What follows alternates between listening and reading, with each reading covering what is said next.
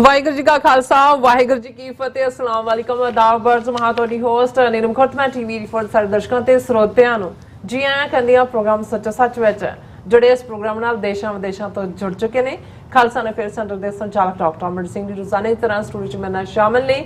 ਉਹਨਾਂ ਨਾਲ ਗੱਲਬਾਤ ਕਰਕੇ ਅੱਜ ਦੇ ਵਿਸ਼ੇਸ਼ ਉੱਪਰ ਉਹਨਾਂ ਤੋਂ ਉਹਨਾਂ ਦਾ ਤਜਜ਼ੀਆ ਜਾਣਦੇ ਹਾਂ। ਜੀ ਡਾਕਟਰ ਸਾਹਿਬ ਵਾਹਿਗੁਰੂ ਜੀ ਕਾ ਖਾਲਸਾ ਵਾਹਿਗੁਰੂ ਜੀ ਕੀ ਫਤਿਹ। हाँ जी नीलम कौर जी ਤੁਹਾਨੂੰ ਵੀ ਤੇ ਦੁਨੀਆ ਭਰ 'ਚ ਬੈਠੇ ਸਾਡੇ ਬਹੁਤ ਹੀ ਪਿਆਰੇ ਸੋਹਣੇ ਸਿਆਣੇ ਟੀਵੀ 84 ਦੇ ਦਰਸ਼ਕਾਂ ਨੂੰ ਵੀ ਵਾਹਿਗੁਰੂ ਜੀ ਕਾ ਖਾਲਸਾ ਵਾਹਿਗੁਰੂ ਜੀ ਕੀ ਫਤਿਹ। ਸਾਡੇ ਬਹੁਤ ਹੀ ਪਿਆਰੇ ਮੁਸਲਮਾਨ ਭੈਣਾਂ ਭਰਾਵਾਂ ਨੂੰ ਅਸਲਾਮ ਅਲੈਕਮ।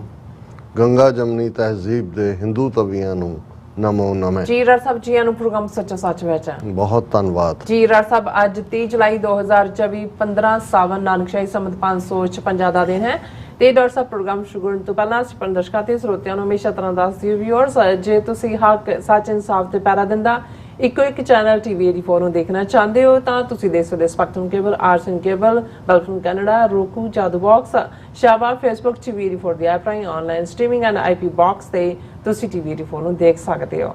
ਵਿਊਅਰਸ ਜੇ ਤੁਸੀਂ ਟੀਵੀ 84 ਨਾਲ ਜੋ ਪ੍ਰੋਗਰਾਮ ਸੱਚੋ ਸੱਚ ਨਾਲ ਫੇਸਬੁੱਕ ਰਾਹੀਂ ਜੁੜੇ ਹੋ ਤਾਂ ਵੱਧ ਲਾਈਕ ਕਰੋ ਤੇ ਸ਼ੇਅਰ ਕਰੋ ਅਤੇ ਨਾਲ ਹੀ YouTube ਤੇ ਸਬਸਕ੍ਰਾਈਬ ਵੀ ਕਰੋ। ਇਹ ਵੀ ਦੱਸ ਦੇ ਕਿ ਤੁਸੀਂ ਟੀਵੀ 84 ਦੀ ਐਪ ਨੂੰ ਐਂਡਰੋਇਡ ਐਂਡ ਐਪ ਸਟੋਰ ਤੇ ਡਾਊਨਲੋਡ ਕਰਕੇ ਟੀਵੀ 84 ਦੀ ਲਾਈਵ ਸਟ੍ਰੀਮ ਜਿਹੜੀ ਹੈ ਤੁਸੀਂ ਦੇਖ ਸਕਦੇ ਹੋ।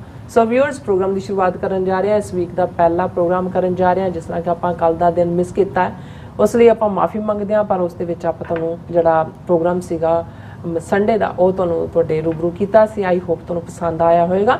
ਸੋ ਅੱਜ ਦੇ ਪ੍ਰੋਗਰਾਮ ਦੇ ਵਿੱਚ ਆਪਾਂ ਵੀਕਐਂਡ ਦੇ ਹਵਾਲੇ ਨਾਲ ਤੇ ਜਿਹੜੇ ਕਰੰਟ ਇਸ਼ੂਜ਼ ਦੇ ਹਵਾਲੇ ਨਾਲ ਤੇ ਨਾਲ ਹੀ ਜਿਹੜੀ ਹੈ ਆਪਣੀ ਸਪਾਂਸਰਸ਼ਿਪ ਦੇ ਹਵਾਲੇ ਨਾਲ ਗੱਲਬਾਤ ਕਰਨ ਜਾ ਰਹੇ ਹਾਂ। ਸੋ ਹੁਣ ਆਪਾਂ ਜਿਹੜਾ ਪ੍ਰੋਗਰਾਮ ਦੀ ਸ਼ੁਰੂਆਤ ਕਰਾਂਗੇ ਅੱਜ ਦੀ ਸਪਾਂਸਰਸ਼ਿਪ ਦੇ ਹਵਾਲੇ ਨਾਲ ਕਿ ਅੱਜ ਦੇ ਪ੍ਰੋਗਰਾਮ ਸੱਚੋ ਸੱਚ ਨੂੰ ਸਪਾਂਸਰ ਕੀਤਾ ਗਿਆ ਹੈ ਅਲਬਰਟਾ ਜਾਰਜੀਆ ਤੋਂ ਸਿੱਖ ਸੰਗਤ ਗੁਰਦੁਆਰਾ ਸਿੱਖ ਸਟੱਡੀ ਸਰਕਲ ਵੱਲੋਂ। ਸੋ ਇਹ ਸਿੱਖ ਪੰਥ ਦੀ ਚੜ੍ਹਦੀ ਕਲਾ ਲੋਚਦੇ ਨੇ ਔਰ ਖਾਲਸਾ ਦੀ ਪ੍ਰਾਪਤੀ ਜਿਹੜੀ ਹੈ ਉਸ ਦੀ ਅਰਦਾਸ ਕਰਦੇ ਨੇ। ਸੋ ਅੱਜ ਦੀ ਸਪਾਂਸਰਸ਼ਿਪ ਲਈ ਅਸੀਂ ਇਹਨਾਂ ਦਾ ਤਹਿ ਦਿਲ ਤੋਂ ਧੰਨਵਾਦ ਕਰਦੇ ਹਾਂ। ਤੁਹਾਨੂੰ ਵੀ ਅਪੀਲ ਤੇ ਬੇਨਤੀ ਕਰਦੇ ਹਾਂ ਕਿ ਤੁਸੀਂ ਪ੍ਰੋਗਰਾਮ ਸੱਚੋ ਸੱਚ ਨੂੰ ਵੱਧ ਤੋਂ ਵੱਧ ਸਪਾਂਸਰ ਕਰੋ। ਸਪਾਂਸਰਸ਼ਿਪ ਲਈ ਤੁਸੀਂ ਸਾਨੂੰ ਕਾਲ ਕਰ ਸਕਦੇ ਸਾਡੇ ਫੋਨ ਨੰਬਰ ਤੇ 5166619194 ਸੇਮ ਨੰਬਰ ਤੇ WhatsApp ਕਰ ਸਕਦੇ ਹੋ। ਤੁਸੀਂ ਸਾਨੂੰ ਈਮੇਲ ਵੀ ਕਰ ਸਕਦੇ info@tv84.tv ਤੇ। ਸੋ ਵਿਊਅਰਸ ਪਹਿਲੇ ਸੈਗਮੈਂਟ ਵਿੱਚ ਆਪਾਂ ਗੱਲਬਾਤ ਕਰਨ ਜਾ ਰਹੇ ਹਾਂ ਕਿ ਕੈਨੇਡਾ ਦੇ ਅਲਬਰਟਾ ਸੂਬੇ ਦੇ ਕੈਲਗਰੀ ਸ਼ਹਿਰ ਵਿੱਚ ਖਾਲਸਾ ਰੈਫਰੈਂਡਮ ਦੀਆਂ ਜਿਹੜੀਆਂ ਵੋਟਾਂ ਨੇ ਉਹ ਪੈ ਕੇ ਹਟੀਆਂ ਨੇ। ਸੋ ਹਜ਼ਾਰਾਂ ਦੀ ਗਿਣਤੀ ਵਿੱਚ ਸਿੱਖ ਸੰਗਤਾਂ ਨੇ ਵੋਟਾਂ ਵਿੱਚ ਸ਼ਮੂਲੀਅਤ ਕੀਤੀ ਹੈ ਔਰ ਇਹ ਸਫਲਤਾ ਭਾਰਤ ਸਰਕਾਰ ਦੇ ਮੂੰਹ ਤੇ ਇੱਕ ਹੋਰ ਕਰਾਰੀ ਚਪੇੜ ਹੈ ਔਰ ਭਾਰਤ ਸਰਕਾਰ ਵੱਲੋਂ ਕੀਤੇ ਗਏ ਟ੍ਰਾਂਸਨੈਸ਼ਨਲ ਰਿਪਰੈਸ਼ਨ ਦਾ ਜਵਾਬ ਵੀ ਜਿਹੜਾ ਹੈ ਕਲਗਰੀ ਦੇ ਸਿੱਖਾਂ ਨੇ ਖਾਲਸਾ ਜ਼ਿੰਦਾਬਾਦ ਨਾਲ ਜਿਹੜਾ ਉਹ ਦਿੱਤਾ ਹੈ। ਸੋ ਇਸ ਬਾਰੇ ਆਪਾਂ ਗੱਲਬਾਤ ਕਰਨ ਜਾ ਰਹੇ ਹਾਂ। ਸੋ ਅਸੀਂ ਚਾਹਾਂਗੇ ਕਿ ਤੁਸੀਂ ਇਸੇ ਤਰ੍ਹਾਂ ਬਣੇ ਰਹਿਣਾ ਦੇਖਣ ਸੁਣਨ ਲਈ। ਤੁਹਾਡਾ ਸਭ ਦਾ ਬਹੁਤ ਬਹੁਤ ਧੰਨਵਾਦ। ਜੀ ਡਾਕਟਰ ਸਾਹਿਬ ਕੀ ਵਿਚਾਰਾਂ ਨੇ? ਦੇਖੋ ਜਿਵੇਂ ਅਸੀਂ ਆਪਣੇ ਸ਼ੁੱਕਰਵਾਰ ਦੇ ਪ੍ਰੋਗਰਾਮ ਦੇ ਵਿੱਚ ਦੱਸਿਆ ਸੀ ਕਿ ਵੀਕਐਂਡ ਦਾ ਪ੍ਰੋਗਰਾਮ ਐਟਲਾਂਟਾ ਦੇ ਗੁਰਦੁਆਰਾ ਸਾਹਿਬ 'ਚ ਹੈ। ਆਲਮੋਸਟ ਸਾਲ ਦੇ ਵਿੱਚ ਸਾਡਾ ਇੱਕ ਫੇਰਾ ਉੱਥੇ ਹੁੰਦਾ ਹੈ। ਇਸ ਵਾਰ ਥੋੜਾ ਜਲਦੀ ਹੋਇਆ। ਪਿਛਲੇ ਸਾਲ ਅਸੀਂ ਅਕਤੂਬਰ ਦੇ ਮਹੀਨੇ 'ਚ ਗਏ ਸੀ ਔਰ ਗੁਰਦੁਆਰਾ ਸਿੱਖ ਸੰਗਤ ਜਦੋਂ ਐਟਲਾਂਟਾ ਤੁਸੀਂ ਕਹਿੰਦੇ ਹੋ ਤਾਂ ਇਹ ਇਨਫੈਕਟ ਗੁਰਦੁਆਰਾ ਸਾਹਿਬ ਸਿੱਖ ਸਟੱਡੀ ਸਰਕਲ ਹੈ। ਐਟਲਾਂਟਾ ਦੇ ਵਿੱਚ 4 ਗੁਰਦੁਆਰੇ ਨੇ, 3 ਜਿਹੜੇ ਹੋਰ ਨੇ ਉਹਨਾਂ ਨੂੰ ਕੋਈ ਇੱਕ ਬੰਦਾ ਔਨ ਕਰਦਾ। ਹਾਲਾਂਕਿ ਸੰਗਤ ਤਾਂ ਹਰ ਥਾਂ ਜਾਂਦੀ ਹੈ ਜਿੱਥੇ ਮਹਾਰਾਜ ਦਾ ਪ੍ਰਕਾਸ਼ ਹੋਵੇ ਪਰ ਇਹ ਜਿਹੜਾ ਗੁਰਦੁਆਰਾ ਸਿੱਖ ਸਟੱਡੀ ਸਰਕਲ ਹੈ ਇਸ ਦੇ ਵਿੱਚ ਹੀ ਪੰਥਕ ਐਕਟੀਵਿਟੀ ਖਾਲਿਸਤਾਨ ਦੀ ਐਕਟੀਵਿਟੀ ਔਰ ਹੋਰ ਵੀ ਜੋ ਕੁਝ ਪੰਜਾਬ 'ਚ ਵਾਪਰਦਾ ਹੈ ਉਸ ਨੂੰ ਪੂਰਾ ਇਹ ਅਪਡੇਟ ਕਰਦੇ ਨੇ। ਇਸ ਵੇਲੇ ਸਰਦਾਰ ਹਰਨੇਕ ਸਿੰਘ ਸੇਖੋਂ ਗੁਰਦੁਆਰਾ ਸਾਹਿਬ ਦੇ ਮੁੱਖ ਪ੍ਰਬੰਧਕ ਨੇ, ਬੜੇ ਪੰਥਕ ਜਜ਼ਬੇ ਵਾਲੇ। ਲੰਮਾ ਵਕਤ ਇਹ ਲਗਭਗ 10 ਸਾਲ ਹਿਊਸਟਨ ਵੀ ਰਹੇ ਔਰ ਜਦੋਂ ਸਾਡਾ ਹਿਊਸਟਨ ਆਉਣਾ ਜਾਣਾ ਸੀ ਉਦੋਂ ਵੀ ਸਾਡੇ ਨਾਲ ਇਹਨਾਂ ਦਾ ਇੱਕ ਬੜਾ ਲਗਾਵ ਸੀ ਔਰ ਉਹਨਾਂ ਦਾ ਬੇਟਾ ਰੋਹਨਦੀਪ ਸਿੰਘ ਉਹ ਵੀ ਆਪਣੇ ਪਿਤਾ ਦੇ ਨਕਸ਼ੇ ਕਦਮਾਂ ਤੇ ਚੱਲਦੇ ਆ ਉਵੇਂ ਹੀ ਪੰਥਕ ਭਾਵਨਾ ਨਾਲ ਓਤ-ਪ੍ਰੋਤ ਨੇ। ਸੋ ਬੜੇ ਚੰਗੇ ਅੰਦਾਜ਼ ਦੇ ਵਿੱਚ ਜਿਹੜਾ ਐਤਵਾਰ ਦਾ ਦੀਵਾਨ ਹੈ ਉਹ ਇਸ ਗੁਰਦੁਆਰਾ ਸਾਹਿਬ ਦੇ ਵਿੱਚ ਹੋਇਆ ਔਰ ਜ਼ਾਹਰ ਹੈ ਕਿ ਗੁਰਦੁਆਰਾ ਸਾਹਿਬਾਨ ਦੇ ਫਾਰਮੈਟ ਤਾਂ ਜੋ ਸੰਡੇ ਦੀਵਾਨ ਦੇ ਹੁੰਦੇ ਨੇ ਪਰ ਇਸ ਵਾਰ ਉਹਨਾਂ ਨੇ ਟੀਵੀ 84 ਦਾ ਵਿਸ਼ੇਸ਼ ਸਨਮਾਨ ਕੀਤਾ ਜਿਸ 'ਚ ਉਹਨਾਂ ਨੇ ਟੀਵੀ 84 ਦੀ ਪੱਤਰਕਾਰੀ ਨੂੰ ਸਰਾਹੁੰਦਿਆਂ ਜਿਹੜਾ ਹੈ ਉਹ ਬੈਸਟ ਜਰਨਲਿਸਟ ਅਵਾਰਡ ਵੀ ਉਹਨਾਂ ਨੇ ਸਾਨੂੰ ਪਲੈਕ ਜਿਹੜੀ ਗੁਰਦੁਆਰਾ ਸਾਹਿਬ ਵੱਲੋਂ ਬਣਾਈ ਹੋਈ ਸੀ ਉਹਨਾਂ ਨੇ ਦਿੱਤੀ। ਔਰ ਸਾਡੇ ਨਾਲ ਭਾਈ ਗੁਰਦੇਵ ਸਿੰਘ ਕਲਾਮਾਜ਼ੂ ਉਹ ਵੀ ਪਹੁੰਚੇ ਹੋਏ ਸੀ। ਉਹਨਾਂ ਨੇ ਜਿੱਥੇ ਕੈਮਰਾਮੈਨ ਵਾਲਾ ਸਫਲ ਰੋਲ ਅਦਾ ਕੀਤਾ, ਉੱਥੇ ਉਹਨਾਂ ਨੇ ਵੀ ਸੰਗਤ ਨੂੰ ਐਡਰੈਸ ਕੀਤਾ। ਔਰ ਖਾਸ ਤੌਰ ਤੇ ਅੱਜ ਦੇ ਪੀਰੀਅਡ ਦੇ ਵਿੱਚ ਮੀਡੀਆ ਦੀ ਕੀ ਅਹਿਮੀਅਤ ਹੈ, ਨੈਰੇਟਿਵ ਕਿੰਨਾ ਇੰਪੋਰਟੈਂਟ ਹੈ ਔਰ ਅਲਟੀਮੇਟ ਖੇਡ ਨੈਰੇਟਿਵ ਦੀ ਹੈ। ਔਰ ਅਸੀਂ ਜਿਉਂ ਗੱਲਬਾਤ ਕਰ ਰਹੇ ਹਾਂ, ਦਰਸ਼ਕ ਸਾਡੇ ਪਿਕਚਰਸ ਵੀ ਦੇਖ ਰਹੇ ਨੇ ਸਕਰੀਨ ਦੇ ਉੱਤੇ ਜੀ। ਔਰ ਇਸ ਦੇ ਨਾਲ ਨਾਲ ਮੈਂ ਕਿਉਂਕਿ ਬਰੀਫ ਸਟੇ ਸੀ, ਸੈਟਰਡੇ ਅਸੀਂ ਗਏ ਔਰ ਮੰਡੇ ਵਾਪਸ ਆਏ। ਜਿਨ੍ਹਾਂ ਨੇ ਸਾਨੂੰ ਬਹੁਤ ਪਿਆਰ ਦਿੱਤਾ ਹੈ। ਇਸ ਵਾਰ ਸੰਧੂ ਫੈਮਿਲੀ ਨੇ ਸ਼ਾਮ ਦਾ ਡਿਨਰ ਸੈਟਰਡੇ ਦਾ ਹੋਸਟ ਕੀਤਾ ਸੀ, ਜਿਸ 'ਚ ਲਗਭਗ 15-20 ਹੋਰ ਸਿੰਘਾਂ ਨੂੰ, ਪਰਿਵਾਰਾਂ ਨੂੰ ਵੀ ਸੱਦਾ ਦਿੱਤਾ ਹੋਇਆ ਸੀ। ਸੋ ਜਦੋਂ ਇੱਕ ਥਾਂ ਸਭ ਦੇ ਨਾਲ ਸਾਂਝੀ ਮਿਲਣੀ ਹੋ ਜਾਏ ਤੇ ਫਿਰ ਬਹੁਤ ਸਾਰਾ ਜਿਹੜਾ ਸਾਨੂੰ ਵੀ ਇਨਪੁਟ ਮਿਲਦੀ ਹੈ ਉਸ ਗੱਲਬਾਤ ਚੋਂ ਕਿ ਆਮ, ਕਿਉਂਕਿ ਗੁਰਦੁਆਰਾ ਸਾਹਿਬਾਨ ਦੇ ਵਿੱਚ ਤਾਂ ਇੱਕ ਫਾਰਮੈਟ ਹੁੰਦਾ ਹੈ, ਲੈਕਚਰ ਹੁੰਦਾ ਹੈ ਔਰ ਜੇ ਡਿਸਕਸ਼ਨ ਹੋਏ ਉਦੋਂ ਤੱਕ ਬਹੁਤ ਥੋੜੇ ਲੋਕ ਰਹਿ ਜਾਂਦੇ ਨੇ। ਸੋ ਇਹ ਆਪਣੇ ਆਪ ਦੇ ਵਿੱਚ ਸਾਡੇ ਲਈ ਮਾਣ ਵਾਲੀ ਗੱਲ ਸੀ, ਜਿੰਨਾ ਪਿਆਰ ਸਿੱਖ ਸੰਗਤ ਨੇ ਦਿੱਤਾ। ਔਰ ਐਤਵਾਰ ਦਾ ਦੀਵਾਨ ਜਿਹੜਾ ਭਰਵਾਂ ਦੀਵਾਨ ਸੀ, ਹਾਲਾਂਕਿ ਕੋਈ ਖਾਸ ਓਕੇਜ਼ਨ ਤਾਂ ਨਹੀਂ ਸੀ ਜਿਹੜੇ ਦਿਨ ਉਹਨਾਂ ਨੂੰ ਸੂਟ ਕਰਦੇ ਸੀ, ਉਹ ਸਾਡੇ ਜਿਹੜੇ ਨੇ ਸਕੈਜੂਲ ਦੇ ਵਿੱਚ ਫਿੱਟ ਨਹੀਂ ਸੀ ਹੁੰਦੇ। ਲੇਕਿਨ ਇਸ ਦੇ ਬਾਵਜੂਦ ਵੱਡੀ ਗਿਣਤੀ ਦੇ ਵਿੱਚ ਸਿੱਖ ਸੰਗਤ ਨੇ ਲਗਭਗ ਸਾਡਾ 1 ਘੰਟੇ ਦਾ 50+ ਮਿੰਟ ਦਾ ਐਡਰੈਸ ਸੀ, ਉਸ ਨੂੰ ਸੰਗਤ ਨੇ ਧਿਆਨ ਨਾਲ ਸੁਣਿਆ। ਕੁਦਰਤੀ ਇਸ ਐਤਵਾਰ ਹੀ ਇਹ ਖਬਰ ਵੀ ਸੀ ਕਿ ਗੁਰਦੁਆਰਾ ਸਾਹਿਬ ਦੇ ਫਾਊਂਡਰਸ ਚੋਂ ਜਿਨ੍ਹਾਂ ਨੇ ਗੁਰਦੁਆਰਾ ਸਾਹਿਬ ਦੀ ਬਹੁਤ ਖੂਬਸੂਰਤ ਇਮਾਰਤ ਬਣਾਉਣ 'ਚ, ਜੇ ਦਰਸ਼ਕ ਸਾਡੇ ਦੇਖ ਸਕਦੇ ਨੇ, ਗੁਰਦੁਆਰਾ ਸਾਹਿਬ ਦੀ ਇਮਾਰਤ ਵੀ ਖੂਬਸੂਰਤ ਗੁੰਬਦ ਔਰ ਵੱਡੇ ਹਾਲ, ਔਰ ਇਹ ਸਾਰੇ ਸਾਰ ਦਲੀਪ ਸਿੰਘ ਚੀਮਾ ਉਹ ਪਿਛਲੇ ਦਿਨਾਂ 'ਚ ਚੜ੍ਹਾਈ ਕਰ ਗਏ। ਆਪਣੇ ਬੇਟੇ ਕੋਲ ਬਜ਼ੁਰਗ ਸਨ, ਹੁਣ ਆਸਟ੍ਰੇਲੀਆ ਗਏ ਹੋਏ ਸੀ। ਸੋ ਕੁਦਰਤੀ ਇਹ ਦੀਵਾਨ ਉਹਨਾਂ ਦੀ ਯਾਦ ਨੂੰ ਵੀ ਸਮਰਪਿਤ ਹੋਇਆ। ਔਰ ਹਜ਼ੂਰ ਦਰਬਾਰ ਸਾਹਿਬ ਅੰਮ੍ਰਿਤਸਰ ਦੇ ਹਜ਼ੂਰੀ ਕੀਰਤਨੀਏ ਉਹਨਾਂ ਦਾ ਜਥਾ ਉੱਥੇ ਆਇਆ ਹੋਇਆ, ਉਹਨਾਂ ਨੇ ਬੜਾ ਮਧੁਰ ਕੀਰਤਨ ਕੀਤਾ। ਔਰ ਭਾਈ ਗੁਰਿੰਦਰਪਾਲ ਸਿੰਘ ਜਿਹੜੇ ਬੜੇ ਸੂਝਵਾਨ ਵਿਚਾਰਵਾਨ ਨੇ, ਗੁਰਬਾਣੀ ਦੀ ਵੀ ਕਥਾ ਕਰਦੇ ਨੇ ਔਰ ਹੁਣ ਆਪਣਾ ਇੰਡੀਪੈਂਡੈਂਟ ਕਿੱਤਾ ਕਰਦੇ ਨੇ, ਉਹਨਾਂ ਨੇ ਵੀ ਬੜੇ ਖੂਬਸੂਰਤ ਅੰਦਾਜ਼ 'ਚ ਕਿ ਜ਼ਿੰਦਗੀ ਦਾ ਮਨੋਰਥ ਕੀ ਹੈ ਔਰ ਸਫਲ ਜੀਵਨ ਕੀ ਹੈ ਔਰ ਸਾਡੇ ਸਾਹਮਣੇ ਜਿਹੜੇ ਚੈਲੰਜਸ ਨੇ ਉਹਨਾਂ 'ਚ ਅੱਜ ਜਦੋਂ ਸਾਡੀ ਕੌਮ ਗੁਜ਼ਰ ਰਹੀ ਹੈ ਤੇ ਸਾਡਾ ਕੀ ਫਰਜ਼ ਬਣਦਾ ਹੈ, ਇਸ ਦੇ ਉੱਤੇ ਉਹਨਾਂ ਨੇ ਵਿਚਾਰ ਦਿੱਤੇ। ਉਸ ਤੋਂ ਬਾਅਦ ਮੈਂ ਐਡਰੈਸ ਕੀਤਾ। ਸੋ ਅਸੀਂ ਆਪਣੇ ਸਾਰੇ ਵੀਰਾਂ ਭੈਣਾਂ ਦਾ ਔਰ ਖਾਸ ਤੌਰ ਤੇ ਸਾਡੇ ਹੋਸਟ ਵੀਰ ਕੁਲਦੀਪ ਸਿੰਘ, ਉਹਨਾਂ ਦੀ ਸਿੰਘਣੀ ਸਾਹਿਬਾਂ, ਉਹਨਾਂ ਦੇ ਬੜੇ ਪਿਆਰੇ ਬੱਚੇ ਪਹਿਰ ਕੌਰ, ਤੇਜਨ ਸਿੰਘ, ਔਰ ਆ ਕੇ ਵੀ ਪੂਰਾ ਜਿਹੜਾ ਹੈ ਉਹਨਾਂ ਨੂੰ ਅਸੀਂ ਮਿਸ ਕਰਦੇ ਹਾਂ, ਬਹੁਤ ਪਿਆਰ ਕਰਦੇ ਨੇ ਔਰ ਬਹੁਤ ਚੰਗੀਆਂ ਸਿੱਖ ਵੈਲਿਊਜ਼ 'ਚ ਬੱਚਿਆਂ ਨੂੰ ਉਹਨਾਂ ਦੇ ਮਾਤਾ ਪਿਤਾ ਰੇਜ਼ ਕਰ ਰਹੇ ਨੇ। ਸੋ ਮੈਂ ਸਮੂਹ ਐਟਲਾਂਟਾ ਦੀਆਂ ਸਿੱਖ ਸੰਗਤਾਂ ਦਾ, ਜਿਨ੍ਹਾਂ ਦੇ ਸਹਿਯੋਗ ਦੇ ਨਾਲ ਹੀ ਜਦੋਂ ਅਸੀਂ ਸਮਝਦੇ ਹਾਂ ਕਿ ਮੀਡੀਆ ਦੀ ਅਹਿਮੀਅਤ ਨੂੰ ਜਿੱਥੇ ਸਮਝਿਆ ਜਾਂਦਾ ਹੈ ਉਹਨਾਂ ਨੂੰ ਬਹੁਤਾ ਕਹਿਣ ਦੀ ਲੋੜ ਨਹੀਂ ਹੁੰਦੀ, ਕਿਉਂਕਿ ਜਿਵੇਂ ਹਰਨੇਕ ਸਿੰਘ ਸੇਖੋਂ ਜਾਂ ਉਹਨਾਂ ਦਾ ਬੇਟਾ, ਉਹਨਾਂ ਨੇ ਕਿਹਾ ਜੀ ਅਸੀਂ ਤਾਂ ਹੁਣ ਪ੍ਰੋਗਰਾਮ ਹੀ ਕੋਈ ਹੋਰ ਨਹੀਂ ਦੇਖਦੇ, ਸੱਚੋ ਸੱਚ ਹੈ ਜਾਂ ਇੱਕ ਦੋ ਹੋਰ ਪ੍ਰੋਗਰਾਮ ਸਰਜੀਤ ਸਿੰਘ ਘੁਮਾਣ ਔਰ ਦੂਸਰਿਆਂ ਨਾਲ ਸੰਬੰਧਿਤ, ਕਹਿੰਦੇ ਜੀ ਬਾਕੀ ਹੁਣ ਚੰਗਾ ਹੀ ਨਹੀਂ ਲੱਗਦਾ, ਜੋ ਦੇਖਦੇ ਆ ਫਿੱਕਾ ਲੱਗਦਾ। ਸੋ ਇਹ ਸਾਡੇ ਲਈ ਜਦੋਂ ਇਸ ਕਿਸਮ ਦਾ ਕੰਪਲੀਮੈਂਟ ਹੁੰਦਾ ਹੈ ਤੇ ਸਾਡੇ ਲਈ ਮਾਣ ਵਾਲੀ ਗੱਲ ਹੁੰਦੀ ਹੈ। ਮੈਂ ਸਮੂਹ ਸਿੱਖ ਸੰਗਤਾਂ ਦਾ ਔਰ ਵੀਰ ਗੁਰਦੇਵ ਸਿੰਘ ਕਲਾਮਾਜ਼ੂ ਉਹਨਾਂ ਦਾ ਵਿਸ਼ੇਸ਼ ਤੌਰ ਦੇ ਉੱਤੇ ਸਭ ਦਾ ਸ਼ੁਕਰੀਆ ਅਦਾ ਕਰਦਾ। ਵੀਕਐਂਡ ਦੀ ਐਕਟੀਵਿਟੀ ਕਿਉਂਕਿ ਅਸੀਂ ਅਨਾਉਂਸ ਵੀ ਲਗਾਤਾਰ ਕਰਦੇ ਰਹੇ, ਸਾਡੇ ਐਡ ਵੀ ਚੱਲ ਰਹੀ ਸੀ ਔਰ ਅਸੀਂ ਸਿੱਖ ਸੰਗਤ ਨੂੰ ਇਹ ਜ਼ੋਰਦਾਰ ਅਪੀਲ ਵੀ ਕੀਤੀ ਸੀ ਕਿ 28 ਜੁਲਾਈ ਨੂੰ ਜਿਹੜੀਆਂ ਖਾਲਿਸਤਾਨ ਰੈਫਰੈਂਡਮ ਦੀਆਂ ਵੋਟਾਂ ਕੈਲਗਰੀ 'ਚ ਪੈ ਰਹੀਆਂ ਨੇ ਉਸ ਦੇ ਵਿੱਚ ਵੱਧ ਚੜ੍ਹ ਕੇ ਸ਼ਮੂਲੀਅਤ ਕਰੋ। ਕੱਲ੍ਹ ਸਾਡੇ ਵੀਰ ਸਰ ਗੁਰਨਾਮ ਸਿੰਘ, ਉਹਨਾਂ ਦੀ ਕਾਲ ਆਈ, ਉਹਨਾਂ ਨੂੰ ਪਤਾ ਸੀ ਕਿ ਮੈਂ ਐਟਲਾਂਟਾ ਜਾਣਾ ਤੇ ਉਹਨਾਂ ਨੇ ਕਿਹਾ ਕਿ ਜੀ ਕੈਲਗਰੀ 'ਚ ਵੋਟਾਂ ਪਈਆਂ ਨੇ ਜਾਂ ਕਿਵੇਂ ਰਿਹਾ। ਮੈਂ ਕਿਹਾ ਕਿਉਂ? ਕਹਿੰਦੇ ਕਿ ਵੀ ਕੋਈ ਵੀ ਸੋਸ਼ਲ ਮੀਡੀਆ ਦੇ ਉੱਤੇ ਜਾਂ ਕਿਤੇ ਵੀ ਕੋਈ ਉਸ ਦੀ ਰਿਪੋਰਟਿੰਗ ਜਾਂ ਕਵਰੇਜ ਨਹੀਂ ਆਈ। ਮੈਂ ਕਿਹਾ ਜੀ ਇਹ ਜਿਹੜਾ ਇੰਡੀਅਨ ਸਿਸਟਮ ਹੈ, ਜੇ ਅਸੀਂ ਇਹਨਾਂ ਦੀ ਵਰਕਿੰਗ ਨੂੰ ਦੇਖੀਏ, ਪਹਿਲਾਂ ਤਾਂ ਇਹ ਕਿਸੇ ਵੀ ਇਸ਼ੂ ਨੂੰ ਵਿਗਾੜਨ ਦੀ ਕੋਸ਼ਿਸ਼ ਕਰਦੇ ਨੇ। ਜੇ ਤੁਸੀਂ ਖਾਲਿਸਤਾਨ ਰੈਫਰੈਂਡਮ ਵੀ ਜਿਹੜੇ ਆਲਮੋਸਟ ਜੇ ਇਹਨਾਂ ਦੀ ਮੈਂ ਟਾਈਮ ਲਾਈਨ ਦੇਖਾਂ ਜਾਂ ਦੱਸਾਂ ਤੇ ਇਸ ਦੀ ਸ਼ੁਰੂਆਤ 31 ਅਕਤੂਬਰ 2021 ਨੂੰ ਲੰਡਨ ਤੋਂ ਹੋਈ। ਸੋ ਹੁਣ ਇਸ ਅਕਤੂਬਰ ਦੇ ਵਿੱਚ 3 ਸਾਲ ਪੂਰੇ ਹੋ ਜਾਣੇ ਨੇ। ਔਰ ਇਹ ਲੰਡਨ ਤੋਂ ਬਾਅਦ ਜਦੋਂ ਅਸੀਂ UK ਦੇ ਅੱਡ-ਅੱਡ ਹੋਰ ਸ਼ਹਿਰਾਂ ਦੇ ਵਿੱਚ, ਫਿਰ ਜਨੀਵਾ, ਸਵਿਟਜ਼ਰਲੈਂਡ 'ਚ, ਰੋਮ 'ਚ, ਮਿਲਨ 'ਚ, ਤੇ ਆਸਟ੍ਰੇਲੀਆ 'ਚ ਮੈਲਬਰਨ, ਬ੍ਰਿਸਬੇਨ ਔਰ ਸਿਡਨੀ 'ਚ, ਅਮਰੀਕਾ 'ਚ ਸੈਨ ਫਰਾਂਸਿਸਕੋ, ਸੈਕਰਾਮੈਂਟੋ, ਕੈਨੇਡਾ 'ਚ ਬਰੈਂਪਟਨ, ਮਿਸੀਸਾਗਾ, ਮਾਲਟਨ, ਸਰੀ, ਵੈਨਕੂਵਰ ਤੇ ਹੁਣ ਕੈਲਗਰੀ। ਜੇ ਅਸੀਂ ਤਰਤੀਬਵਾਰ ਵੀ ਗੱਲ ਕੀਤੀ ਕਿ ਇਹਨਾਂ ਸਾਰਿਆਂ ਹੀ ਰੈਫਰੈਂਡਮਸ ਤੋਂ ਕੁਝ ਦਿਨ ਪਹਿਲਾਂ, ਕਈ ਵਾਰ ਹਫ਼ਤਾ ਪਹਿਲਾਂ, ਕਈ ਵਾਰੀ ਇਸ ਤੋਂ ਵੀ ਥੋੜ੍ਹਾ ਜ਼ਿਆਦਾ ਪਹਿਲਾਂ ਇੱਕਦਮ ਇਹ ਖਬਰਾਂ ਪਲਾਂਟ ਕੀਤੀਆਂ ਜਾਂਦੀਆਂ ਨੇ ਜਾਂ ਇਹ ਕਾਰਵਾਈਆਂ ਕਰਵਾਈਆਂ ਜਾਂਦੀਆਂ ਨੇ ਕਿ ਜੀ ਬਾਪਸ ਟੈਂਪਲ, ਅਕਸ਼ਤਾਮ ਜਿਨ੍ਹਾਂ ਨੂੰ ਕਹਿੰਦੇ ਨੇ, ਮੈਜੋਰਟੀ 90% ਕੇਸਾਂ ਉੱਥੇ ਬੇਹੁਰਮਤੀ ਹੋ ਗਈ, ਉੱਥੇ ਗ੍ਰੈਫਿਟੀ ਲਿਖਤੀ, ਖਾਲਿਸਤਾਨ ਜ਼ਿੰਦਾਬਾਦ ਲਿਖਤਾ ਹੈ, ਮੋਦੀ ਨੂੰ ਟੈਰਰਿਸਟ ਲਿਖ ਦਿੱਤਾ ਹੈ। ਇਹਨੂੰ ਬਹੁਤ ਪ੍ਰਚਾਰਿਆ ਜਾਂਦਾ ਹੈ।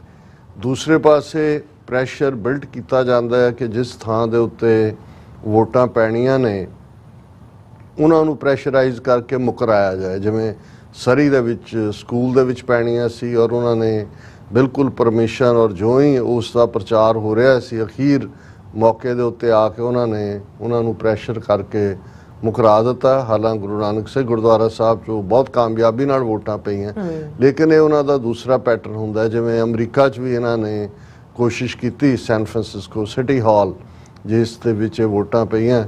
ਔਰ ਇਵੇਂ ਹੀ ਹੁਣ ਅਸੀਂ ਦੇਖਦੇ ਹਾਂ ਕਿ ਜਦੋਂ ਕੈਲਗਰੀ ਦੇ ਵਿੱਚ ਵੋਟਿੰਗ ਪੈਟਰਨ ਸੀ ਤੇ ਉਹ ਜ਼ਾਹਰ ਹੈ ਕਿ ਉਸ ਦਾ ਜਿਹੜਾ ਵੈਨਿਊ ਹੈ ਉਹ ਜਿਹੜਾ ਯੂਨਾਈਟਿਡ ਸਟੇਟਸ ਡਿਪਲੋਮੈਟਿਕ ਮਿਸ਼ਨ ਦੇ ਸਾਹਮਣੇ ਮਿਊਨਿਸਪਲ ਪਲਾਜ਼ਾ ਹੈ ਕੈਲਗਰੀ ਦਾ, ਆਈਕੋਨਿਕ ਉਹਨੂੰ ਕਿਹਾ ਹੈ ਮੀਡੀਆ ਨੇ। ਉਸ ਦੇ ਉੱਤੇ ਉਸ ਦੀ ਮੇਅਰ ਦੇ ਖਿਲਾਫ ਜੋਤੀ ਕਿ ਦੂਜੇ ਕਿਵੇਂ ਅਲਾਉ ਕੀਤਾ, ਕਿ ਬਹੁਤ ਸਾਰਾ ਪ੍ਰੈਸ਼ਰ ਬਿਲਡ ਕੀਤਾ, ਨੈਗੇਟਿਵਿਟੀ, ਵਾਇਲੈਂਸ, ਕਿਤੇ ਤਲਵਿੰਦਰ ਸਿੰਘ ਪਰਮਾਰ ਦਾ ਨਾਂ ਲੈ ਆਉਂਦਾ, ਕਿਤੇ ਹੋਰ ਨਾਂ ਲੈ ਆਉਂਦੇ, ਦਹਿਸ਼ਤਗਰਦੀ ਨਾਲ ਜੋੜਨ ਦਾ। ਪਰ ਉਹਨਾਂ ਨੇ ਵੀ ਆਪਣੇ ਸਟੈਂਡ ਨੂੰ ਕਾਇਮ ਰੱਖਿਆ। ਔਰ ਜਿਵੇਂ ਉਹਨਾਂ ਦੀ ਮੇਅਰ ਨੇ ਈਵਨ, ਕਿਉਂਕਿ ਇੱਕ ਸਟੋਰੀ ਜਿਹੜੀ ਮੈਂ ਇਸ ਡਿਸਕਸ਼ਨ ਲਈ ਕੱਢੀ ਹੈ ਡੇਲੀ ਟਾਈਮਸ ਦੀ, ਸੋ ਉਹਦੇ 'ਚ ਉਹਨਾਂ ਨੇ ਈਵਨ ਕੈਲਗਰੀ ਦੀ ਮੇਅਰ ਦੇ ਹਵਾਲੇ ਨਾਲ ਵੀ ਕਿਹਾ ਕਿ ਭਾਈ ਉਹਨਾਂ 'ਤੇ ਪ੍ਰੈਸ਼ਰ ਸੀ, ਪਰ the mayor of Calgary has said ਕਿ ਸਿਟੀ ਕੌਂਸਲ ਜਿਹੜੀ ਹੈ ਉਹ ਖਾਲਿਸਤਾਨ ਰੈਫਰੈਂਡਮ ਵੋਟਾਂ ਨੂੰ ਰੋਕ ਨਹੀਂ ਸਕਦੀ ਕਿਉਂਕਿ ਇਹ ਇੱਕ ਪਬਲਿਕ ਪਲੇਸ ਹੈ ਔਰ ਉਹਨਾਂ ਨੂੰ ਜਿਹੜਾ ਇਹ ਕੋਈ ਵੀ ਇੱਥੇ ਆ ਕੇ ਐਕਟੀਵਿਟੀ ਕਰ ਸਕਦਾ ਹੈ। ਮੇਅਰ ਜੋਤੀ ਗੌਂਡੈਕ ਨੇ ਉਹਨਾਂ ਨੇ ਕਿਹਾ ਕਿ ਵੀ ਇਹ ਸਾਡੇ ਕੋਈ ਖਾਲਿਸਤਾਨ ਵੋਟਿੰਗ ਇਸ਼ੂ ਹੀ ਨਹੀਂ ਹੈ ਕਿਉਂਕਿ ਇਹ ਲੈਜੀਟੀਮੇਟ ਡੈਮੋਕ੍ਰੈਟਿਕ ਐਕਸਰਸਾਈਜ਼ ਹੈ ਔਰ ਉਹਨਾਂ ਦੇ ਦਫ਼ਤਰ ਨੇ ਇਸ ਨੂੰ ਲਾਫੁਲ ਇਵੈਂਟ ਨੂੰ ਸੈਂਕਸ਼ਨ ਕੀਤਾ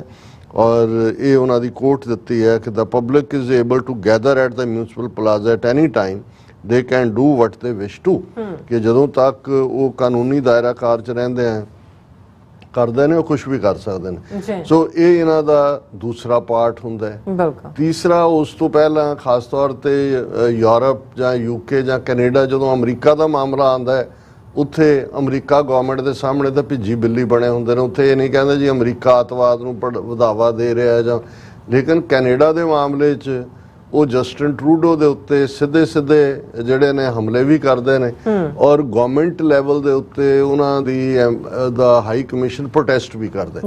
ਜਿਵੇਂ ਐਤਕੀ ਵੀ ਉਹਨਾਂ ਨੇ ਇਸ ਕੈਲਗਰੀ ਦੇ ਇਸ ਰੈਫਰੈਂਡਮ ਦੇ ਮੌਕੇ ਵੀ 2-3 ਹਫ਼ਤੇ ਪਹਿਲਾਂ ਕਿ ਜੀ again Canada is allowing anti India activity, Canadian space ਦਿੱਤਾ ਜਾ ਰਿਹਾ ਹੈ ਸੈਪਰੇਟਿਸਟ ਐਕਟੀਵਿਟੀ ਨੂੰ, ਖਾਲਿਸਤਾਨੀ ਐਕਸਟ੍ਰੀਮਿਸਟ ਨੂੰ। ਫਿਰ ਇਹ ਕਹਿ ਰਹੇ ਨੇ ਜੀ ਇਸੇ ਕਰਕੇ ਹੀ ਜਿਹੜਾ ਉਹ ਕੈਨੇਡਾ ਦੇ ਵਿੱਚ ਜਿਹੜਾ ਉਹ ਇੱਕ ਫੀਅਰ ਦਾ ਮਾਹੌਲ ਹੈ।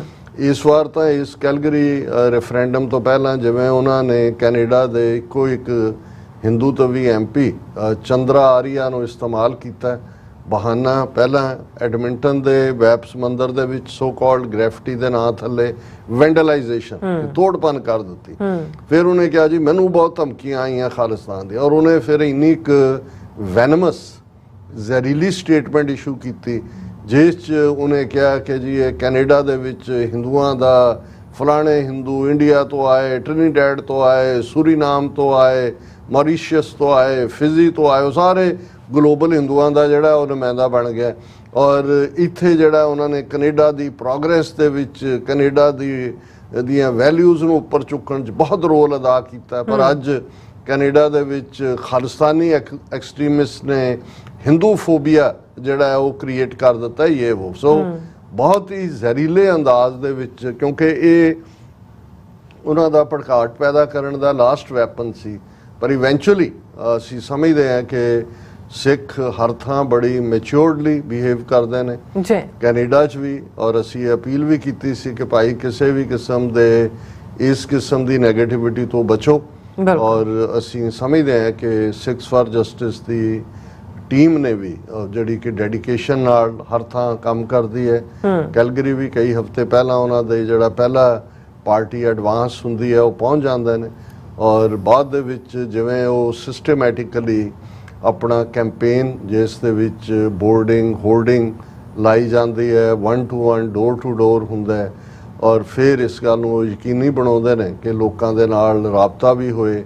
ਔਰ ਗੁਰਦੁਆਰਾ ਦਸ਼ਮੇਸ਼ ਦਰਬਾਰ ਜਿਹੜਾ ਉਹਨਾਂ ਦਾ ਕੈਲਗਰੀ ਦੇ ਵਿੱਚ ਦਸ਼ਮੇਸ਼ ਸੈਂਟਰ ਹੈ ਸ਼ਾਇਦ, ਉਹ ਐਤਕੀ ਹੱਬ ਸੀ ਇਸ ਸਾਰੇ ਦੀ। ਔਰ ਜਿਵੇਂ ਸਾਡੇ ਕੈਨੇਡਾ ਤੋਂ ਵੀ ਵੀਰ ਭਾਈ ਸੰਤੋਖ ਸਿੰਘ ਭਾਊ, ਭਾਈ ਸੁਖਦੇਵ ਸਿੰਘ ਗਿੱਲ, ਅੱਜ ਦੀ ਆਵਾਜ਼, ਇਹ ਵੀ 4-5 ਦਿਨ ਪਹਿਲਾਂ ਚਲੇ ਗਏ ਸੀ। ਉੱਥੋਂ ਵੀ ਸਾਨੂੰ ਭਾਈ ਸੰਤੋਖ ਸਿੰਘ ਜਿਹੜੇ ਨੇ ਉਹ ਪਿਕਚਰਾਂ ਵੀ ਭੇਜਦੇ ਰਹੇ। ਔਰ ਇਸੇ ਤਰ੍ਹਾਂ ਅਮਰੀਕਾ ਤੋਂ ਵੀ ਜਿਹੜੇ ਵਲੰਟੀਅਰ, ਜਿਵੇਂ ਹਿਊਸਟਨ ਤੋਂ ਭਾਈ ਧਿਆਨ ਸਿੰਘ, ਉੱਥੋਂ ਵਰਜੀਨੀਆ ਤੋਂ ਉਦਮ ਸਿੰਘ, ਇਹ ਲਗਾਤਾਰਤਾ ਨਾਲ ਜਿੱਥੇ ਵੀ ਹੁੰਦਾ ਉੱਥੇ ਪਹੁੰਚਦੇ ਨੇ। ਸੋ ਇੱਕ ਜਿਵੇਂ ਜਦੋਂ ਤੁਸੀਂ ਕਿਸੇ ਵੀ ਇਸ਼ੂ ਤੇ ਕੰਮ ਕਰਦੇ ਹੋ, ਇੱਕ ਪੈਟਰਨ ਹੁੰਦਾ ਜਿਹਦੇ ਥੱਲੇ ਤੁਸੀਂ ਲੋਕਾਂ ਦੀ ਆਵਾਜ਼ ਨੂੰ ਪਹਿਲਾਂ ਇੱਕ ਮੋਮੈਂਟਮ ਦਿੰਦੇ ਹੋ, ਫਿਰ ਉਹਨੂੰ ਤੁਸੀਂ ਚਰਮ ਸੀਮਾ ਜਾਂ ਉਹਨੂੰ ਅਸੀਂ ਕਲਾਈਮੈਕਸ ਕਹਿੰਦੇ ਹਾਂ। ਸੋ ਵੋਟਾਂ ਦਾ ਦਿਨ ਕਲਾਈਮੈਕਸ ਹੁੰਦਾ ਔਰ ਉਹ ਫਿਰ ਜਿੱਥੇ ਟੀਮ ਦੀ ਮਿਹਨਤ ਹੁੰਦੀ ਹੈ ਉੱਥੇ ਜਦੋਂ ਅਸੀਂ ਕਹਿੰਦੇ ਹਾਂ ਕਿ ਡਾਇਸਪੋਰਾ ਸਿੱਖ ਬੋਲਦੇ ਨੇ। ਬਿਲਕੁਲ, ਬਹੁਤ ਵਾਰ ਇਹ ਸਵਾਲ ਸਾਨੂੰ ਕੀਤਾ ਜਾਂਦਾ ਹੈ, ਐਟਲਾਂਟਾ ਫੇਰੀ ਵੇਲੇ ਵੀ ਇਸ ਦਾ ਜ਼ਿਕਰ ਹੋਇਆ ਕਿ ਭਾਈ ਇਸ ਨਾਲ ਕੀ ਖਾਲਿਸਤਾਨ ਦੀਆਂ ਵੋਟਾਂ ਨਾਲ ਖਾਲਿਸਤਾਨ ਬਣ ਜਾਏਗਾ। ਤੇ ਮੇਰਾ ਹਮੇਸ਼ਾ ਇਹ ਕਹਿਣਾ ਹੁੰਦਾ ਕਿ ਦੇਖੋ, ਇਹ ਇੱਕ ਜਦੋਂ ਅਸੀਂ ਪਹਿਲੀ ਗੱਲ ਤਾਂ ਆਪਣੇ ਕੌਮੀ ਘਰ ਖਾਲਿਸਤਾਨ ਲਈ ਜਿਸ ਦਾ ਐਲਾਨਨਾਮਾ 40 ਸਾਲ ਪਹਿਲਾਂ ਹੋ ਜਾਂਦਾ ਹੈ, ਜਿਸ ਦਿਨ ਭਾਰਤੀ ਫੌਜ ਦਰਬਾਰ ਸਾਹਿਬ ਤੇ ਟੈਂਕਾਂ ਤੋਪਾਂ ਦੇ ਨਾਲ ਹਮਲਾ ਕਰਦੀ, ਉਸ ਦੌਰ ਦੇ ਵਿੱਚ ਜਿਵੇਂ ਇਸ ਦੀ, ਕਿਉਂਕਿ ਸਰਕਾਰ ਐਗਰੈਸਰ ਸੀ, ਉਹਨਾਂ ਨੇ ਟੋਟਲ ਵਾਰ ਵਿੱਢੀ, ਸਮੁੱਚੀ ਸਿੱਖ ਕੌਮ ਇਸ ਦੇ ਲਈ ਅਜੇ ਸ਼ਾਇਦ ਤਿਆਰ ਵੀ ਨਹੀਂ ਸੀ, ਕਿਉਂਕਿ ਇੰਨਾ ਵੱਡਾ ਜਿਹੜਾ ਹਮਲਾ ਔਰ ਆਲ ਆਊਟ ਵਾਰ। ਲੇਕਿਨ ਇਸ 'ਚ ਕੋਈ ਸ਼ੱਕ ਨਹੀਂ ਹੈ ਕਿ ਸਿੱਖ ਕੌਮ ਉਸ ਸ਼ੌਕ 'ਚੋਂ ਉਭਰੀ ਔਰ ਭਾਈ ਬੇਅੰਤ ਸਿੰਘ, ਸਤਵੰਤ ਸਿੰਘ, ਭਾਈ ਕੇਰ ਸਿੰਘ, ਉਹਨਾਂ ਦੇ ਉੱਤੇ ਗੁਰੂ ਨੇ ਰਹਿਮਤ ਕੀਤੀ। ਉਹਨਾਂ ਨੇ ਪਹਿਲੇ ਵਾਰ ਦੇ ਵਿੱਚ ਇਹ ਦੱਸਿਆ ਕਿ ਭਾਈ ਸੁੱਖਾ ਸਿੰਘ, ਮਤਾਬ ਸਿੰਘ ਦੇ ਵਾਰਸਾਂ ਦੀ ਜਿਹੜੀ ਲੜੀ ਹੈ ਅਜੇ ਟੁੱਟੀ ਨਹੀਂ ਹੈ। ਫਿਰ ਅਸੀਂ ਦੇਖਦੇ ਹਾਂ ਭਾਈ ਹਰਜਿੰਦਰ ਸਿੰਘ ਜਿੰਦਾ, ਭਾਈ ਸੁਖਦੇਵ ਸਿੰਘ ਸੁੱਖਾ, ਉਹਨਾਂ ਨੇ ਜਨਰਲ ਵੈਦਿਆ ਨੂੰ ਸਜ਼ਾ ਯਾਫਤਾ ਕਰਕੇ ਪਹਿਲਾਂ ਤਾਂ ਅਸੀਂ ਜੂਨ 84 ਦਾ ਹਿਸਾਬ ਬਰਾਬਰ ਕੀਤਾ, ਕਿਉਂਕਿ ਜਨਰਲ ਵੈਦਿਆ ਫੌਜ ਦਾ ਮੁਖੀ ਸੀ, ਇੰਦਰਾ ਗਾਂਧੀ ਦੇ ਹੁਕਮਾਂ ਨਾਲ ਇਹ ਤੁਰੀ ਗੱਲ। ਫਿਰ 26 ਜਨਵਰੀ 1986 ਦੇ ਸਰਬੱਤ ਖਾਲਸਾ ਨੇ 5 ਮੈਂਬਰੀ ਪੰਥਕ ਕਮੇਟੀ ਬਾਬਾ ਗੁਰਬਚਨ ਸਿੰਘ ਮਾਨੂਚਾਲ ਦੀ ਅਗਵਾਈ 'ਚ ਥਾਪੀ। ਉਹਨਾਂ ਨੇ 29 ਅਪ੍ਰੈਲ 1986 ਨੂੰ ਖਾਲਿਸਤਾਨ ਦਾ ਐਲਾਨਨਾਮਾ ਜਾਰੀ ਕਰਕੇ ਜਿਹੜਾ ਕੋਈ ਵੀ ਭੰਬਲ ਭੂਸਾ ਸੀ, ਕਨਫਿਊਜ਼ਨ ਸੀ, ਉਹ ਸਾਰਾ ਦੂਰ ਕਰਕੇ ਨਿਸ਼ਾਨਾ ਮਿਥ ਦਿੱਤਾ। ਔਰ ਫਿਰ ਜਿਹੜੀ ਲੜਾਈ 84 ਤੋਂ 94 95 ਤੱਕ ਇਨ ਪਾਰਟਿਕੂਲਰ 10 ਸਾਲ 11 ਸਾਲ ਸਾਡੇ ਜੁਝਾਰੂ ਸਿੰਘਾਂ ਸਿੰਘਣੀਆਂ ਨੇ ਲੜੀ, ਉਹ ਵੀ ਜਦੋਂ ਦੁਨੀਆ ਦੀਆਂ ਅੱਡ-ਅੱਡ ਤਹਿਰੀਕਾਂ ਜਿਹੜੀਆਂ ਹਥਿਆਰਬੰਦ ਸੰਘਰਸ਼ ਦੀਆਂ ਨੇ ਉਹਨਾਂ ਦੀ ਕਹਾਣੀ ਕਿਤੇ ਟੁਗੈਦਰਨੈਸ 'ਚ ਆਏਗੀ। ਤੇ ਫਿਰ ਇਹ ਖਾਲਸੇ ਦੇ ਇਹਨਾਂ ਸਪੁੱਤਰ ਸਪੁੱਤਰੀਆਂ ਨੇ ਜਿਵੇਂ ਪੰਜਾਬ ਦੇ ਵਿੱਚ ਆਪਣੀ ਬਹਾਦਰੀ ਦੇ ਜੌਹਰ ਦਿਖਾਏ।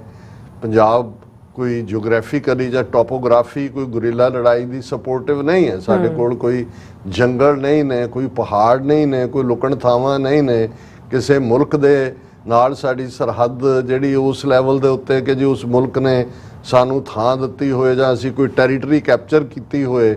ਜਿਵੇਂ ਜਦੋਂ ਲਿਟੇ ਦੇ ਗੁਰੀਲਿਆਂ ਨੇ ਸਿਹਾਲੀਜ਼ ਫੌਜ ਦੇ ਨਾਲ ਲੜਾਈ ਲੜੀ ਤਾਂ ਉਹਨਾਂ ਦੇ ਕੋਲ ਜਾਫਰਾ ਏਰੀਆ, ਜਿੱਥੇ ਉਹਨਾਂ ਕੋਲ ਟੈਂਕ ਤੱਕ, ਛੋਟੇ ਜਹਾਜ਼ ਤੱਕ ਉਹਨਾਂ ਦੇ ਕੋਲ ਸੀ। ਸਾਡੇ ਕੋਲ ਤਾਂ ਜੇ ਮਾੜੇ ਮੋਟੇ ਜਾਨ ਬਚਾਉਣ ਲਈ ਬਾਰਡਰ ਟੱਪ ਕੇ ਗੁਆਂਢੀ ਮੁਲਕ ਦੇ ਵਿੱਚ ਵੀ ਗਏ, ਉਹਨਾਂ ਨੇ ਵੀ ਚੁੱਕ ਕੇ ਜੇਲ੍ਹਾਂ ਦੇ ਵਿੱਚ ਹੀ ਡੱਕਿਆ।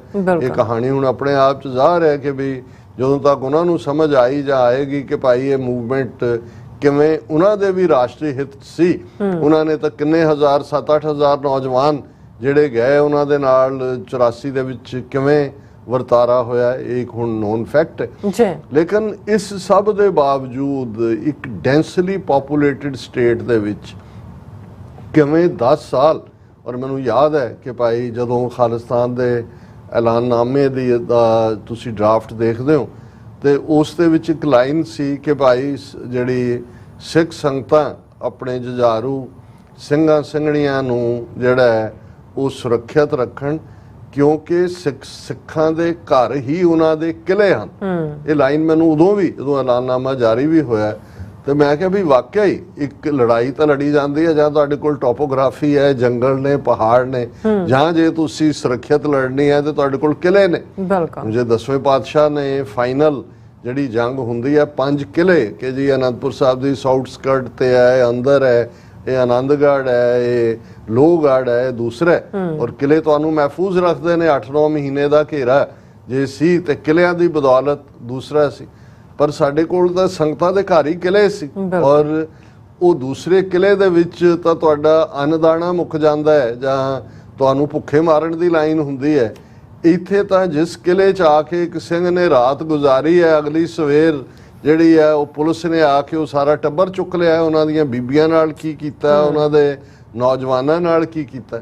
ਲੇਕਿਨ ਇਹਦੇ ਬਾਵਜੂਦ ਇੱਕ ਛੋਟੇ ਜਿਹੇ ਉਸ 50,300 ਸਕੁਅਰ ਕਿਲੋਮੀਟਰ ਦੀ ਟੈਰੀਟਰੀ ਦੇ ਵਿੱਚ 10 ਸਾਲ ਇਸ ਲੜਾਈ ਨੂੰ ਜਾਰੀ ਰੱਖਣਾ, ਔਰ ਪ੍ਰਾਈਮ ਟਾਰਗੇਟ ਜਿਹੜੇ ਨੇ ਉਹ ਉਸ ਦੌਰ ਦੇ ਵਿੱਚ ਵੀ, ਮੈਂ ਜੋ ਨਾਂ ਲਵਾਂ ਕਿਹੜੇ ਕੋਈ SSP, ਕੋਈ DIG, ਕੋਈ ਬੁੱਚੜ ਬੇਅੰਤਾ ਤਾਂ ਫਾਈਨਲ ਜਿਹੜਾ ਹੈ ਉਹ ਕੈਚ ਸੀ 31 ਅਗਸਤ 1995 ਦੀ।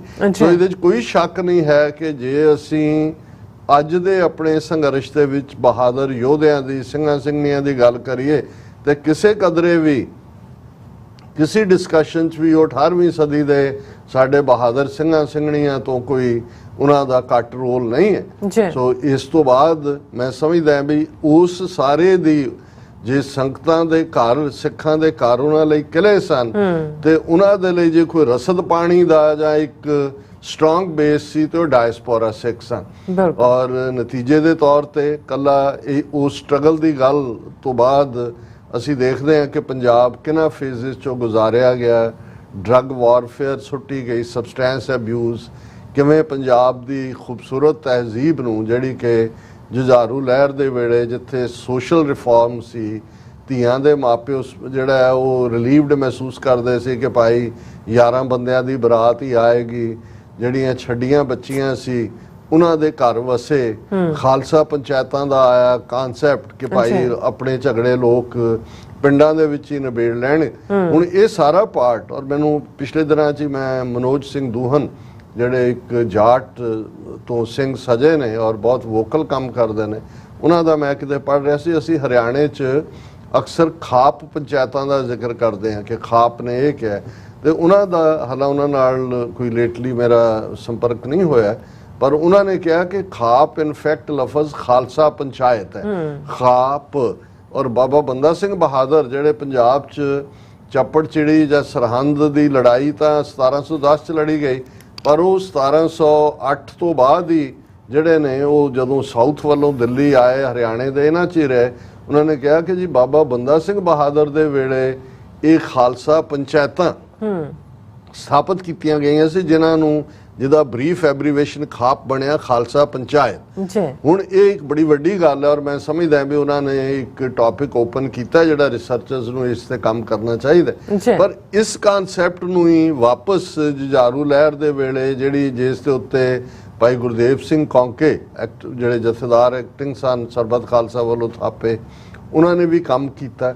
ਔਰ ਇਹ ਸਾਰੇ ਦਾ ਨਤੀਜਾ ਸੀ ਕਿ ਕਿਵੇਂ ਭਾਈ ਗੁਰਦੇਵ ਸਿੰਘ ਕੌਂਕੇ ਨੂੰ ਸ਼ਹੀਦ ਕੀਤਾ ਗਿਆ 1 ਜਨਵਰੀ 1993 ਵਾਲੇ ਦਿਨ, ਕਿਉਂਕਿ ਇਹ ਜਿਹੜਾ ਅਦਾਲਤਾਂ ਦਾ ਸਿਲਸਿਲਾ, ਹਿੰਦੂ ਵਕੀਲ ਬੈਠੇ ਨੇ, ਜੱਜ ਬੈਠੇ ਨੇ ਕਰਪਟ। ਮੈਂ ਕਿਤੇ ਰਿਪੋਰਟ ਪੜ੍ਹ ਰਿਹਾ ਸੀ ਵੀ 390 ਕੇ ਕਿੰਨੇ ਟੱਬਰ ਨੇ ਜਿਨ੍ਹਾਂ ਦੇ ਸੁਪਰੀਮ ਕੋਰਟ, ਹਾਈ ਕੋਰਟ ਤੇ ਉਹਨਾਂ ਦੇ ਹੀ ਜੱਜਾਂ ਦੇ ਕਿਸੇ ਦਾ ਪੁੱਤਰ, ਕਿਸੇ ਦਾ ਜਵਾਈ, ਕਿਸੇ ਦਾ ਕੁੜਮ, ਕਿਸੇ ਦਾ ਸਾਲਾ, ਕਿਸੇ ਦਾ ਸਹੁਰਾ ਜਿਹੜੇ ਨੇ ਉਹ ਜੱਜ ਲੱਗੇ ਹੋਏ ਨੇ, ਜਾਂ ਉਹ ਸਾਰੇ ਚੋਂ ਸਾਰੇ ਟੱਬਰ ਨੂੰ।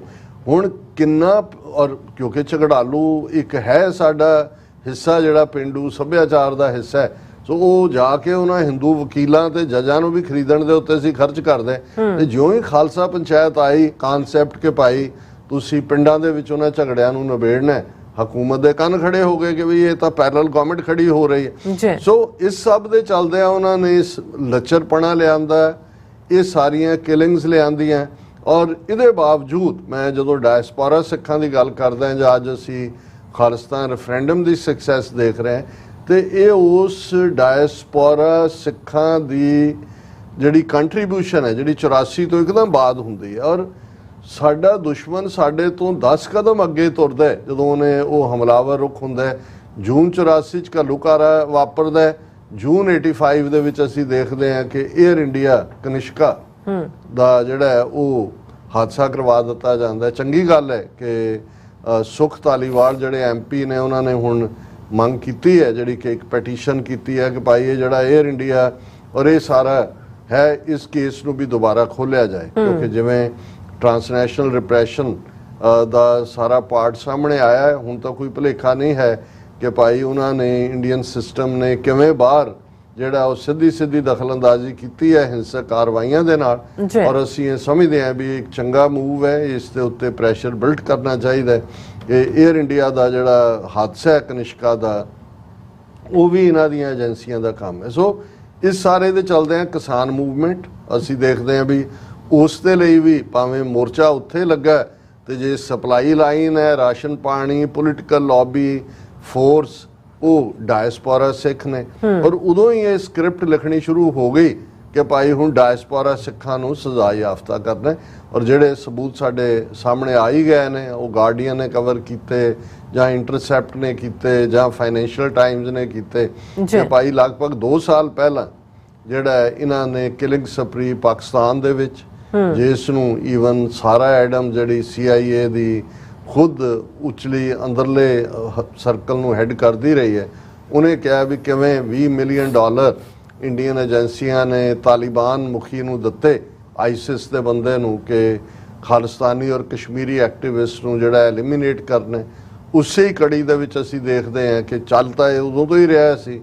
ਔਰ ਮਈ ਦੇ ਮਹੀਨੇ 'ਚ ਭਾਈ ਪਰਮਜੀਤ ਸਿੰਘ ਪੰਜਵਾੜ ਦਾ ਮਰਡਰ, 15 ਜੂਨ 2023 ਨੂੰ ਭਾਈ ਅਵਤਾਰ ਸਿੰਘ ਖੰਡਾ ਦਾ ਕੈਮੀਕਲ ਵੈਪਨ ਨਾਲ, ਫਿਰ 18 ਜੂਨ 2023 ਨੂੰ ਭਾਈ ਹਰਦੀਪ ਸਿੰਘ ਨਿੱਜਰ ਦਾ। ਹੁਣ ਇਹ ਟ੍ਰਾਂਸਨੈਸ਼ਨਲ ਰਿਪਰੈਸ਼ਨ ਦੇ ਥੱਲੇ ਮੈਂ ਇਸ ਨੂੰ ਫਿਰ ਇਸ ਲਈ ਇੱਕ ਗਲਿੰਪਸ ਦਿੱਤੀ ਹੈ ਦੁਬਾਰਾ, ਕਿਉਂਕਿ ਜਿਹੜੀ ਡੇਲੀ ਟਾਈਮਜ਼ ਨੇ ਇਸ ਨੂੰ ਕਵਰ ਕੀਤਾ, ਉਸ ਨੇ ਹੈਡਲਾਈਨ ਇਹ ਦਿੱਤੀ, Canadian Sikhs in Calgary confront India's transnational repression with Khalistan referendum voting. ਕਿ ਕੈਨੇਡਾ ਦੇ ਸਿੱਖਾਂ ਨੇ ਕੈਲਗਰੀ 'ਚ ਭਾਰਤ ਦੇ ਟ੍ਰਾਂਸਨੈਸ਼ਨਲ ਰਿਪਰੈਸ਼ਨ ਦੇ ਜਵਾਬ ਦੇ ਵਿੱਚ ਖਾਲਿਸਤਾਨ ਰੈਫਰੈਂਡਮ ਦੀਆਂ ਵੋਟਾਂ ਪਾਈਆਂ। ਹਾਲਾਂਕਿ ਅਸੀਂ ਅਕਸਰ ਜ਼ਿਕਰ ਕੀਤਾ ਵੀ ਜਿਹੜੀਆਂ ਹਕੂਮਤਾਂ ਜ਼ੁਲਮ ਦਾ ਸਹਾਰਾ ਲੈਂਦੀਆਂ, ਜ਼ੁਲਮ ਡਰਾਉਣ ਲਈ ਹੁੰਦਾ ਔਰ ਮੈਜੋਰਟੀ ਲੋਕ ਡਰਦੇ ਨੇ, ਇਹਦੇ 'ਚ ਕੋਈ ਸ਼ੱਕ ਨਹੀਂ। ਪਰ ਸਿੱਖਾਂ ਦੀ ਤਾਂ ਖਸਲਤ ਹੀ ਡਿਫਰੈਂਟ ਹੈ। ਸਾਡੇ ਗੁਰੂ ਸਾਹਿਬਾਨ ਨੇ 10 ਜਾਮਿਆਂ ਦੇ ਵਿੱਚ ਉਹ ਇਨਸਾਨ ਤਿਆਰ ਕੀਤਾ, 5 ਕਕਾਰੀ ਰੂਪ ਵਾਲਾ ਉਹ ਖਾਲਸਾ ਜਿਹੜਾ ਜ਼ਾਹਰ ਹੈ ਜਿਸ ਅਕਾਲ ਪੁਰਖ ਨੂੰ ਮੰਨਦਾ ਉਹ ਨਿਰਭਉ ਨਿਰਵੈਰ ਹੈ। ਤੇ ਜੇ ਜੈਸਾ ਸੇਵਾ ਤੈਸਾ ਹੋਏ, ਅਸੀਂ ਕੋਈ ਬੁੱਤ ਪ੍ਰਸਤ ਕੋਈ ਪੱਥਰ ਪੂਜ ਨਹੀਂ ਹਾਂ। ਇਹ ਪੱਥਰ ਪੂਜ ਕੇ ਪੱਥਰਾਂ ਵਰਗੇ ਦਿਲ ਹੋ ਗਏ ਨੇ ਇਹਨਾਂ ਦੇ। ਅਸੀਂ ਜਾਗਤ ਜੋਤ ਜਪੈ ਨਿਸਬਾਸਰ, ਏਕ ਬਿਨਾ ਮਨ ਨੈਕ ਨਾਨ, ਕਿ ਅਸੀਂ ਉਸ ਜਾਗਤ ਜੋਤ ਨੂੰ ਨਿਸਬਾਸਰ ਦਿਨੇ ਤੇ ਰਾਤ ਜਪਦੇ ਹਾਂ, ਜਿਹੜਾ ਸਿਰਫ ਇੱਕ ਅਕਾਲ ਪੁਰਖ ਤੋਂ ਬਿਨਾ ਕਿਸੇ ਹੋਰ ਨੂੰ ਆਪਣੀ ਅੱਖ ਤਰੇ ਨਹੀਂ ਲਿਆਂਦਾ। 10ਵੇਂ ਪਾਤਸ਼ਾਹ ਨੇ ਫਰਮਾਇਆ, ਪਾਏ ਗਏ ਜਬ ਤੇ ਤੁਮਰੇ ਤਬ ਤੇ ਕਉ ਆਂਖ ਤਰੇ ਨਹੀਂ ਆਨਿਓ। ਜਦੋਂ ਦਾ ਹੈ ਵਾਹਿਗੁਰੂ ਮੈਂ ਤੇਰੇ ਪੈਰ ਫੜੇ ਨੇ, ਕਿਸੇ ਹੋਰ ਨੂੰ ਮੈਂ ਅੱਖ ਥੱਲੇ ਨਹੀਂ ਲਿਆਂਦਾ। ਹੁਣ ਜਦੋਂ ਖਾਲਸਾ ਨਿਰਭਉ ਨਿਰਵੈਰ ਹੈ ਤੇ ਉਹਨੂੰ ਕੌਣ ਭਉ ਦੇਗਾ? ਉਹ ਤਾਂ ਜਿਉਂ ਮੰਨੂ ਵੱਢਦਾ ਅਸੀਂ ਧੂਣ ਸਵਾਏ ਹੋਏ, ਉਹ ਤਾਂ ਉਸ ਮਿੱਟੀ ਦੇ ਬਣੇ ਹੋਏ ਨੇ।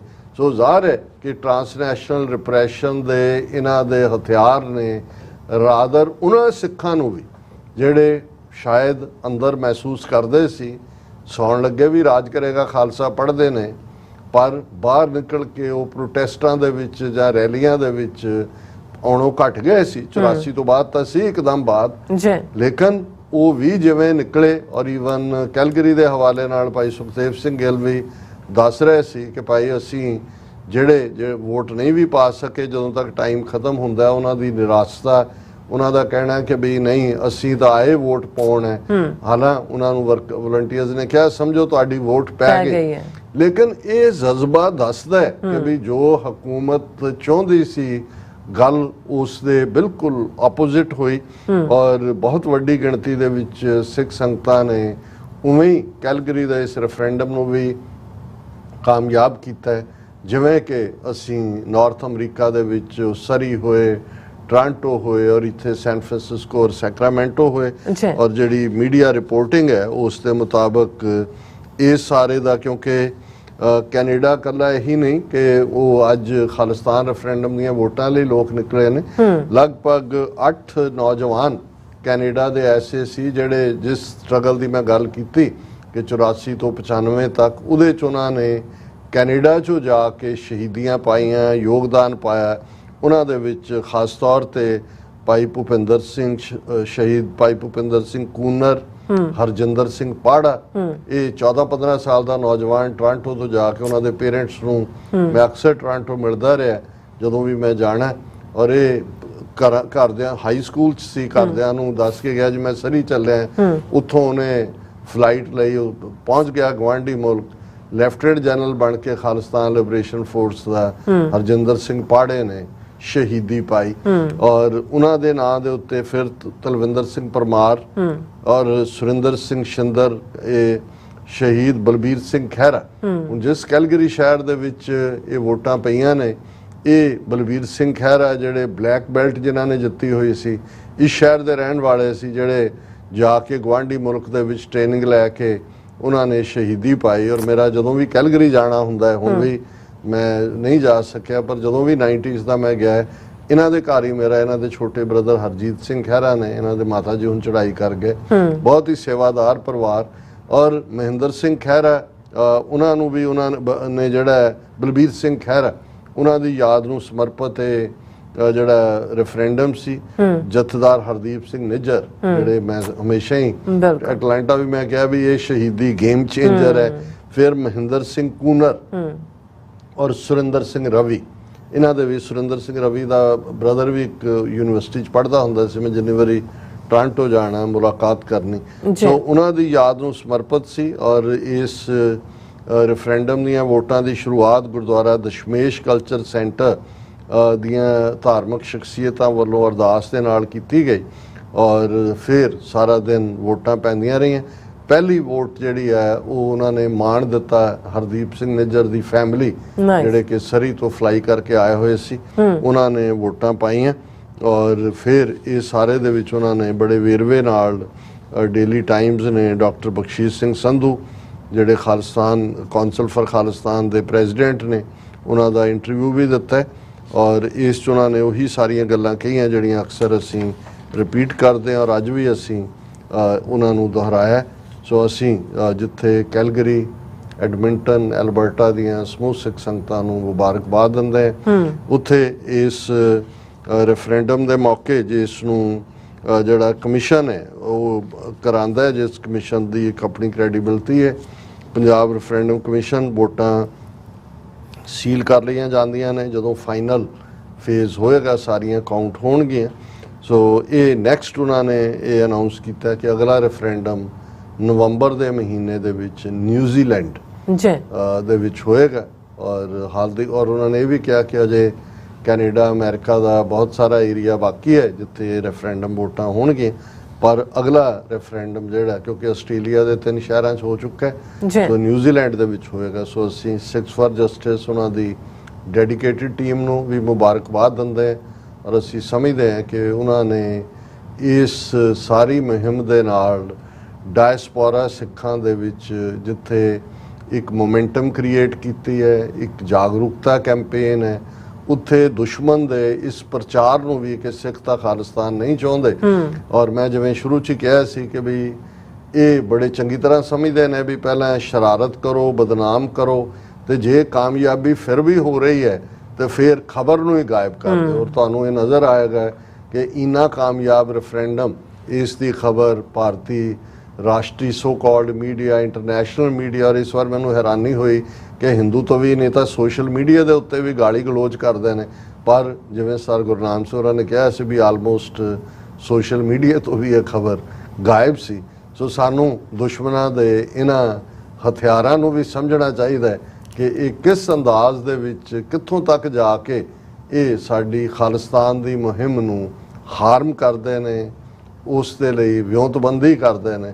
ਸੋ ਘੱਟੋ ਘੱਟ ਸਾਡਾ ਫੋਕਸ ਵੀ ਫਿਰ ਇੱਕ ਗੱਲ ਤੇ ਆ ਜਾਣਾ ਚਾਹੀਦਾ ਹੈ ਕਿ ਕਿਸ ਉਦਮ ਤੇ ਰਾਜ ਮਿਲੇ, ਸ਼ਤਰੂ ਤੇ ਸਭ ਹੋਵੇ ਮੀਤਾ। ਜੀ ਰਾਸਾ ਤੁਹਾਡਾ ਬਹੁਤ ਬਹੁਤ ਸ਼ੁਕਰੀਆ। ਸੋ ਅਥਲੇ ਨੇ ਬ੍ਰੇਕ ਤੇ ਜਾਣ ਤੋਂ ਪਹਿਲਾਂ ਅਸੀਂ ਆਪਣੇ ਦਰਸ਼ਕਾਂ ਤੇ ਸਰੋਤਿਆਂ ਨੂੰ ਅਪੀਲ ਤੇ ਬੇਨਤੀ ਕਰਦੀ ਹੈ ਵਿਊਅਰਸ, ਜਿਸ ਤਰ੍ਹਾਂ ਕਿ ਤੁਸੀਂ ਜਾਣਦੇ ਹੋ ਕਿ ਟੀਵੀ 84 ਇੱਕ ਪੰਥਕ ਚੈਨਲ ਹੈ ਔਰ ਟੀਵੀ 84 ਦੀ ਚੜ੍ਹਦੀ ਕਲਾ ਲਈ ਵੱਧ ਤੋਂ ਵੱਧ ਡੋਨੇਟ ਕਰੋ। ਡੋਨੇਟ ਕਰਨ ਲਈ ਸਾਡੀ ਵੈਬਸਾਈਟ tv84.tv ਤੇ ਜਾ ਕੇ ਪੇਪਲ ਦੀ ਵਰਤੋਂ ਕਰਕੇ ਵਨ ਟਾਈਮ ਡੋਨੇਟ ਕਰ ਸਕਦੇ ਹੋ, ਮੰਥਲੀ ਡੋਨੇਟ ਵੀ ਕਰ ਸਕਦੇ ਹੋ। ਤੁਸੀਂ ਟੀਵੀ 84 ਦੇ ਨਾਮ ਤੇ ਚੈੱਕ ਬਣਾ ਕੇ ਸਾਨੂੰ ਮੇਲ ਵੀ ਕਰ ਸਕਦੇ ਹੋ ਸਾਡੇ ਇਸ ਪਤੇ ਤੇ 36-01 37th Avenue Long Island City New York 11101 USA, ਜਾਂ ਫਿਰ ਤੁਸੀਂ ਸਾਨੂੰ ਫੋਨ ਰਾਹੀਂ ਸੰਪਰਕ ਕਰ ਸਕਦੇ ਹੋ 5166191984। ਤੁਸੀਂ ਸਾਨੂੰ ਈਮੇਲ ਵੀ ਕਰ ਸਕਦੇ ਹੋ info@tv84.tv ਤੇ। ਅਸੀਂ ਤੁਹਾਡੇ ਤਹਿ ਦਿਲ ਤੋਂ ਸ਼ੁਕਰਗੁਜ਼ਾਰ ਹੋਵਾਂਗੇ। ਸੋ ਥੱਲੇ ਨੇ ਬ੍ਰੇਕ ਵਿਊਅਰਸ, ਤੁਸੀਂ ਸਾਨੂੰ ਇਸੇ ਤਰ੍ਹਾਂ ਬੜੇ ਰਹਿਣਾ। ਮਿਲਦੇ ਹਾਂ ਛੋਟੇ ਜਿਹੇ ਬ੍ਰੇਕ ਤੋਂ ਬਾਅਦ।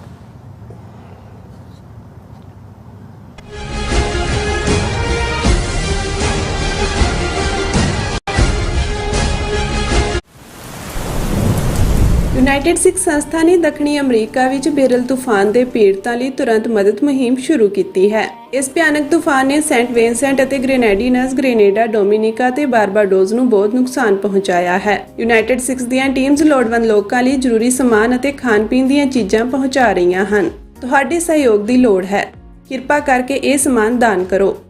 ਖਾਣ-ਪੀਣ ਦੀਆਂ ਚੀਜ਼ਾਂ, ਤਿਰਪਾਲ, ਜਨਰੇਟਰ, ਕੱਪੜੇ, ਤੰਬੂ, ਟਾਇਲਟ ਪੇਪਰ, ਬਰਸਾਤੀ ਕੋਟ, ਸੈਨੇਟਰੀ ਪੈਡ, ਹਰੇਕ ਸਾਈਜ਼ ਦੇ ਡਾਈਪਰ ਆਦਿ। ਡੋਨੇਟ ਕਰਨ ਲਈ contact@unitedsikhs.org ਤੇ ਸੰਪਰਕ ਕਰੋ। ਮਦਦ ਕਰਨ ਲਈ ਕਿਰਪਾ ਕਰਕੇ ਸਾਡੀ ਵੈਬਸਾਈਟ ਤੇ ਡੋਨੇਟ ਕਰੋ। ਪ੍ਰੇਰਨਾਦਾਇਕ ਮਾਪੇ ਕਿਵੇਂ ਬਣੀਏ? ਸਿੱਖੀ ਨੂੰ ਆਪਣੇ ਪਰਿਵਾਰਕ ਜੀਵਨ ਵਿੱਚ ਕਿਵੇਂ ਲਿਆਈਏ ਤੇ ਕਿਵੇਂ ਪਰਿਵਾਰਕ ਨੀਹਾਂ ਮਜ਼ਬੂਤ ਬਣਾਈਏ? ਕਿ ਤੁਸੀਂ ਵੀ ਇਹਨਾਂ ਸਵਾਲਾਂ ਦੇ ਜਵਾਬ ਲੱਭ ਰਹੇ ਹੋ ਤਾਂ ਤੁਹਾਡੇ ਲਈ ਹੈ ਵੱਡੀ ਖੁਸ਼ਖਬਰੀ। ਨਿਊਯਾਰਕ ਅਤੇ ਨਿਊ ਜਰਸੀ ਵਿਖੇ ਹੋ ਰਿਹਾ ਹੈ Sikh parenting course. The world Sikh parliament education council, Khalsa foundation, share charity ਅਤੇ ਹੋਰ ਸਿੱਖ ਜਥੇਬੰਦੀਆਂ ਦੇ ਸਹਿਯੋਗ ਨਾਲ ਇਹ ਕੋਰਸ ਪੰਜਾਬੀ ਅਤੇ ਅੰਗਰੇਜ਼ੀ ਦੋਵਾਂ ਭਾਸ਼ਾਵਾਂ ਵਿੱਚ ਕਰਵਾਇਆ ਜਾਵੇਗਾ, ਜਿੱਥੇ ਭਾਈ ਜਗਜੀਤ ਸਿੰਘ ਤੁਹਾਡੇ ਨਾਲ ਸਾਂਝੀ ਕਰਨਗੇ ਪੇਰੈਂਟਿੰਗ ਨਾਲ ਸੰਬੰਧਿਤ ਅਹਿਮ ਜਾਣਕਾਰੀ।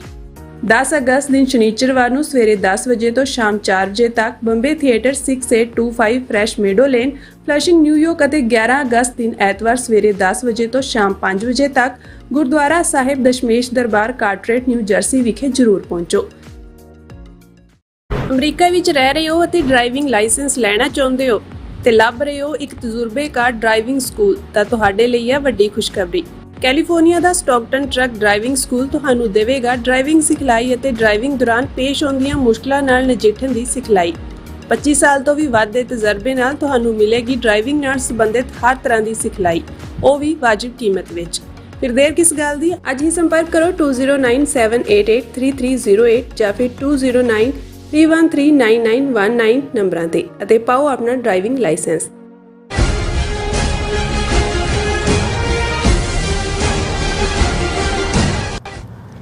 ਦਰਸ਼ਕੋ, ਬ੍ਰੇਕ ਬਾਅਦ ਤੁਹਾਡਾ ਸਭ ਦਾ ਭਰਪੂਰ ਸਵਾਗਤ ਹੈ। ਸੋ ਵੀਅਰਸ, ਗੱਲਬਾਤ ਕਰਨ ਜਾ ਰਹੇ ਹਾਂ ਕਿ ਸ਼੍ਰੋਮਣੀ ਕਮੇਟੀ ਵੱਲੋਂ ਅਕਾਲ ਤਖ਼ਤ ਸਾਹਿਬ ਦੇ ਨਿਰਦੇਸ਼ ਤੇ ਗੁਰੂ ਘਰਾਂ ਵਿੱਚ ਚੁਲਾਏ ਜਾਣ ਵਾਲੇ ਨਿਸ਼ਾਨ ਸਾਹਿਬ ਦੇ ਰੰਗ ਨੂੰ ਲੈ ਕੇ ਇੱਕ ਪੱਤਰ ਜਾਰੀ ਕੀਤਾ ਗਿਆ ਹੈ।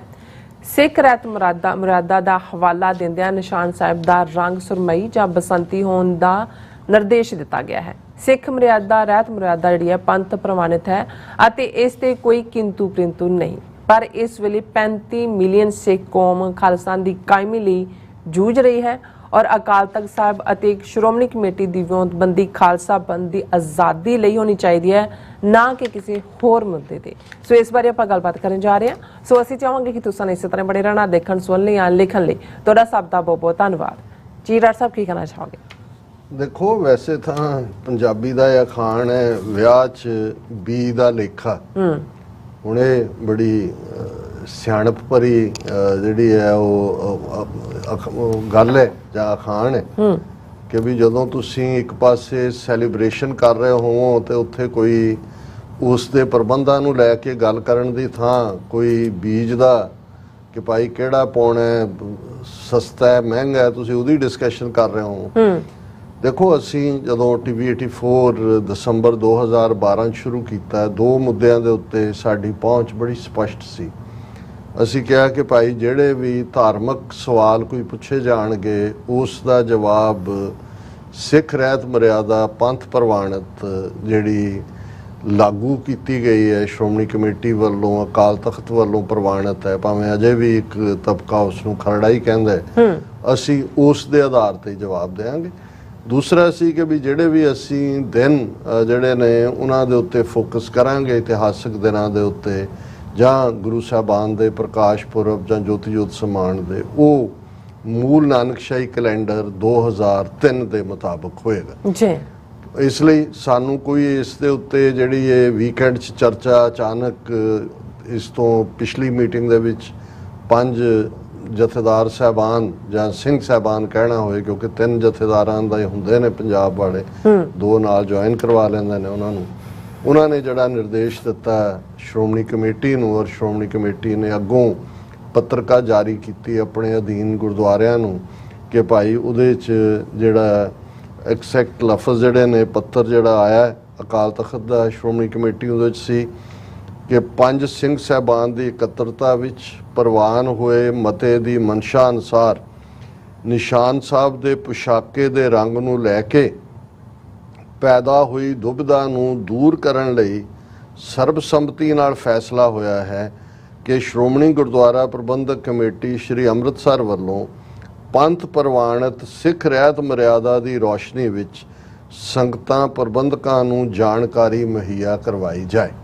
ਹੁਣ ਇੱਥੇ ਕੋਈ ਰੰਗਾਂ ਦਾ ਜ਼ਿਕਰ ਨਹੀਂ ਹੈ ਕਿ ਕੀ ਹੈ, ਲੇਕਿਨ ਇਹ ਕਿਹਾ ਗਿਆ ਕਿ ਸ਼੍ਰੋਮਣੀ ਕਮੇਟੀ ਨੇ ਜੋ ਉਹਨਾਂ ਨੂੰ ਸਿੰਘ ਸਾਹਿਬਾਨ ਦੀ ਇਕੱਤਰਤਾ ਵਿੱਚ ਮਤਾ ਪਾਸ ਹੋਇਆ, ਅਸੀਂ ਇਹ ਸੰਗਤਾਂ ਨੂੰ ਜਾਣਕਾਰੀ ਜਿਹੜਾ ਉਹ ਪ੍ਰੋਵਾਈਡ ਕਰਾਂਗੇ। ਹੁਣ ਇਸ ਦੇ ਉੱਤੇ ਫਿਰ ਜਿਹੜੀ ਉਹਨਾਂ ਦੀ ਸ਼੍ਰੋਮਣੀ ਕਮੇਟੀ ਨੇ ਸਿੱਖ ਰਹਿਤ ਮਰਿਆਦਾ ਦਾ ਜਿਹੜਾ ਕੋਰਟ ਹੈ ਇਸ ਮੁੱਦੇ ਦੇ ਉੱਤੇ, ਉਹ ਨਾਲ ਨੱਥੀ ਕੀਤਾ। ਸਾਰੇ ਮੀਡੀਆ ਨੇ ਜਦੋਂ ਕਵਰ ਕੀਤਾ ਉਹਨਾਂ ਨੇ ਇਸ ਦਾ ਜ਼ਿਕਰ ਵੀ ਕੀਤਾ ਕਿ ਸਿੱਖ ਰਹਿਤ ਮਰਿਆਦਾ ਦੇ 15 ਨੰਬਰ ਪੇਜ ਦੇ ਉੱਤੇ ਮੈਂਸ਼ਨ ਹੈ ਕਿ ਹਰ ਇੱਕ ਗੁਰਦੁਆਰੇ ਵਿੱਚ ਨਿਸ਼ਾਨ ਸਾਹਿਬ ਕਿਸੇ ਉੱਚੀ ਥਾਂ ਤੇ ਲੱਗਾ ਹੋਵੇ, ਨਿਸ਼ਾਨ ਸਾਹਿਬ ਦੇ ਪੁਸ਼ਾਕੇ ਦਾ ਰੰਗ ਬਸੰਤੀ ਜਾਂ ਸੁਰਮਈ ਹੋਵੇ ਅਤੇ ਨਿਸ਼ਾਨ ਸਾਹਿਬ ਦੇ ਸਿਰੇ ਉੱਤੇ ਸਰਬਲੋ ਦਾ ਭਾਲਾ ਜਾਂ ਖੰਡਾ ਹੋਵੇ। ਹੁਣ ਜ਼ਾਹਰ ਹੈ ਕਿ ਵੀ ਇਸ ਦੇ ਵਿੱਚ ਜਿਹੜੀ ਰਹਿਤ ਮਰਿਆਦਾ ਹੈ ਰੰਗ ਬਸੰਤੀ ਹੈ ਜਾਂ ਸੁਰਮਈ ਹੈ। ਸੁਰਮਈ ਹੈ ਸੁਰਮੇ ਵਰਗਾ। ਹੁਣ ਸੁਰਮੇ ਦਾ ਕੀ ਰੰਗ ਹੁੰਦਾ ਹੈ ਮੈਨੂੰ ਨਹੀਂ ਪਤਾ, ਕਿਉਂਕਿ ਘੱਟੋ ਘੱਟ ਨੀਲਾ ਨਹੀਂ ਹੁੰਦਾ।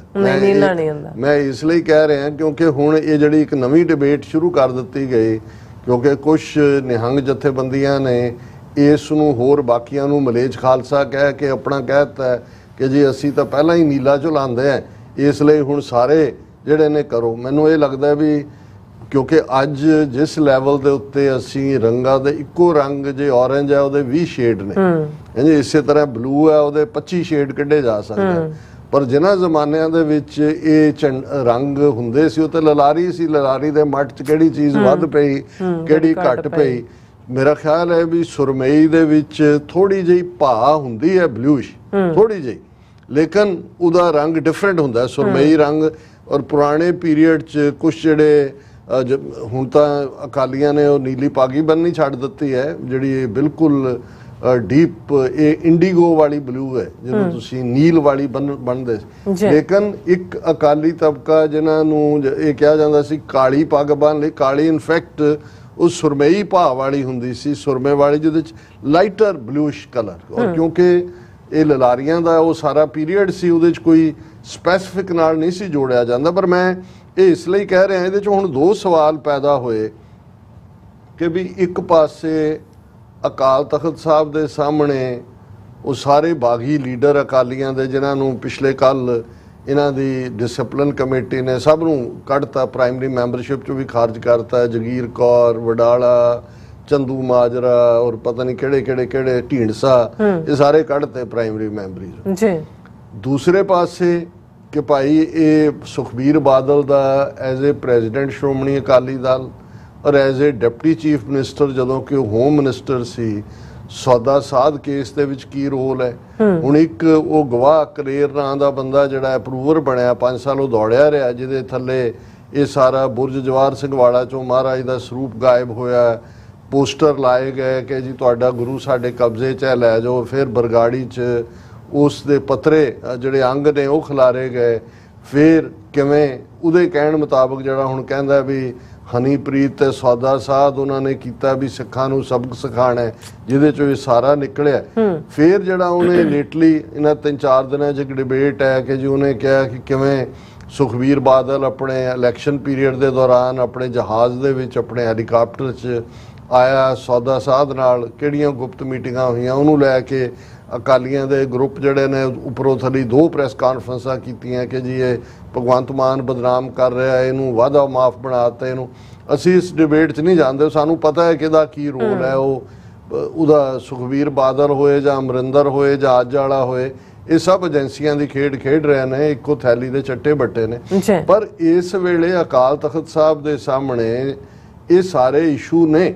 ਬਿਲਕੁਲ, ਇੱਕ ਪਾਸੇ ਅਕਾਲੀ ਦਲ ਦਾ ਕ੍ਰਾਈਸਿਸ ਹੈ, ਦੂਸਰੇ ਪਾਸੇ ਸੌਦਾ ਸਾਧ ਨੂੰ ਮਾਫੀ ਦੇਣ ਦੇ ਨਾਂ ਥੱਲੇ ਕੀ ਕੀਤਾ ਗਿਆ। ਹਾਲਾਂਕਿ ਮੈਂ ਕਿਤੇ ਪੜ੍ਹਿਆ, ਇਹ ਕਨਫਰਮ ਨਹੀਂ ਹੈ, ਕਿ ਜਿਹੜੇ 5 ਸਿੰਘ ਸਾਹਿਬਾਨ ਨੇ ਮਾਫੀਨਾਮਾ ਦਿੱਤਾ, ਉਹਨੂੰ ਮਾਫੀ ਦਿੱਤੀ ਸੀ, ਉਹਨਾਂ 'ਚ ਗਿਆਨੀ ਰਘਬੀਰ ਸਿੰਘ ਵੀ ਸ਼ਾਮਲ ਸਨ, ਜਿਹੜੇ ਹੁਣ ਖੁਦ ਜਥੇਦਾਰ ਬਣੇ ਨੇ, ਉਦੋਂ ਗ੍ਰੰਥੀ ਸਨ। ਪਤਾ ਨਹੀਂ ਇਹ ਠੀਕ ਹੈ ਕਿ ਨਹੀਂ, ਕੋਈ ਡਬਲ ਕਨਫਰਮੇਸ਼ਨ ਨਹੀਂ ਹੈ।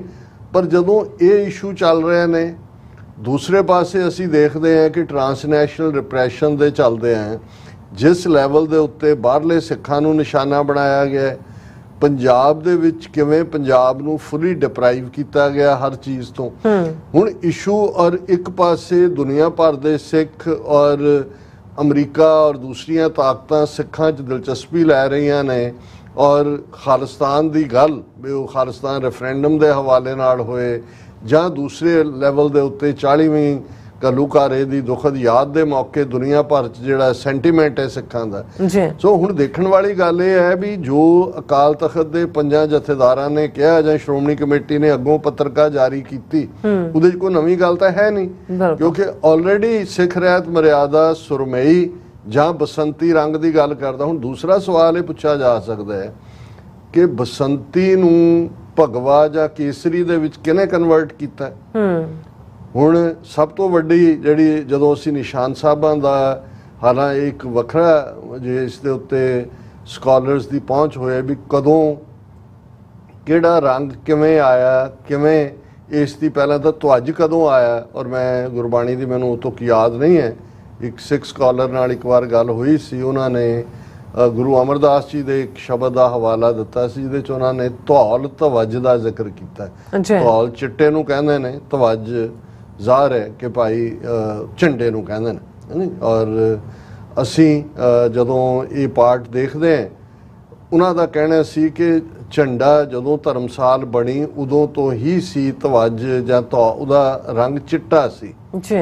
ਔਰ ਗੁਰੂ ਅਰਜਨ ਸਾਹਿਬ ਦੀ ਸ਼ਹਾਦਤ ਤੋਂ ਬਾਅਦ ਜਦੋਂ ਗੁਰੂ ਹਰਗੋਬਿੰਦ ਸਾਹਿਬ ਗੁਰਗੱਦੀ ਤੇ ਤਾਂ ਪਹਿਲਾਂ ਉਹਨਾਂ ਦੇ ਉੱਤੇ ਮੀਰੀ ਪੀਰੀ ਦੀਆਂ 2 ਤਲਵਾਰਾਂ ਪਹਿਨਣਾ, ਔਰ ਦਿੱਲੀ ਦਾ ਜਿਹੜਾ ਤਖਤ ਸੀ ਉਹ 10 ਫੁੱਟ ਸੀ, ਔਰ 2 ਫੁੱਟ ਉੱਚਾ ਤਖਤ 12 ਫੁੱਟ ਜਿਹੜਾ ਪਹਿਲਾ ਅਕਾਲ ਤਖਤ ਦਾ ਥੜਾ ਸਾਹਿਬ ਬਾਬਾ ਬੁੱਢਾ ਜੀ ਔਰ ਭਾਈ ਗੁਰਦਾਸ ਜੀ ਔਰ 6ਵੇਂ ਪਾਤਸ਼ਾਹ ਨੀਂਹ ਪੱਥਰ ਰੱਖਦੇ ਨੇ ਕਿ ਸ਼ਹਾਦਤ ਦੀ ਵਜ੍ਹਾ ਕਰਕੇ ਇਹ ਰੰਗ ਜਿਹੜਾ ਹੈ ਚਿੱਟਾ, ਇਹ ਕੇਸਰੀ ਦੇ ਵਿੱਚ ਕਨਵਰਟ ਹੋਇਆ। ਇਹ ਇੱਕ ਥਾਟ ਹੈ ਜੀ। ਔਰ ਫਿਰ 10ਵੇਂ ਪਾਤਸ਼ਾਹ ਦੇ ਵੇਲੇ ਪ੍ਰਗਟ ਕੀਨੇ ਖਾਲਸਾ ਨੀਲੰਬਰ ਧਾਰੀ ਨੀਲਾ ਬਾਣਾ ਖਾਲਸੇ ਦਾ, ਔਰ ਨਿਸ਼ਾਨ ਸਾਹਿਬ ਦਾ ਰੰਗ ਨੀਲਾ ਹੋਇਆ। ਔਰ ਇਹੀ ਕਾਰਨ ਹੈ ਕਿ ਗੁਰੂ ਕੀਆਂ ਲਾਡਲੀਆਂ ਫੌਜਾਂ ਨਿਹੰਗ ਸਿੰਘ, ਉਹਨਾਂ ਦਾ ਪਾਰਟ ਜਿਹੜਾ ਝੰਡਾ ਹੈ ਉਹ ਨੀਲਾ ਹੁੰਦਾ ਹੈ। ਇਹਦੇ 'ਚ ਵੀ ਕੋਈ ਸ਼ੱਕ ਨਹੀਂ। ਜਦੋਂ ਅਸੀਂ ਭਾਈ ਰਤਨ ਸਿੰਘ ਭੰਗੂ ਔਰ ਪ੍ਰਾਚੀਨ ਸੋਰਸ ਦੇਖਦੇ ਹਾਂ ਕਿ ਜੰਗ ਦੇ ਮੈਦਾਨ ਦੇ ਵਿੱਚ ਜਦੋਂ ਫਾਈਨਲ ਤੁਸੀਂ ਡੂ ਔਰ ਡਾਈ ਬੈਟਲ ਹੈ, ਸ਼ਹੀਦੀ, ਉਦੋਂ ਜਿਹੜਾ ਇਹ ਰੰਗ ਜਿਹੜਾ ਖੂਨ ਦੇ ਨਾਲ ਜਾਂ ਸ਼ਹਾਦਤ ਜਾਂ ਮਰਨ ਲਈ ਤਿਆਰ ਹੋਣ ਦਾ ਸੀ, ਉਹ ਤੁਹਾਡੇ ਕੇਸਰੀ ਚੋਲੇ ਜਾਂ ਗਾਨੇ ਬੰਨਣਾ ਵੀ ਉਹਨਾਂ ਨੂੰ ਕਿਹਾ ਜਾਂਦਾ ਸੀ। ਕੁਝ ਪਰੰਪਰਾਵਾਂ ਉੱਥੋਂ ਦੀ ਡਿਫਰੈਂਟ ਬਹਾਦਰ ਕਬੀਲਿਆਂ ਦੀਆਂ ਰਹੀਆਂ ਨੇ, ਉਹ ਇੱਕ ਡਿਫਰੈਂਟ ਡਿਬੇਟ ਹੈ। ਲੇਕਿਨ ਇਹਦੇ 'ਚ ਕੋਈ ਦੋ ਰਾਵਾਂ ਨਹੀਂ ਕਿ ਜਦੋਂ ਲਗਭਗ 90 ਸਾਲ ਪਹਿਲਾਂ ਅੱਜ ਤੋਂ ਸਿੱਖ ਰਹਿਤ ਮਰਿਆਦਾ ਹੋਂਦ ਦੇ ਵਿੱਚ ਆਈ, ਜਿਹਦੇ 'ਚ ਬਹੁਤ ਸਾਰੀਆਂ ਡੈਲੀਬਰੇਸ਼ਨਸ, ਹਾਲਾਂ ਸ਼੍ਰੋਮਣੀ ਕਮੇਟੀ ਦੇ ਮਰਿਆਦਾ ਕੋਈ ਇਹ ਨਹੀਂ ਹੈ ਵੀ ਸ਼੍ਰੋਮਣੀ ਕਮੇਟੀ ਨੇ ਬਣਾਈ ਜਾਂ ਉਹਨਾਂ ਨੇ ਬਣਾਈ।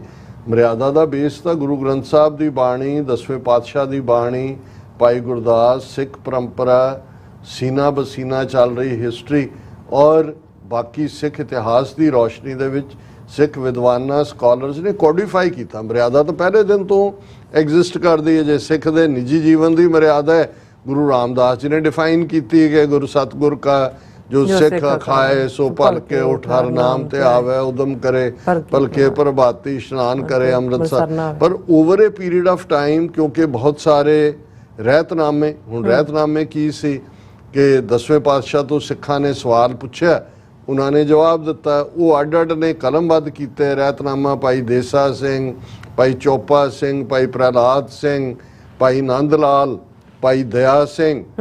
ਹੁਣ ਉਹਦੇ 'ਚ ਵਕਤ ਦੇ ਨਾਲ ਬਹੁਤ ਸਾਰੀ ਮਿਲਾਵਟ ਵੀ ਬ੍ਰਾਹਮਣਾਂ ਨੇ ਆਪਣੇ ਢੰਗ ਨਾਲ ਕੀਤੀ। ਸੋ ਰਹਿਤ ਮਰਿਆਦਾ ਨੇ ਇਨਫੈਕਟ ਉਸ ਸਭ ਨੂੰ, ਜਿਸ ਨੂੰ ਅਸੀਂ ਛਾਨਣਾ ਲਾਉਣਾ ਕਹਿੰਦੇ ਆ, ਗੁਰਮਤ ਦੇ ਸਿਧਾਂਤ ਨੂੰ ਰੱਖਦੇ ਆ ਲਾਇਆ। ਦੋ ਮੁੱਦੇ ਸੀ ਜਿਨ੍ਹਾਂ ਤੇ ਕੰਸੈਂਸਸ ਨਹੀਂ ਬਣੀ ਔਰ ਉਸ ਬਾਰੇ ਵੀ ਉਹਨਾਂ ਨੇ ਉਸ ਰਹਿਤ ਮਰਿਆਦਾ ਦੇ ਵਿੱਚ ਸਪੇਸ ਛੱਡ ਦਿੱਤਾ ਹੈ। ਜਿਵੇਂ ਰਾਗਮਾਲਾ ਸੀ, ਉਸ ਦੇ ਉੱਤੇ ਫਾਈਨਲ ਆਇਆ ਕਿ ਪੜ੍ਹਨਾ ਜਾਂ ਨਾ ਪੜ੍ਹਨਾ ਸਥਾਨਕ ਰੀਤੀ ਅਨੁਸਾਰ ਕੀਤਾ ਜਾਏ, ਪਰ ਕੋਈ ਵੀ ਸਿੱਖ ਰਾਗਮਾਲਾ ਤੋਂ ਬਿਨਾਂ ਗੁਰੂ ਗ੍ਰੰਥ ਸਾਹਿਬ ਛਾਪਣ ਦਾ ਹੀਆ ਨਾ ਕਰੇ। ਸੋ ਅੱਜ ਕਿੰਨੇ ਕੁ ਰਹਿ ਗਏ ਨੇ ਜੀ ਜਿਹੜੇ ਰਾਗਮਾਲਾ ਨਹੀਂ ਪੜ੍ਹੇ, ਐਕਸੈਪਟੈਂਸ ਹੋ ਗਈ। ਪਰ ਉਸ ਪੀਰੀਅਡ 'ਚ ਜਿਹੜੇ ਡਿਵਾਈਸਿਵ ਏਜੰਡਾ ਸੀ, ਇਸੇ ਤਰ੍ਹਾਂ ਮਾਸ ਦੇ ਮੁੱਦੇ ਨੂੰ ਲੈ ਕੇ ਸੀ। ਇੱਕ ਸਕਾਲਰ ਜਿਹੜੇ ਨੇ ਕੁੱਠੇ ਦਾ ਅਰਥ ਮਾਸ ਕਰਦੇ ਸੀ, ਇੱਕ ਜਿਹੜਾ ਥਾਟ ਹੈ ਉਹ ਕੁੱਠੇ ਦਾ ਅਰਥ ਕੋਇਆ ਹੋਇਆ ਮਾਸ, ਜਿਸ ਨੂੰ ਹਲਾਲ ਕਿਹਾ ਜਾ, ਉਹ ਕਰਦੇ ਸੀ। ਸੋ ਉਹਦੇ 'ਚ ਝਟਕਾ ਮਾਸ ਦੀ ਡਿਬੇਟ ਵੀ ਹੋਈ, ਉਸ 'ਚ ਬੇਸ਼ੱਕ ਸਭ ਦੀ ਸਹਿਮਤੀ ਨਹੀਂ ਹੋਈ, ਪਰ ਰਹਿਤ ਮਰਿਆਦਾ ਨੇ ਝਟਕਾ ਖਾਣ ਦੀ ਜਿਹੜੀ ਹੈ ਉਸ ਨੂੰ ਜਾਇਜ਼ ਠਹਿਰਾਇਆ। ਹਾਲਾਂ ਇਹ ਇੰਡੀਵਿਜੂਅਲ ਰੁਚੀਆਂ ਤੇ ਹੈ ਵੀ ਕਿਹਨੇ ਕੀ ਕਰਨਾ, ਪਰ ਤੁਸੀਂ ਜਦੋਂ ਕੋਡੀਫਾਈ ਕਰਦੇ ਹੋ ਕੁਝ ਚੀਜ਼ਾਂ, ਤੁਸੀਂ ਉਹਨਾਂ ਨੂੰ ਇੱਕ ਨੇਮਬੱਧ ਕਰਦੇ ਹੋ। ਸੋ ਰਹਿਤ ਮਰਿਆਦਾ ਕੋਈ ਉਹਨਾਂ ਨੇ ਬਣਾਈ ਨਹੀਂ ਹੈ, ਜੋ ਚੱਲ ਰਿਹਾ ਸੀ ਗੁਰਬਾਣੀ ਦਾ ਆਧਾਰ, ਸਿੱਖ ਇਤਿਹਾਸ, ਰਹਿਤਨਾਮੇ, ਪਰੰਪਰਾ, ਸੀਨਾ ਬਸੀਨਾ, ਉਹਨੂੰ ਕੋਡੀਫਾਈ ਕੀਤਾ। ਹੁਣ ਉਸ ਦੇ ਵਿੱਚ ਹੀ ਨਿਸ਼ਾਨ ਸਾਹਿਬ ਦੇ ਪੁਸ਼ਾਕੇ ਦਾ ਰੰਗ ਬਸੰਤੀ ਜਾਂ ਸੁਰਮਈ ਇਹ ਰੱਖਿਆ ਗਿਆ। ਹੁਣ ਸ਼੍ਰੋਮਣੀ ਕਮੇਟੀ 90 ਸਾਲ ਤੋਂ ਜਦੋਂ ਇਹ ਰਹਿਤ ਮਰਿਆਦਾ ਫਾਈਨਲ ਹੋਈ, ਕੋਈ ਹੋਰ ਨੇ ਤਾਂ ਕੰਟਰੋਲ ਨਹੀਂ ਲਿਆ। ਹੁਣ ਪਹਿਲਾਂ ਤਾਂ ਇਹਨਾਂ ਨੂੰ ਪੁੱਛਿਆ ਜਾਏ ਕਿ ਵੀ ਇਹ ਬਸੰਤੀ ਦਾ ਜਿਹੜਾ ਰੰਗ ਸੀ ਜਾਂ ਸੁਰਮਈ ਸੀ ਜਿਹੜਾ ਤੁਹਾਡੀ ਮਰਿਆਦਾ 'ਚ ਸੀ, ਇਹਨੂੰ ਕੇਸਰੀ ਕਿਹਨੇ ਬਣਾਇਆ? ਮੀਰੀ ਪੀਰੀ ਦੇ ਜਿਹੜੇ ਦੋ ਨਿਸ਼ਾਨ ਸਾਹਿਬ ਝੰਡੇ ਬੁੰਗੇ ਜਿਹਨਾਂ ਨੂੰ ਅਸੀਂ ਕਹਿੰਦੇ ਹਾਂ, ਉਹ ਇੱਕ ਆਧਾਰ ਬਣਦੇ ਨੇ। ਹੁਣ ਮੈਂ ਅੱਜ ਕਿਤੇ ਪੜ੍ਹ ਰਿਹਾ ਸੀ, BBC ਦੀ ਇੱਕ ਸਟੋਰੀ ਵੀ ਸੀ ਕਿ ਜੀ 47 ਤੋਂ ਬਾਅਦ ਜਦੋਂ ਤਿਰੰਗੇ ਦਾ ਰੰਗ ਆਇਆ ਤੇ ਉਹਦੇ 'ਚ ਜਿਹੜਾ ਕੇਸਰੀ ਰੰਗ ਸੀ, ਔਰ ਸਿੱਖਾਂ ਨੇ ਇੱਕ ਤਬਕੇ ਨੇ ਇਹ ਕਹਿਣਾ ਸ਼ੁਰੂ ਕਰਤਾ ਜੀ ਜਿਵੇਂ ਤਿੰਨ ਰੰਗ ਨੇ, ਇੱਕ ਸਾਡਾ ਜੀ ਕੇਸਰੀ ਸਭ ਤੋਂ ਉੱਪਰ ਹੈ, ਫਿਰ ਵਿੱਚ ਹਰਾ ਆ ਗਿਆ ਉਹ ਮੁਸਲਮਾਨਾਂ ਦਾ, ਫਿਰ ਚਿੱਟਾ ਆ ਗਿਆ ਬਹੁਤੀਆਂ ਜੈਨੀਆਂ ਦਾ, ਫਿਰ ਹਿੰਦੂਆਂ ਦਾ ਕਿੱਥੇ ਗਿਆ? ਫਿਰ ਉਹਨਾਂ ਨੇ ਇਹ ਕਹਿਣਾ ਸ਼ੁਰੂ ਕਰਤਾ ਜੀ ਇਹ ਜਿਹੜਾ ਇਹ ਕੇਸਰੀ ਹਿੰਦੂਆਂ ਦਾ, ਹਰਾ ਮੁਸਲਮਾਨਾਂ ਦਾ, ਚਿੱਟਾ ਬਹੁਤੀਆਂ ਜੈਨੀਆਂ ਦਾ। ਕਹਿੰਦੇ ਸਿੱਖਾਂ ਦਾ ਕਿਹੜਾ? ਉਹ ਕਹਿੰਦੇ ਜੀ ਝੰਡੇ ਜਿਹੜਾ ਡੰਡਾ ਉਹ ਸਾਡਾ। ਉਹ ਡੰਡਾ ਹੁਣ ਫੇਰ ਰਹੇ ਨੇ, ਉਹਨਾਂ ਨੂੰ ਪਤਾ ਲੱਗ ਗਿਆ ਵੀ ਡੰਡਾ ਉਹਦਾ ਹੀ ਹੁੰਦਾ ਜਿਹਦਾ ਝੰਡਾ ਹੁੰਦਾ, ਤੇ ਝੰਡਾ ਉਹਦਾ ਹੁੰਦਾ ਜਿਹਦੇ ਕੋਲ ਪੋਲੀਟੀਕਲ ਪਾਵਰ ਹੁੰਦੀ। ਸੋ ਮੈਂ ਇਹ ਸਮਝਦਾ ਵੀ ਇਸ ਦਾ ਇੰਨਾ ਜਿਹੜੀ ਟਾਈਮਿੰਗ ਹੈ ਉਸ ਤੋਂ ਮੈਨੂੰ ਇਹ ਲੱਗਦਾ ਵੀ ਇਹ ਡੈਲੀਬਰੇਟਲੀ ਕਈ ਚੀਜ਼ਾਂ ਜਿਹੜੀਆਂ ਨੇ ਤੁਸੀਂ ਉਸ ਕਿਸਮ ਦੀ ਡਿਬੇਟ ਖੜੀ ਕਰ ਦਿੰਦੇ ਹੋ। ਇਹ ਤਾਂ ਡਿਬੇਟ ਹੀ ਨਹੀਂ। ਜੇ ਸ਼੍ਰੋਮਣੀ ਕਮੇਟੀ ਨੂੰ ਇਹ ਗੱਲ ਦੀ ਸਮਝ ਆ ਗਈ ਵੀ ਰੰਗ ਬਸੰਤੀ ਜਾਂ ਸੁਰਮਈ ਹੈ, ਤੇ ਸਾਰੇ ਸ਼੍ਰੋਮਣੀ ਕਮੇਟੀ ਦੇ ਗੁਰਦੁਆਰਿਆਂ ਦੇ ਉੱਤੇ ਤਾਂ ਝੰਡੇ ਤੁਸੀਂ ਚਲਾਉਂਦੇ ਹੋ, ਉਹਦਾ ਰੰਗ ਕਰ ਦਿਓ ਬਸੰਤੀ। ਇਹਨੂੰ ਏਡਾ ਇਸ਼ੂ ਬਣਾ ਕੇ ਹੁਣ ਉਹ ਹਿੰਦੂ ਤਵੀ ਜਿਹੜੇ ਨੇ ਉਹ ਪੂਰਾ ਕਹਿ ਰਹੇ ਜੀ ਦੇਖੋ ਭਗਵੇ ਨੂੰ ਇੰਨਾ ਹੇਟਡ, ਉਹਨਾਂ ਨੇ ਪੂਰਾ ਐਂਟੀ ਸਿੱਖ ਕੈਂਪੇਨ ਸ਼ੁਰੂ ਕੀਤਾ ਹੈ। ਸਿੱਖ ਹਲਕਿਆਂ 'ਚ ਇੱਕ ਤਬਕਾ ਫੇਰ ਸ਼ੁਰੂ ਹੋ ਗਿਆ ਕਿ ਜੀ ਨਹੀਂ ਅਸਲੀ ਇਹ ਹੈ ਕਿ ਅਸਲੀ ਉਹ ਹੈ। ਸੋ ਮੈਨੂੰ ਇਹ ਲੱਗਦਾ ਹੈ ਕਿ ਵੀ ਇਹ ਇੱਕ ਡਿਵੀਏਸ਼ਨ ਕਈ ਵਾਰੀ ਕ੍ਰੀਏਟ ਕਰਨ ਦੇ ਲਈ ਇਸ ਕਿਸਮ ਦੀ, ਹਾਂ ਜੇ ਸੱਚਮੁੱਚ ਫੈਸਲਾ ਲੈਣਾ ਹੈ, ਜਿਹੜਾ ਫੈਸਲਾ ਤੁਸੀਂ ਦੌੜੇ ਹੋਏ ਹੋ 2003 ਚ ਮੂਲ ਨਾਨਕਸ਼ਾਹੀ, ਉਦੋਂ ਵੀ ਅਕਾਲੀ ਜਦੋਂ ਆਊਟ ਆਫ ਪਾਵਰ ਹੁੰਦੇ ਨੇ ਉਦੋਂ ਇਦਾਂ ਦਾ ਇਸ਼ੂ ਖੜਾ ਕਰਦੇ ਨੇ, ਕਿਉਂਕਿ ਉਹਨਾਂ ਨੇ ਸਿੱਖਾਂ ਦੀ ਹਮਾਇਤ ਲੈਣੀ ਹੁੰਦੀ ਹੈ। ਜੇ ਲਾਗੂ ਕਰਨਾ ਤੇ ਤੁਸੀਂ ਮੂਲ ਨਾਨਕਸ਼ਾਹੀ ਕੈਲੰਡਰ 2003 ਪਹਿਲਾਂ ਲਾਗੂ ਕਰੋ, ਫਿਰ ਦੇਖੋ ਹਿੰਦੂਤਵੀਆਂ ਦੀਆਂ ਚੀਕਾਂ ਕਿਵੇਂ ਪੈਂਦੀਆਂ ਨੇ। ਤੇ ਜਿਹੜਾ ਅਸਲੀ ਕੰਮ ਕਰਨ ਵਾਲਾ ਹੈ ਕਿ ਕਿਸ ਉਦਮ ਤੇ ਰਾਜ ਮਿਲੇ। ਹੁਣ ਤੁਹਾਨੂੰ ਕੱਢ ਕੇ ਉਹਨਾਂ ਨੇ ਬਾਹਰ ਮਾਰਿਆ, ਜਿਹਨੂੰ ਕਹਿੰਦੇ ਆ ਕਿ ਬਈ ਉਹ ਮੱਖਣ ਚੋਂ ਵਾਲ ਵਾਂਗੂ, ਤੇ ਤੁਸੀਂ ਇਸ਼ੂ ਕਿਹੜੇ ਖੜੇ ਕਰ ਰਹੇ ਹੋ ਲਿਆ ਕੇ। ਸੋ ਮੈਨੂੰ ਇਹ ਲੱਗਦਾ ਵੀ ਗੱਲ ਇਹ ਨਹੀਂ ਹੈ ਜਿਵੇਂ ਅਸੀਂ ਕਿਹਾ ਕਿ ਵੀ ਅਸੀਂ ਤਾਂ ਪਹਿਲਾਂ ਹੀ ਸਿੱਖ ਰਹਿਤ ਮਰਿਆਦਾ ਨੂੰ ਪਰਨਾਏ ਹੋਏ ਹਾਂ। ਹਾਲਾਂਕਿ ਇਹੀ ਜਥੇਦਾਰ ਤੇ ਇਹੀ ਜਾ ਕੇ ਉਹਨਾਂ ਲੋਕਾਂ ਦੇ ਸਮਾਗਮਾਂ ਦੇ ਵਿੱਚ ਸ਼ਿਰਕਤ ਕਰਦੇ ਨੇ ਜਿਹੜੇ ਸਿੱਖ ਰਹਿਤ ਮਰਿਆਦਾ ਨੂੰ ਮੰਨਦੇ ਹੀ ਨਹੀਂ ਨੇ ਜੀ। ਉੱਥੇ ਬੜੇ ਉਹਨਾਂ ਬਾਬਿਆਂ ਦੀਆਂ ਬਰਸੀਆਂ ਮਨਾ ਰਹੇ ਹੁੰਦੇ ਨੇ ਦੂਜੇ, ਉੱਥੇ ਇਹਨਾਂ ਨੂੰ ਨਜ਼ਰ ਨਹੀਂ ਆਉਂਦਾ ਵੀ ਉਹਨਾਂ ਨੂੰ ਕਹਿਣ ਕਿ ਜੀ ਮੰਨੋ ਅਕਾਲ ਤਖਤ ਦੀ ਰਹਿਤ ਮਰਿਆਦਾ।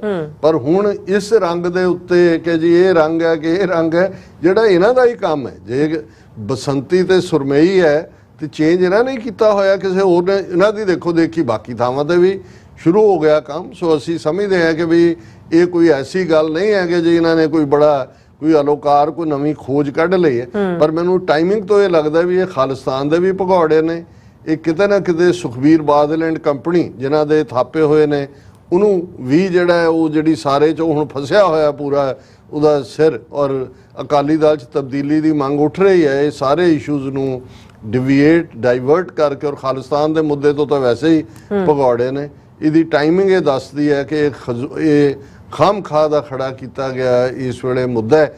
ਇਹਦੀ ਕਲੈਰਿਟੀ ਬਿਲਕੁਲ ਕਲੀਅਰ ਹੈ। ਰਹਿਤ ਮਰਿਆਦਾ ਦੇ ਮੁਤਾਬਕ ਕਿਵੇਂ ਕਰਨਾ। ਸ਼੍ਰੋਮਣੀ ਕਮੇਟੀ ਨੇ ਜੋ ਹੁਣ ਡਾਇਰੈਕਸ਼ਨਸ ਦਿੱਤੀਆਂ ਨੇ ਕਰਨ ਹੌਲੀ ਹੌਲੀ ਬਾਕੀਆਂ ਨੂੰ ਇਹ ਸਾਰੇ ਤੋਂ ਜਿਹੜਾ ਹੈ ਨਾਲ ਮੂਲ ਨਾਨਕਸ਼ਾਹੀ ਕੈਲੰਡਰ 2003 ਲਾਗੂ ਕਰਨ ਤਾਂ ਕਿ ਇਹਨਾਂ ਹਿੰਦੂਤਵੀਆਂ ਨਾਲੋਂ ਸਾਡਾ ਜੋ ਇੱਕ ਵਿਕੋ ਲਿਤਰਾ ਔਰ ਯੂਨੀਕ ਸਾਡਾ ਕੈਲੰਡਰ ਹੈ ਉਹ ਇੰਪਲੀਮੈਂਟ ਹੋਏ। ਜੀ ਰਾਜ ਸਾਹਿਬ, ਤੁਹਾਡਾ ਬਹੁਤ ਬਹੁਤ ਸ਼ੁਕਰੀਆ। ਸੋ ਥਲੈਨ ਬ੍ਰੇਕ ਵਿਊਅਰਸ, ਤੁਸੀਂ ਇਸੇ ਤਰ੍ਹਾਂ ਜੁੜੇ ਰਹਿਣਾ। ਮਿਲਦੇ ਹਾਂ after this short break.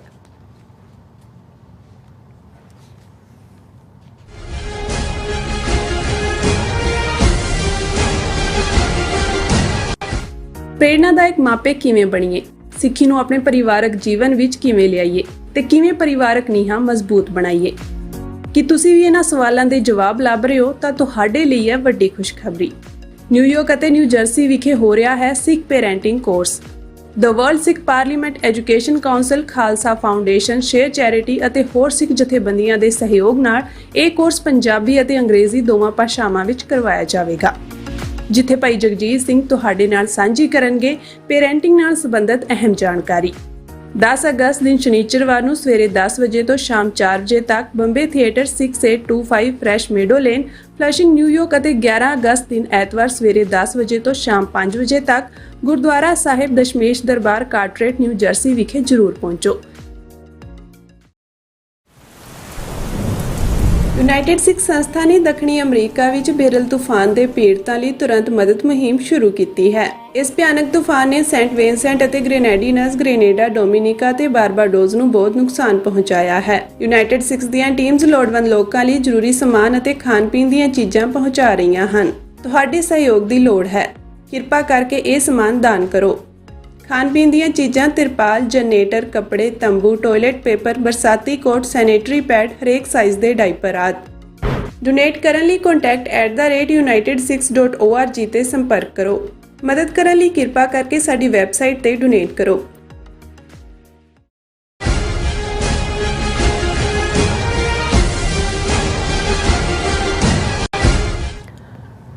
Viewers, welcome back on program. So we ਅਸੀਂ ਗੱਲਬਾਤ ਕਰਨ ਜਾ ਰਹੇ ਹਾਂ ਕਿ ਕੁਆਡ ਮੁਲਕਾਂ ਦੀ ਪਿਛਲੇ ਦਿਨੀ ਹੋਈ ਮੀਟਿੰਗ ਵਿੱਚ ਯੂਕਰੇਨ, ਗਜ਼ਾ, ਮਿਆਂਮਾਰ ਅਤੇ ਅੰਤਰਰਾਸ਼ਟਰੀ ਦਹਿਸ਼ਤਗਰਦੀ ਸਮੇਤ ਬਹੁਤ ਸਾਰੇ ਮੁੱਦਿਆਂ ਤੇ ਵਿਚਾਰ ਹੋਈ ਹੈ ਔਰ ਭਾਰਤੀ ਵਿਦੇਸ਼ ਮੰਤਰੀ ਐਸ ਜੈ ਸ਼ੰਕਰ ਇਸ ਮੀਟਿੰਗ ਵਿੱਚ ਇੱਕ ਭਿੱਜੀ ਬਿੱਲੀ ਵਾਂਗ ਨਜ਼ਰ ਆਏ। ਸੋ ਇਸ ਬਾਰੇ ਆਪਾਂ ਗੱਲਬਾਤ ਕਰਨ ਜਾ ਰਹੇ ਹਾਂ। ਸੋ ਅਸੀਂ ਚਾਹਾਂਗੇ ਕਿ ਤੁਸੀਂ ਇਸੇ ਤਰ੍ਹਾਂ ਬਣੇ ਰਹਿਣਾ, ਦੇਖਣ ਸੁਣਨ ਲਈ ਐਂਡ ਲਿਖਣ ਲਈ ਤੁਹਾਡਾ ਸਭ ਦਾ ਬਹੁਤ ਬਹੁਤ ਧੰਨਵਾਦ। ਜੀ ਡਾਕਟਰ ਸਾਹਿਬ, ਕੀ ਵਿਚਾਰਾਂ ਨੇ? ਦੇਖੋ, ਟਰੰਪ ਐਡਮਿਨਿਸਟ੍ਰੇਸ਼ਨ ਦੇ ਵੇਲੇ ਉਹਨਾਂ ਨੇ ਇਹ ਕੁਆਡ ਦਾ ਕਨਸੈਪਟ ਦਿੱਤਾ। ਕੁਆਡ ਜਾਂ ਅਸੀਂ ਜਦੋਂ ਕੁਆਡਰੂਪਲੇਟ ਕਹਿੰਦੇ ਹਾਂ, 4 ਬੱਚੇ ਹੋਣ ਕਹਿੰਦੇ ਜੀ ਕੁਆਡਰੂਪਲੇਟ ਹੋਏ, ਕੁਆਡ 4 ਨੂੰ ਕਹਿੰਦੇ ਨੇ। ਸੋ ਇਹ 4 ਮੁਲਕਾਂ ਦਾ ਜਿਹੜਾ ਅਲਾਈਅੰਸ ਸੀ ਜਿਸ ਦੇ ਵਿੱਚ ਅਮਰੀਕਾ, ਯੂਕੇ ਜਿਹੜਾ ਹੈ ਔਰ ਆਸਟ੍ਰੇਲੀਆ ਔਰ ਜਾਪਾਨ ਔਰ ਇੰਡੀਆ, ਯੂਕੇ ਬਾਅਦ ਦੇ ਵਿੱਚ ਆਕਸ 'ਚ ਲਿਆਂਦਾ। ਇਹਦੇ 'ਚ ਖਾਸ ਤੌਰ 'ਤੇ ਇਹ ਚਾਰੋਂ ਮੁਲਕ ਆਸਟ੍ਰੇਲੀਆ, ਇੰਡੀਆ, ਜਾਪਾਨ ਤੇ ਯੂਨਾਈਟਿਡ ਸਟੇਟਸ। ਪਰ ਕੁਆਡ ਵੀ ਟਰੰਪ ਐਡਮਿਨਿਸਟ੍ਰੇਸ਼ਨ ਨੇ ਲਿਆਂਦਾ।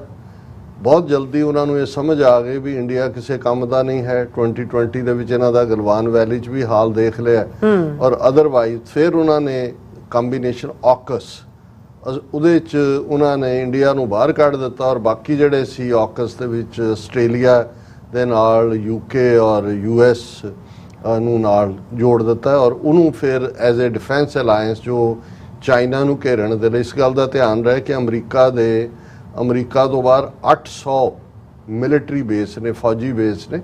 ਉਹਨਾਂ 'ਚ ਲਗਭਗ 200 ਜਿਹੜੇ ਨੇ ਉਹ ਜਿਸ ਨੂੰ ਇੰਡੋ ਚਾਈਨਾ ਜਾਂ ਜਿਹੜਾ ਉਹ ਪੈਸੀਫਿਕ ਔਰ ਸਾਰਾ ਰੀਜਨ ਕਿਹਾ ਜਾਂਦਾ ਹੈ, ਓਪਨ ਇੰਡੋ ਪੈਸੀਫਿਕ ਜਿਹਦਾ ਨਾਂ ਹੈ, ਜਾਂ ਸਾਊਥ ਚਾਈਨਾ ਸੀ ਹੈ, ਉਹਦੇ ਆਲੇ ਦੁਆਲੇ ਚੀਨ ਨੂੰ ਘੇਰਨ ਦੇ ਨਾਂ ਥੱਲੇ ਨੇ। ਹੁਣ ਹਾਲਾਂ ਫਾਰਮਲੀ ਇੰਡੀਆ ਨੂੰ ਉਹਨਾਂ ਨੇ ਵਿੱਚ ਰੱਖਿਆ ਹੀ ਹੋਇਆ ਕੁਆਡ ਦੇ ਔਰ ਐਤਕੀ ਮੀਟਿੰਗ ਜਿਹੜੀ ਹੈ ਚਾਰੋਂ ਇਹਨਾਂ ਮੁਲਕਾਂ ਦੀ, ਜਿਨ੍ਹਾਂ ਦੇ ਵਿੱਚ ਅਮਰੀਕਾ, ਇੰਡੀਆ, ਜਾਪਾਨ ਔਰ ਆਸਟ੍ਰੇਲੀਆ ਔਰ ਟੋਕੀਓ ਦੇ ਵਿੱਚ ਸੀ। ਬਿਲਕੁਲ ਐਸ ਜੈਸ਼ੰਕਰ ਉੱਥੇ ਗਿਆ ਔਰ ਕਿਉਂਕਿ ਇਹ ਵੀਕਐਂਡ ਦੇ ਦੌਰਾਨ ਹੀ ਇਹ ਸਾਰੀ ਐਕਟੀਵਿਟੀ ਚੱਲ ਰਹੀ ਸੀ ਔਰ ਉਸ ਦੇ ਵਿੱਚ ਜਿਹੜੀਆਂ ਉਹਦੇ ਨਾਲ ਰਿਲੇਟਡ ਬਹੁਤ ਸਾਰੀਆਂ ਖਬਰਾਂ ਨੇ ਉਹਦੇ 'ਚ ਇਹ ਨਜ਼ਰ ਆਇਆ ਕਿਉਂਕਿ ਇਸ ਵੇਲੇ ਅਮਰੀਕਾ ਨੂੰ ਇਸ ਗੱਲ ਦਾ ਫਿਕਰ ਵੀ ਹੈ, ਰਾਈਟਲੀ ਸੋ, ਕਿ ਜਿਹੜਾ ਚਾਈਨਾ ਹੈ, ਜਿਵੇਂ one belt one road initiative ਦੇ ਥੱਲੇ 140 ਦੇ ਕਰੀਬ ਮੁਲਕ ਉਹਨੂੰ ਜੁਆਇਨ ਕਰ ਚੁੱਕੇ ਨੇ, ਉਹਦੇ ਸਿਗਨੇਟਰੀ ਨੇ।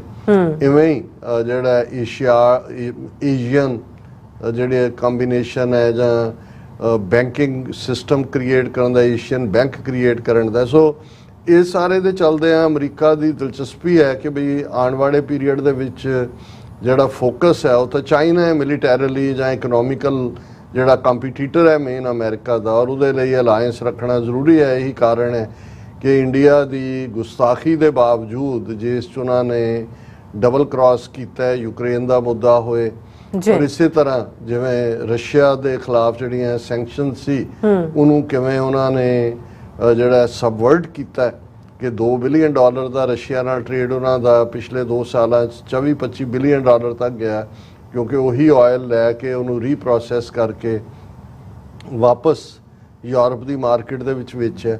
ਸੋ ਇਹ ਸਾਰੇ ਦੇ ਚੱਲਦਿਆਂ ਅਮਰੀਕਾ ਦੀ ਅਨਾਇੰਸ ਔਰ ਖਾਸ ਤੌਰ ਤੇ ਜਦੋਂ ਹੁਣ ਪਿੱਛੇ 32 ਨੈਟੋ ਮੁਲਕਾਂ ਦੇ ਹੈਡਸ ਦੀ ਮੀਟਿੰਗ ਬਾਈਡਨ ਨਾਲ ਸੀ, ਇਹ ਜਾ ਕੇ ਉੱਥੇ ਭਾਲੂ ਜੱਫੀ ਪਾਉਂਦਾ ਪੁਤਿਨ ਨੂੰ ਔਰ ਜਿਹੜਾ ਉੱਥੇ ਪਹੁੰਚ ਜਾਂਦਾ, ਇਹਦੇ ਬਾਵਜੂਦ ਕਿ ਅਮਰੀਕਾ ਨੇ ਮਨਾ ਕੀਤਾ।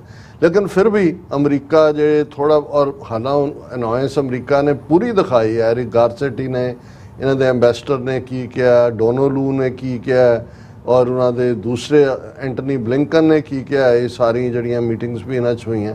ਕਿਉਂਕਿ ਜਿਸ ਅੰਦਾਜ਼ 'ਚ ਹੁਣ ਜੇ ਤੁਸੀਂ ਪੁਰਾਣੀਆਂ ਕੁਆਡ ਮੀਟਿੰਗਸ ਦੀ ਕਾਰਵਾਈ ਦੇਖੋ, ਉਹਦੇ 'ਚ ਤਾਂ ਇਹੀ ਐਸ ਜੈ ਸ਼ੰਕਰ ਜਿਹੜਾ ਇਹਦੇ ਚਿਹਰੇ ਦੇ ਉੱਤੇ ਜਿਸ ਕਿਸਮ ਦਾ ਉਹ ਪੂਰਾ ਦਾਬਾ ਰੱਖਣ ਵਾਲਾ ਮੂਡ ਹੁੰਦਾ ਸੀ। ਹੁਣ ਜਦੋਂ ਅਸੀਂ ਭਿੱਜੀ ਬਿੱਲੀ ਜਾਂ ਭੇਡ ਕਹਿੰਦੇ ਹਾਂ ਤੇ ਤੁਸੀਂ ਦੇਖ ਸਕਦੇ ਹੋ ਕਿ ਜਿਵੇਂ ਉਹ ਚੁਕੰਦਰ ਦਾ ਮੂੰਹ ਹੁੰਦਾ, ਵੈਸੇ ਤਾਂ ਇਹਦਾ ਮੂੰਹ ਉਦਾਂ ਦਾ ਹੀ ਹੈ ਪਹਿਲਾਂ ਹੀ, ਤੇ ਜਿਵੇਂ ਉਹ ਚੂਪ ਕੇ ਕੋਈ ਸੁੱਟਿਆ ਜਾਂਦਾ ਅੰਬ ਦੀ ਗੁਠਲੀ ਹੈ ਜੀ, ਉਹ ਉਸ ਨੂੰ ਉਸ ਵਰਗਾ ਉਹਦਾ ਮੂੰਹ। ਔਰ ਜਿਹੜਾ ਇਹਨਾਂ ਦੀਆਂ 3-4 ਖਬਰਾਂ, Quad countries call for end in violence in Ukraine, Gaza and Myanmar.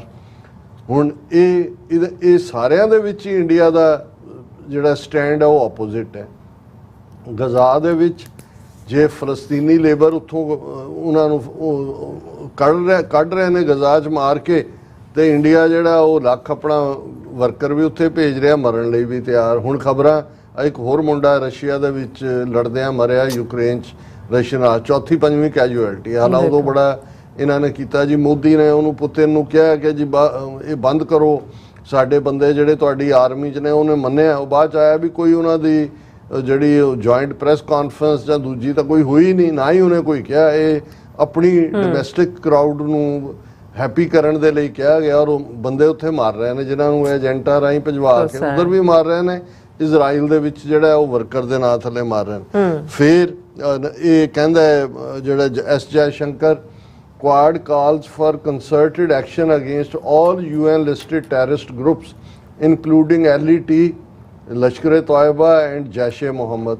ਹੁਣ ਇਹਨਾਂ ਨੂੰ ਕੋਈ ਪੁੱਛੇ ਕਿ ਵੀ RSS ਤੋਂ ਵੱਡੀ ਹੋਰ ਕਿਹੜੀ ਦਹਿਸ਼ਤਗਰਦ ਤਨਜ਼ੀਮ ਹੈ? ਔਰ ਇਹ ਸਾਰੇ 'ਚ ਇਕੱਲਾ ਇਹੀ ਨਹੀਂ, ਜਿਸ ਅੰਦਾਜ਼ ਦੇ ਵਿੱਚ ਸਾਰਾ ਐਡਮਸ ਨੇ ਜਿਹੜੀ CIA ਦੀ ਮੇਨ ਇੱਕ ਰਹੀ ਖੁਦ ਡਿਸੀਜਨ ਮੇਕਰ, ਔਰ ਖ਼ਾਸ ਤੌਰ 'ਤੇ ਉਸਨੇ ਜਿਹੜਾ ਵੱਡੇ ਜਿਹੜੀ ਇਨਵੈਸਟੀਗੇਸ਼ਨਸ ਹੋਈਆਂ ਨੇ CIA ਦੀਆਂ ਉਹਦੇ 'ਚ ਰੋਲ ਅਦਾ ਕੀਤਾ। ਹੁਣ ਇੰਡੀਆ ਨੇ ਉੱਥੇ ਇਹ ਲਸ਼ਕਰ-ਏ-ਤੌਇਬਾ ਜਾਂ ਜੈਸ਼-ਏ-ਮੁਹੰਮਦ ਕਿਉਂਕਿ ਚਾਈਨਾ ਬਲੌਕ ਕਰ ਦਿੰਦਾ ਇਹਨਾਂ ਦੇ ਉੱਤੇ ਪਾਬੰਦੀ ਦੀ ਗੱਲ, UN 'ਚ ਉਹਨੂੰ ਪ੍ਰਿਕ ਕਰਨ ਦੇ ਲਈ ਇਸ਼ੂ ਕਿਹਾ। ਪਰ ਜੇ ਸਾਰਾ ਐਡਮਸ ਦਾ ਮੰਨਣਾ ਹੋਏ, ਇਹੀ ਹੈ ਸਾਰਾ ਐਡਮ ਜਿਹਨੇ ਕਿਹਾ ਕਿ ਇੰਡੀਅਨ ਏਜੰਸੀਆਂ ਨੇ $20 ਮਿਲੀਅਨ ਉਸ ਮੌਲਵੀ ਨੂੰ ਦਿੱਤੇ, ਆਈਸਿਸ ਦੇ ਹੈਡ ਨੂੰ, ਜਿਹੜਾ ਐਕਸ ਤਾਲਿਬਾਨ ਦਾ ਹਿੱਸਾ ਹੈ, ਕਿ ਉਹਨਾਂ ਨੇ ਖਾਲਿਸਤਾਨੀ ਔਰ ਕਸ਼ਮੀਰੀ ਜਿਹੜੇ ਮਿਲੀਟੈਂਟ ਨੇ ਉਹਨਾਂ ਨੂੰ ਮਰਵਾਉਣਾ। ਉਹਨੇ ਜਦੋਂ ਇਹ ਕਿਹਾ ਸੀ ਕਿ ਵੀ ਕਿਵੇਂ ਇੰਡੀਆ ਹੁਣ ਤਾਲਿਬਾਨ ਜਾਂ ਆਈਸਿਸ ਤੋਂ ਵੱਡੀ ਤਾਂ ਦਹਿਸ਼ਤਗਰਦ ਕੋਈ ਜਮਾਤ ਨਹੀਂ, ਲਸ਼ਕਰ-ਏ-ਤੌਇਬਾ ਜਾਂ ਜੈਸ਼-ਏ-ਮੁਹੰਮਦ ਦਾ ਕੀ ਰੁਤਬਾ ਹੈ, ਪਰ ਉਸ ਆਈਸਿਸ ਦੇ ਨਾਲ ਇੰਡੀਆ ਕੋਲੈਬੋਰੇਟ ਕਰ ਰਿਹਾ, ਉਹਨਾਂ ਨੂੰ ਪੈਸੇ ਦੇ ਰਿਹਾ। ਔਰ ਜਦੋਂ ਇਹਨੇ ਸਾਰਾ ਐਡਮਸ ਨੇ ਜਿਹੜਾ ਇੰਟਰਵਿਊ ਉਹਨੇ ਸ਼ਾਹ ਰਿਆਨ ਸ਼ੋਅ 'ਚ ਦਿੱਤਾ, ਇਸ ਦੇ ਉੱਤੇ ਚੀਖ ਝਾੜਾ ਪਾਇਆ, ਤਾਂ ਉਹਨੇ ਬੀਬੀ ਨੇ ਸਾਰਾ ਆਡਮਸ ਨੇ ਲਿਖਿਆ ਸੀ, I find it ironic that Indian nationals who are all up in arms that I talked about their government for 5 minutes on Shahriyan show but don't care that their government is also funding the Taliban। ਹੁਣ ਇਹ issue ਕਿਉਂ ਨਹੀਂ America ਨੂੰ ਪਤਾ ਹੈ। ਹੁਣ ਸਾਰਾ Adams ਕੋਈ ਚਾਈਨੀਜ਼ ਇੰਟੈਲੀਜੈਂਸ ਏਜੰਸੀ ਲਈ ਤਾਂ ਨਹੀਂ ਕੰਮ ਕਰਦੀ, ਤੇ ਅਮਰੀਕਾ ਨੂੰ ਕਿਹੜੀ ਰਿਪੋਰਟ ਨਹੀਂ ਹੈ ਕਿ ਵੀ ਇੰਡੀਆ ਉਹਨਾਂ ਤਾਲਿਬਾਨ ਨਾਲ ਜਿਹੜੇ ਆਈਸਿਸ ਨਾਲ ਰਲੇ ਹੋਏ ਨੇ ਉਹਨਾਂ ਨੂੰ ਪੈਸੇ ਦੇ ਰਿਹਾ, ਜਿਹੜੇ ਸਭ ਤੋਂ ਵੱਡੇ ਦਹਿਸ਼ਤਗਰਦ ਆਈਸਿਸ ਜਮਾਤ ਖੁਰਾਸਾਨੀ ਖਾਸ ਤੌਰ ਤੇ ਜਿਹਨੇ ਕਸ਼ਮੀਰੀ ਔਰ ਖਾਲਿਸਤਾਨੀ ਐਕਟਿਵਿਸਟ ਨੂੰ ਟਾਰਗੇਟ ਕੀਤਾ। ਹੁਣ ਜਿਉਂ ਹੀ ਸਾਰਾ ਐਡਮਸ ਨੇ ਇਹ ਕਿਹਾ, ਉਹਨਾਂ ਨੇ ਜਿਹੜੇ ਇਹਨਾਂ ਦੀ ਟਰੋਲ ਆਰਮੀ ਆ ਉਹਦੇ ਪਿੱਛੇ ਪੈ ਗਏ। ਫਿਰ ਉਹਨੇ ਟਵੀਟ ਕੀਤਾ ਸੀਗਾ ਬੀਬੀ ਨੇ, setting emotions aside and just using logic, your government was not able to track down some of those Kashmir focused terrorists for years, some since the mid-1990s. So if you want believe they magically created access and became rate A assassins in the last 2 years all on their own, feel free। ਹੁਣ ਇਹ ਉਹਨੂੰ confirm ਕਰ ਰਹੀ ਹੈ ਕਿ ਇਹ ਜਿਹੜੇ ਕਸ਼ਮੀਰੀ ਔਰ ਸਿੱਖ ਮਾਰੇ ਨੇ ਇਹ ਤਾਲਿਬਾਨ ਰਾਹੀਂ ਮਰਵਾਏ ਗਏ। ਉਹਨੇ ਕਿਹਾ ਵੀ ਤੁਹਾਡੀ ਗਵਰਨਮੈਂਟ ਤਾਂ 1990 ਤੋਂ ਉਹਨਾਂ ਨੂੰ ਟਰੈਕ ਡਾਊਨ ਕਰ ਰਹੀ ਸੀ, ਉਹਨਾਂ ਤੋਂ ਕਿਉਂ ਨਾ ਹੋਏ। ਤੇ ਹੁਣ ਜੇ ਤੁਹਾਨੂੰ ਲੱਗਦਾ ਹੈ ਜੀ ਤੁਹਾਡੀ ਗਵਰਨਮੈਂਟ ਨਹੀਂ ਕਰ ਲਏ, ਨਹੀਂ, ਇਹ ਤੁਸੀਂ ਤੁਹਾਡੀ ਹਕੂਮਤ ਤਾਲਿਬਾਨ ਜਿਹੜੇ ਦਹਿਸ਼ਤਗਰਦ ਨੇ ਆਈਸਿਸ ਦੇ ਉਹਨਾਂ ਦੇ ਨਾਲ ਕੋਲੈਬੋਰੇਟ ਕਰ ਰਹੀ ਹੈ। ਫਿਰ ਅਖੀਰ 'ਚ ਉਹਨੇ ਸਾਰਾ ਐਡਮਸ ਨੇ ਕਿਹਾ, or you can join the rest of us who are anti Taliban and ask your government to stop enabling the Taliban। cheers। ਉਹਨੇ ਕਿਹਾ ਜੇ ਤੁਸੀਂ ਸੱਚਮੁੱਚ ਕੁਝ ਕਰਨਾ ਚਾਹੁੰਦੇ ਹੋ ਸਾਡੇ ਵਾਂਗ ਇਸ ਗੱਲ ਦੇ ਉੱਤੇ ਆਓ ਕਿ ਭਾਈ ਇਹ ਜਿਹੜੇ ਦਹਿਸ਼ਤਗਰਦ ਤਾਲਿਬਾਨ ਨੇ ਉਹਨਾਂ ਨੂੰ ਮਦਦ ਨਾ ਤੁਹਾਡੀ ਹਕੂਮਤ ਕਰੇ। ਲੇਕਿਨ ਹੁਣ ਉੱਥੇ ਜਿਹੜਾ ਭਿੱਜੀ ਬਿੱਲੀ ਇਹ ਵੀ ਸੀ, India will have more contacts with Ukraine and Russia to resolve their conflicts. ਹੁਣ ਉੱਥੇ ਕਿਉਂਕਿ ਤੁਹਾਨੂੰ ਤੋਂ ਫੜ ਲਿਆ ਉਹਨਾਂ ਨੇ ਵੀ ਤੁਸੀਂ ਤਾਂ ਯੂਕਰੇਨ ਦੇ ਮੁੱਦੇ ਤੇ रूस की मदद कर रहे हो। हुणे प्लान भी कर रहे हैं कि मोदी शायद अगले महीने यूक्रेन जाए, उन्होंने मिले अमरीकन प्रैशर, पर उत्थे कह रहे जी हाँ सानू ज़्यादा दबाव बनाना चाहिए, असी बना नहीं सके, अगों ਲਈ ਅਸੀਂ ਇਸ ਦੇ ਉੱਤੇ ਕਰਾਂਗੇ। ਔਰ ਨਾਲ ਦੀ ਨਾਲ ਹੁਣ ਇੰਨਾ ਡਿਫੈਂਸਿਵ ਹੋਇਆ, ਉਹ ਕਹਿ ਰਿਹਾ ਕਿ ਜੀ ਅਸੀਂ ਚੀਨ ਨਾਲ ਜਿਹੜਾ ਸਾਡਾ ਝਗੜਾ ਹੈ ਉਹਦੇ 'ਚ ਕੋਈ ਤੀਸਰੀ ਪਾਰਟੀ ਦੇ ਇੰਟਰਵੈਂਸ਼ਨ ਨਹੀਂ ਚਾਹੁੰਦੇ। ਹੁਣ ਇਹ ਵੀ ਉੱਥੇ ਗੱਲ ਆਈ ਹੋਏਗੀ, ਅਦਰਵਾਈਜ਼ ਤਾਂ ਕਿਸੇ ਨੇ ਕਿਹਾ ਹੀ ਨਹੀਂ ਕਿ ਤੀਸਰੀ ਪਾਰਟੀ। ਅਮਰੀਕਾ ਨੇ ਕਿਹਾ ਵੀ ਅਸੀਂ ਵਿਚੋਲਗੀ ਕਰਦੇ ਹਾਂ, ਜਾਂ ਇਹ ਹੈ ਵੀ ਇਹ ਅਮਰੀਕਾ ਨੂੰ ਲੱਗਦਾ ਹੈ ਕਿ ਵੀ ਇੰਡੀਆ ਜਿਹੜਾ ਵੜ ਗਿਆ ਪੁਤਿਨ ਦੀ ਕੱਛ 'ਚ, ਰਸ਼ੀਆ ਤੇ ਚਾਈਨਾ ਦਾ ਯੰਗਰ ਬ੍ਰਦਰ ਬਣਿਆ ਹੋਇਆ, ਵੀ ਇਹ ਨਾ ਹੋਏ ਕਿ ਇੰਡੀਆ ਦਾ ਚਾਈਨਾ ਦੇ ਨਾਲ ਕੰਪਰੋਮਾਈਜ਼ ਕਰਾ ਦੇ ਰਸ਼ੀਆ, ਤੇ ਜਿਹੜਾ ਹੁਣ ਉਹਨੂੰ ਵਰਤ ਰਹੇ ਨੇ ਐਜ਼ ਏ ਬੁਲਵਾਕ ਅਗੇਂਸਟ ਚਾਈਨਾ ਉਹ ਰੁਕ ਜਾਏ। ਤੇ ਇਹਦੇ ਤੇ external affairs minister S Jaishankar rules out any role for third party in India's border dispute with China, ਕਿ ਅਸੀਂ ਕੋਈ ਤੀਸਰੀ ਪਾਰਟੀ ਦਾ ਰੋਲ ਨਹੀਂ ਮੰਨਦੇ। ਹੁਣ ਉੱਥੇ ਨਾ S ਜੈਸ਼ੰਕਰ ਦੀ ਕੋਈ ਗਰਜਨ ਸੁਣੀ, ਨਾ ਹੀ ਇਹ ਆਇਆ ਕਿ ਜੀ ਵੀ ਹੈਵ ਸਟ੍ਰੈਟੇਜਿਕ ਆਟੋਨੋਮੀ, ਅਸੀਂ ਆਪਣੀ ਇੰਡੀਪੈਂਡੈਂਟ ਪਾਲਿਸੀ ਰੱਖਦੇ ਹਾਂ, ਨਾ ਹੀ ਉੱਥੇ ਉਹਨੇ ਕਿਸੇ ਹੋਰ ਨੂੰ ਘੂਰਿਆ। ਇਹਨੂੰ ਹੀ ਪੰਜਾਬੀ 'ਚ ਕਹਿੰਦੇ ਨੇ ਭਿੱਜੀ ਬਿੱਲੀ ਬਣਨਾ, ਜਾਂ ਹੁੰਦਾ ਹੈ ਕਿ ਭੀੜ ਵਾਂਗ ਫਿਰ ਜਿਹੜਾ ਹੈ ਉਹ ਮਗਰ ਤੁਰ ਪਿਆ ਜਿੱਧਰ ਕੇ ਬਾਕੀ ਤੁਰੇ ਜਾਂਦੇ ਨੇ। ਜੀ ਡਾਕਟਰ ਸਾਹਿਬ ਤੁਹਾਡਾ ਬਹੁਤ ਧੰਨਵਾਦ। ਸੋ ਹੱਥ ਲੈਣ ਬ੍ਰੇਕ। ਵਿਊਅਰਸ ਤੁਸੀਂ ਇਸੇ ਤਰ੍ਹਾਂ ਜੁੜੇ ਰਹਿਣਾ, ਮਿਲਦੇ ਹਾਂ ਛੋਟੇ ਜਿਹੇ ਵਕਤ ਤੋਂ ਬਾਅਦ।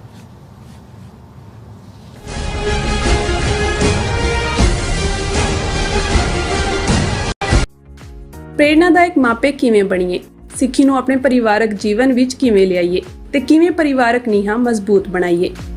ਕੀ ਤੁਸੀਂ ਵੀ ਇਹਨਾਂ ਸਵਾਲਾਂ ਦੇ ਜਵਾਬ ਲੱਭ ਰਹੇ ਹੋ ਤਾਂ ਤੁਹਾਡੇ ਲਈ ਹੈ ਵੱਡੀ ਖੁਸ਼ਖਬਰੀ। ਨਿਊਯਾਰਕ ਅਤੇ ਨਿਊ ਜਰਸੀ ਵਿਖੇ ਹੋ ਰਿਹਾ ਹੈ Sikh parenting course. The world Sikh parliament education council, Khalsa foundation, share charity ਅਤੇ ਹੋਰ ਸਿੱਖ ਜਥੇਬੰਦੀਆਂ ਦੇ ਸਹਿਯੋਗ ਨਾਲ ਇਹ ਕੋਰਸ ਪੰਜਾਬੀ ਅਤੇ ਅੰਗਰੇਜ਼ੀ ਦੋਵਾਂ ਭਾਸ਼ਾਵਾਂ ਵਿੱਚ ਕਰਵਾਇਆ ਜਾਵੇਗਾ, ਜਿੱਥੇ ਭਾਈ ਜਗਜੀਤ ਸਿੰਘ ਤੁਹਾਡੇ ਨਾਲ ਸਾਂਝੀ ਕਰਨਗੇ ਪੇਰੈਂਟਿੰਗ ਨਾਲ ਸੰਬੰਧਿਤ ਅਹਿਮ ਜਾਣਕਾਰੀ। 10 ਅਗਸਤ ਦਿਨ ਸ਼ਨੀਚਰਵਾਰ ਨੂੰ ਸਵੇਰੇ 10 ਵਜੇ ਤੋਂ ਸ਼ਾਮ 4 ਵਜੇ ਤੱਕ Bombay theatre 6825 fresh ਮੇਡੋ lane, Flushing, New York ਅਤੇ 11 ਅਗਸਤ ਦਿਨ ਐਤਵਾਰ ਸਵੇਰੇ 10 ਵਜੇ ਤੋਂ ਸ਼ਾਮ 5 ਵਜੇ ਤੱਕ ਗੁਰਦੁਆਰਾ ਸਾਹਿਬ ਦਸ਼ਮੇਸ਼ ਦਰਬਾਰ, ਕਾਰਟਰੇਟ, ਨਿਊ ਜਰਸੀ ਵਿਖੇ ਜ਼ਰੂਰ ਪਹੁੰਚੋ। ਯੂਨਾਈਟਿਡ ਸਿੱਖ ਸੰਸਥਾ ਨੇ ਦੱਖਣੀ ਅਮਰੀਕਾ ਵਿੱਚ ਬੇਰਲ ਤੂਫਾਨ ਦੇ ਪੀੜਤਾਂ ਲਈ ਤੁਰੰਤ ਮਦਦ ਮੁਹਿੰਮ ਸ਼ੁਰੂ ਕੀਤੀ ਹੈ। ਇਸ ਭਿਆਨਕ ਤੂਫਾਨ ਨੇ ਸੈਂਟ ਵਿੰਸੈਂਟ ਅਤੇ ਗ੍ਰੇਨੇਡੀਨਸ, ਗ੍ਰੇਨੇਡਾ, ਡੋਮਿਨਿਕਾ ਅਤੇ ਬਾਰਬਾਡੋਸ ਨੂੰ ਬਹੁਤ ਨੁਕਸਾਨ ਪਹੁੰਚਾਇਆ ਹੈ। ਯੂਨਾਈਟਿਡ ਸਿੱਖਸ ਦੀਆਂ ਟੀਮਸ ਲੋੜਵੰਦ ਲੋਕਾਂ ਲਈ ਜ਼ਰੂਰੀ ਸਮਾਨ ਅਤੇ ਖਾਣ-ਪੀਣ ਦੀਆਂ ਚੀਜ਼ਾਂ ਪਹੁੰਚਾ ਰਹੀਆਂ ਹਨ। ਤੁਹਾਡੇ ਸਹਿਯੋਗ ਦੀ ਲੋੜ ਹੈ। ਕਿਰਪਾ ਕਰਕੇ ਇਹ ਸਮਾਨ ਦਾਨ ਕਰੋ। ਖਾਣ-ਪੀਣ ਦੀਆਂ ਚੀਜ਼ਾਂ, ਤਿਰਪਾਲ, ਜਨਰੇਟਰ, ਕੱਪੜੇ, ਤੰਬੂ, ਟਾਇਲਟ ਪੇਪਰ, ਬਰਸਾਤੀ ਕੋਟ, ਸੈਨੇਟਰੀ ਪੈਡ, ਹਰੇਕ ਸਾਈਜ਼ ਦੇ ਡਾਈਪਰ ਆਦਿ। ਡੋਨੇਟ ਕਰਨ ਲਈ contact@unitedsikhs.org ਤੇ ਸੰਪਰਕ ਕਰੋ। ਮਦਦ ਕਰਨ ਲਈ ਕਿਰਪਾ ਕਰਕੇ ਸਾਡੀ ਵੈਬਸਾਈਟ ਤੇ ਡੋਨੇਟ ਕਰੋ।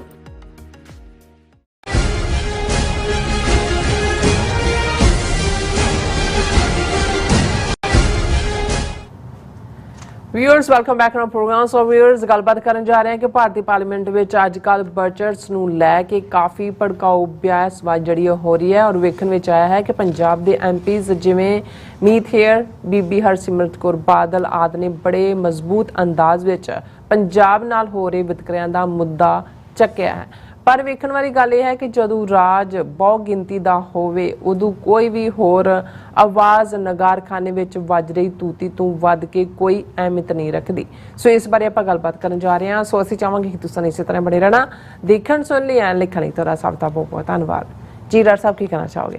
ਦੇਖੋ, ਭਾਰਤ ਦਾ ਬਜਟ ਸੈਸ਼ਨ ਚੱਲ ਰਿਹਾ ਔਰ ਉਹਦੇ 'ਚ ਕਿਉਂਕਿ ਉਹਦੀ ਕਾਰਵਾਈ ਲਾਈਵ ਦਿਖਾਈ ਜਾਂਦੀ ਹੈ, ਸੋ ਤੁਹਾਨੂੰ ਇੱਕ ਤਾਂ ਅੰਦਾਜ਼ਾ ਹੋ ਜਾਂਦਾ ਹੈ ਵੀ ਉੱਥੇ ਬੈਠਿਆਂ ਦਾ ਲੈਵਲ ਕੀ ਹੈ। ਜਿਵੇਂ ਉਹ ਇੱਕ ਦੂਸਰੇ ਦੇ ਗਲ ਪੈਂਦੇ ਨੇ, ਜਿਵੇਂ ਇੱਕ ਦੂਸਰੇ ਪ੍ਰਤੀ ਗਾਲੀ ਗਲੋਚ ਦਾ ਇਸਤੇਮਾਲ ਵੀ ਹੁੰਦਾ ਹੈ ਔਰ ਕਿਸ ਹੱਦ ਤੱਕ ਕਿਵੇਂ ਆਲਮੋਸਟ 2/3 ਮੈਂਬਰ ਪਾਰਲੀਮੈਂਟ ਦੇ ਕ੍ਰਿਮੀਨਲ ਬੈਕਗਰਾਊਂਡ ਦੇ ਨੇ। ਕੋਈ ਰੇਪਿਸਟ ਹੈ, ਕੋਈ ਮਰਡਰਰ ਹੈ, ਕਿਸੇ ਦੇ ਕੋਈ ਹੋਰ ਕੇਸ ਨੇ, ਉਹਨਾਂ ਦੀਆਂ ਸ਼ਕਲਾਂ ਵੀ ਦੱਸ ਰਹੀਆਂ ਹੁੰਦੀਆਂ ਨੇ। ਔਰ ਇੱਕ ਇਹ ਵੀ ਦੇਖਣ 'ਚ ਆਉਂਦਾ ਹੈ ਵੀ ਜਦੋਂ ਸਾਊਥ ਦੇ ਐਮਪੀ ਬੋਲਦੇ ਨੇ ਉਹ ਅੰਗਰੇਜ਼ੀ ਦਾ ਇਸਤੇਮਾਲ ਕਰਦੇ ਨੇ ਤੇ ਜਿਹੜੇ ਨਾਰਥ ਵਾਲੇ ਨੇ ਉਹਨਾਂ 'ਚ ਹਿੰਦੀ ਬੈਲਟ ਨੂੰ ਛੱਡ ਕੇ ਬਾਕੀ ਜਿਹੜੀ ਹਿੰਦੀ ਬੋਲ ਰਹੇ ਹੁੰਦੇ ਨੇ ਉਹਦੇ 'ਚ ਹਿੰਦੀ ਦੀਆਂ ਵੀ ਲੱਤਾਂ ਤੋੜ ਰਹੇ ਹੁੰਦੇ ਨੇ, ਬਾਕੀਆਂ ਦੀਆਂ ਤਾਂ ਤੋੜ ਹੀ ਰਹੇ ਹੁੰਦੇ ਨੇ। ਲੇਕਿਨ ਇੱਕ ਜਦੋਂ ਮੈਂ ਦੇਖਦਾ ਵੀ ਅਕਸਰ ਜਦੋਂ ਸਰ ਕਪੂਰ ਸਿੰਘ 1962 ਦੇ ਵਿੱਚ ਮੈਂਬਰ ਪਾਰਲੀਮੈਂਟ ਬਣੇ, 5 ਸਾਲ ਪਾਰਲੀਮੈਂਟ 'ਚ ਰਹੇ, ਉਹਨਾਂ ਦੇ ਪੀਰੀਅਡ 'ਚ ਜਿਹੜਾ ਪੰਜਾਬ ਰੀਆਰਗੇਨਾਈਜੇਸ਼ਨ ਬਿੱਲ ਜਿਹੜਾ ਉਹ ਪੇਸ਼ ਹੋਇਆ 1966 'ਚ, ਉਹਨਾਂ ਦੀਆਂ ਸਪੀਚਸ ਅੱਜ ਵੀ ਪੈਂਫਲੇਟ ਰੂਪ ਦੇ ਵਿੱਚ ਕੋਟ ਹੁੰਦੀਆਂ ਨੇ। ਔਰ ਉਹ ਪੀਰੀਅਡ ਸੀ ਜਦੋਂ ਕਿ ਈਵਨ ਆਪੋਜੀਸ਼ਨ ਵੱਲੋਂ ਵੀ ਜਾਂ ਓਵਰਆਲ ਵੀ ਕੁੱਲ ਜਿਹੜੇ ਨੇ ਉਹ ਕੋਈ ਇੰਟੈਲੈਕਚੁਅਲ ਲੈਵਲ ਦੇ ਲੋਕ ਹੁੰਦੇ ਸੀ, ਉਹਨਾਂ ਨੂੰ ਸੁਣਦੇ ਸੀ ਬੜੇ ਧਿਆਨ ਨਾਲ ਔਰ ਉਹ ਪੂਰਾ ਇੱਕ ਕੇਸ ਬਿਲਡ ਕਰਦੇ ਸੀ। ਲੇਕਿਨ ਇਨ ਦਾ ਐਂਡ, ਕਿਉਂਕਿ ਜਦੋਂ ਅਸੀਂ ਬਹੁ ਗਿਣਤੀਵਾਦ ਦੀ ਗੱਲ ਕਰਦੇ ਹਾਂ, ਮੈਜੋਰਿਟੇਰੀਅਨਿਜ਼ਮ, ਔਰ ਇਹ ਗੱਲ ਖੁਦ ਮਾਸਟਰ ਤਾਰਾ ਸਿੰਘ ਨੇ ਮੰਨੀ ਆਪਣੀ ਸਵੈ ਜੀਵਨੀ ਦੇ ਵਿੱਚ ਕਿ ਇਹ ਜਿਹੜਾ ਬਹੁ ਗਿਣਤੀਵਾਦ ਹੈ ਇਹ ਤਾਂ ਡਿਕਟੇਟਰਸ਼ਿਪ ਤੋਂ ਵੀ ਮਾੜਾ ਹੈ। ਡਿਕਟੇਟਰਸ਼ਿਪ ਦੇ ਵਿੱਚ ਇਹ ਹੋਪ ਤਾਂ ਹੁੰਦੀ ਹੈ ਵੀ ਜਦੋਂ ਡਿਕਟੇਟਰ ਮਰ ਜਾਏ ਤੁਹਾਡੀ ਜਾਨ ਛੁੱਟ ਜਾਏ, ਪਰ ਜਦੋਂ ਬਹੁ ਗਿਣਤੀ ਦੇ ਗਲਬੇ ਵਾਲੇ ਤੁਸੀਂ ਰਾਜ 'ਚ ਰਹਿ ਰਹੇ ਹੁੰਦੇ ਹੋ ਉਹਦੇ 'ਚ ਤਾਂ ਸਾਰਾ ਜ਼ੋਰ ਬਹੁ ਗਿਣਤੀ ਨੂੰ ਹੀ ਖੁਸ਼ ਕਰਨ ਤੇ ਹੁੰਦਾ। ਹੁਣ ਜੋ ਮਰਜ਼ੀ ਰੌਲਾ ਉੱਥੇ ਹਿੰਦੂਤਵਾ ਵਾਲੇ ਜਾਂ ਦੂਜੇ ਹਿੰਦੂਆਂ ਨੂੰ ਖਤਰੇ ਦਾ ਪਾਣ, 80% ਆਬਾਦੀ ਹਿੰਦੂਆਂ ਦੀ ਹੈ। ਹੁਣ 80% ਨੂੰ 20% ਜਿਹੜੇ ਵੈਸੇ ਹੀ ਤੋੜੇ ਹੋਏ ਨੇ ਇੱਕ ਦੂਜੇ ਨਾਲ, ਉਹਨਾਂ ਤੋਂ ਕਿਹੜਾ ਖਤਰਾ ਹੈ? ਪਰ ਕਿਉਂਕਿ ਇਹ ਇੰਨੇ ਉੱਚੀ ਆਵਾਜ਼ ਦੇ ਵਿੱਚ ਡੰਕਾ ਵਜਾਇਆ ਗਿਆ ਹਿੰਦੂ ਤਵੀਆਂ ਵੱਲੋਂ ਕਿ ਨਤੀਜਾ ਜੇ ਹੈ ਕਿ ਜਿਹੜੀਆਂ ਹਿੰਦੂ ਤਵੀਆਂ ਦੀਆਂ ਨੁਮਾਇੰਦਾ ਦੂਸਰੀਆਂ ਜਮਾਤਾਂ ਵੀ ਨੇ, ਉਹ ਕਾਂਗਰਸ ਔਰ ਸਮਾਜਵਾਦੀ ਜਾਂ ਆਮ ਆਦਮੀ ਪਾਰਟੀ, ਭਾਵੇਂ ਉਹ ਕੋਈ ਲੇਬਲ ਉਹਨਾਂ ਨੇ ਲਾਇਆ ਹੋਏ, ਉਹ ਰਿਪਰੈਜ਼ੈਂਟ ਬਹੁ ਗਿਣਤੀ ਨੂੰ ਕਰਦੇ ਨੇ। ਪੰਜਾਬ ਦੇ ਹਿੱਸੇ 13 ਸੀਟਾਂ ਆਉਂਦੀਆਂ ਨੇ। 13 ਚੋਂ ਵੀ ਅਸੀਂ ਦੇਖਿਆ ਕਿ ਭਾਈ ਅਕਾਲੀ ਦਲ ਦੀ ਇੱਕੋ ਬੀਬੀ ਹਰਸਿਮਰਤ ਕੌਰ ਰਹਿ ਗਈ। ਔਰ ਇਸੇ ਤਰ੍ਹਾਂ ਜੇ 2 ਭਾਈ ਅੰਮ੍ਰਿਤਪਾਲ ਸਿੰਘ ਔਰ ਭਾਈ ਸਰਬਜੀਤ ਸਿੰਘ ਸਿੱਖ ਐਥੋਸ ਦੀ ਨੁਮਾਇੰਦਗੀ ਵਾਲੇ ਪਹੁੰਚੇ ਤੇ ਭਾਈ ਅੰਮ੍ਰਿਤਪਾਲ ਸਿੰਘ ਨੂੰ ਜਿਹੜਾ NSA ਦੇ ਥੱਲੇ ਡੱਕਿਆ ਹੋਇਆ ਔਰ ਉਹਨੂੰ ਜਿਹੜਾ ਕੋਈ ਚਾਂਸ ਨਹੀਂ ਹੈ ਆਉਣ ਵਾਲੇ ਪੀਰੀਅਡਸ ਕੇ ਵੀ ਬਾਹਰ ਨਿਕਲਣ ਦੇਣ, ਕਿਉਂਕਿ ਉਹੀ ਚੀਫ ਮਿਨਿਸਟਰ ਪੰਜਾਬ ਦਾ ਭਗਵੰਤ ਮਾਨ ਜਿਹਦੀ ਪਾਰਟੀ ਦਿੱਲੀ 'ਚ ਤਾਂ ਪ੍ਰੋਟੈਸਟ ਕਰ ਰਹੀ ਹੈ ਕਿ ਜੀ ਕੇਜਰੀਵਾਲ ਨੂੰ ਬਿਨਾਂ ਵਜ੍ਹਾ ਅੰਦਰ ਰੱਖਿਆ, ਪਰ ਉਹ ਇੱਥੇ ਕਹਿ ਰਿਹਾ ਜੀ ਮੈਂ 3.5 ਕਰੋੜ ਲੋਕਾਂ ਦੀ ਹਿਫਾਜ਼ਤ ਕਰਨੀ ਹੈ, ਮੈਂ ਇੱਕ MP ਦੀ ਹਿਫਾਜ਼ਤ ਥੋੜੀ ਕਰਨੀ। ਸੋ ਇਸ ਲੈਵਲ ਦੇ ਉੱਤੇ, ਕਿਉਂਕਿ ਇਹ ਸਾਰਾ ਬਹੁ ਗਿਣਤੀਵਾਦ ਦੇ ਥੱਲੇ ਹੀ ਆਉਂਦਾ ਹੈ ਕਿ ਭਾਈ ਇਹਨਾਂ ਨੇ ਉਹਨਾਂ ਨੂੰ ਹੀ ਪਲੀਜ਼ ਕਰਨਾ ਹੈ। ਔਰ ਇਵੇਂ ਹੀ ਤੇ ਬਹੁ ਗਿਣਤੀ ਜਿਹੜੀ ਹੈ ਉਹ ਇੱਕ ਦੂਜੇ ਨਾਲ ਕਿਵੇਂ ਉਲਝ ਰਹੀ ਹੁੰਦੀ ਹੈ। ਹੁਣ ਰਾਹੁਲ ਗਾਂਧੀ ਨੇ ਇਸ਼ੂ ਚੁੱਕਿਆ ਕਾਸਟ ਸੈਂਸਸ ਦਾ ਕਿ ਜਾਤੀ ਆਧਾਰਿਤ ਜਨਗਣਨਾ, ਤਾਂ ਕਿ ਬੈਕਵਰਡ ਕਲਾਸ ਕਿੰਨੇ ਨੇ, ਦੂਜੇ ਕਿੰਨੇ ਨੇ ਆਏ। ਹੁਣ ਉਹਦਾ ਜਵਾਬ ਅਨੁਰਾਗ ਠਾਕਰ ਜਿਹੜਾ ਹਮੀਰਪੁਰ ਤੋਂ MP ਬਣਿਆ, ਪਹਿਲਾਂ ਵਜ਼ੀਰ ਸੀ ਔਰ ਹੁਣ ਮੱਥੇ ਤੇ ਟਿੱਕਾ ਲਾਇਆ ਹੁੰਦਾ, ਵਜ਼ੀਰ ਤਾਂ ਨਹੀਂ ਬਣਾਇਆ। ਇਹ ਉਹੀ ਅਨੁਰਾਗ ਠਾਕਰ ਹੈ ਜਿਹੜਾ ਜਦੋਂ CAA ਦੇ ਖਿਲਾਫ ਦਿੱਲੀ ਦੇ ਵਿੱਚ ਪ੍ਰੋਟੈਸਟ ਹੋ ਰਹੇ ਸੀ ਤੇ ਉਹਦੇ 'ਚ ਇਹਨੇ ਪਬਲਿਕਲੀ ਮਿਨਿਸਟਰ ਹੁੰਦਿਆਂ ਨਾਰਾ ਲਾਇਆ ਸੀ ਕਿ ਭਾਈ देश के गद्दारों को गोली मारो सालों को। और ਇਹਦੇ ਉੱਤੇ ਜਦੋਂ ਹਾਈ ਕੋਰਟ 'ਚ ਕੇਸ ਹੋਇਆ ਉਹਨੇ ਕਿਹਾ ਜੀ ਉਹਨੇ ਤਾਂ ਹਾਦਸੇ 'ਚ ਕਿਹਾ ਸੀ ਤੇ ਸੁਪਰੀਮ ਕੋਰਟ ਨੇ ਵੀ ਉਹਦਾ ਕੋਈ ਨੋਟਿਸ ਨਹੀਂ ਲਿਆ।